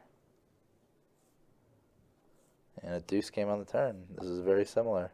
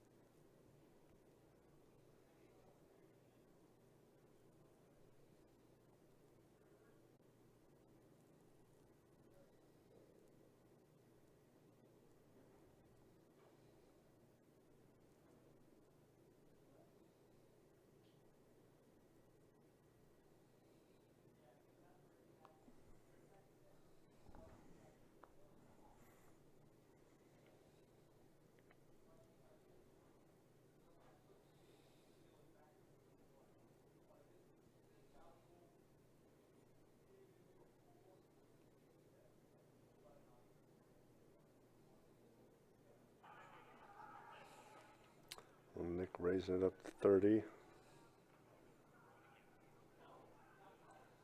And that's it.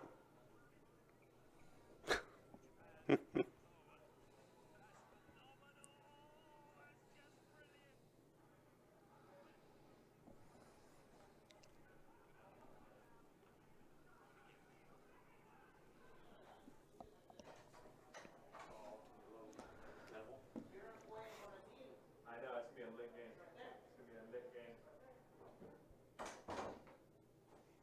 What is? What is? Yeah.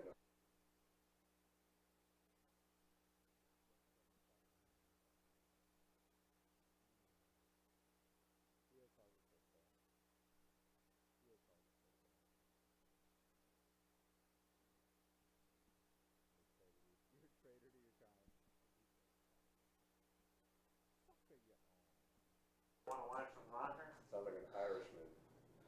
Sucker. Never call him an Irish. Never refer to him as an Irishman. Jacob is cute.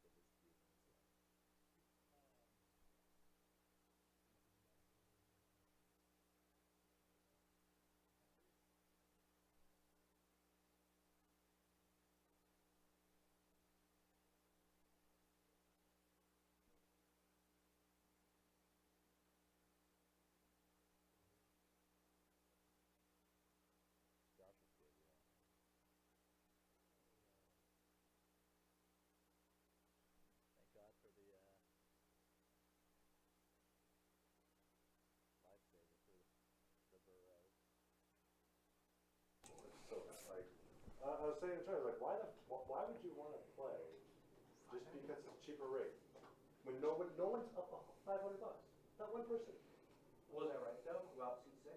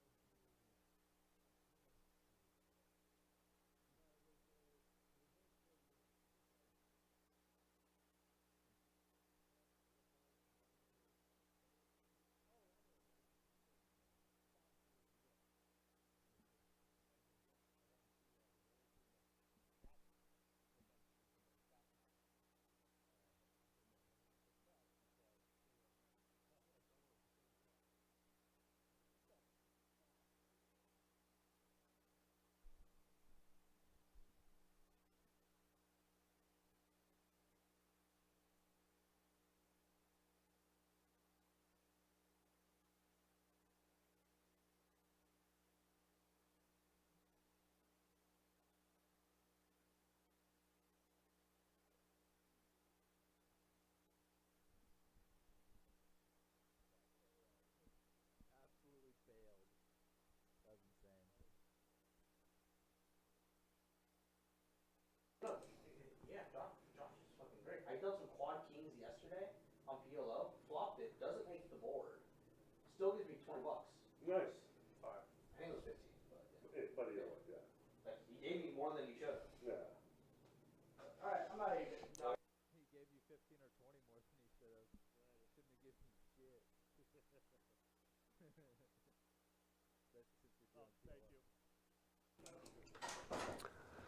Well, Alright, we're closing in on the last few hands tonight. And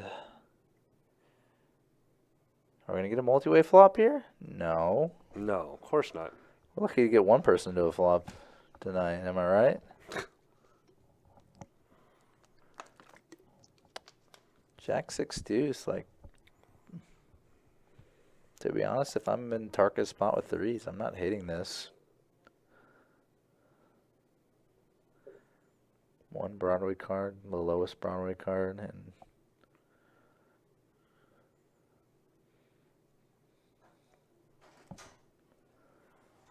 second six Another on the turn. six.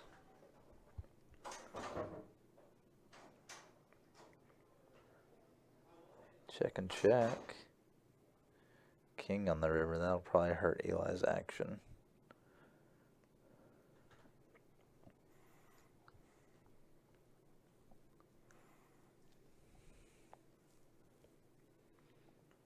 Yep.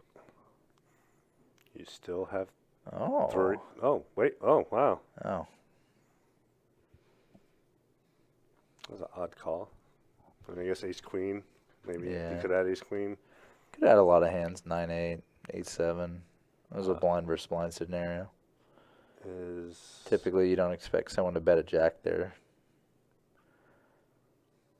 Kind of the thin value thing I was talking about earlier. no. So Tarka is done. I think he got called for 5-10 as well. So I believe this is the point where this is the first of the last 3 hands because I was out here when this hand was played. Uh-huh. And by the way, spoiler alert, this hand is very fast. I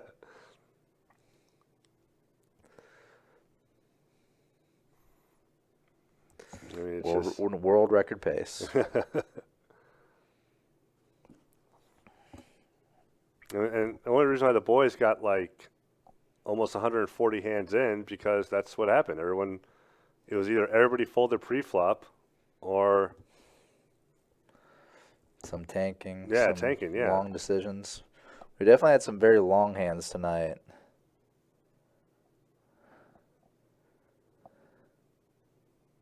and there was like a lot of spots where like the tanking was just unnecessary.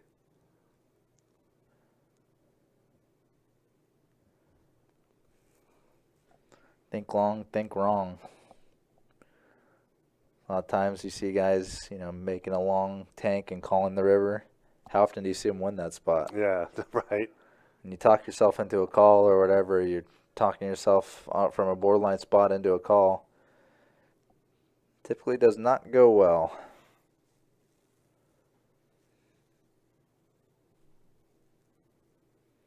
All right, this one will be the last hand of the night, and then we'll send you all off. Best Bet Live. Thank you all for watching, and next stream will be Thursday night. Cards in the air. Stream online at 6:15 p.m. 2-2 no limit. Yes, it is. 2-2 once more. It'll probably play bigger than this game. Yeah, this one folded to the blinds. Yeah, and Brian did walk the. Oh, wait, hold on. Let me He's see. right there. Oh yeah, he is. Oh no, He did complete. Okay. I thought he was done. Queen 3 and Jack 6. Doozy. Oh, wow. They both flop a pair, too. Huh. Might actually see something happen. We get a little action, maybe.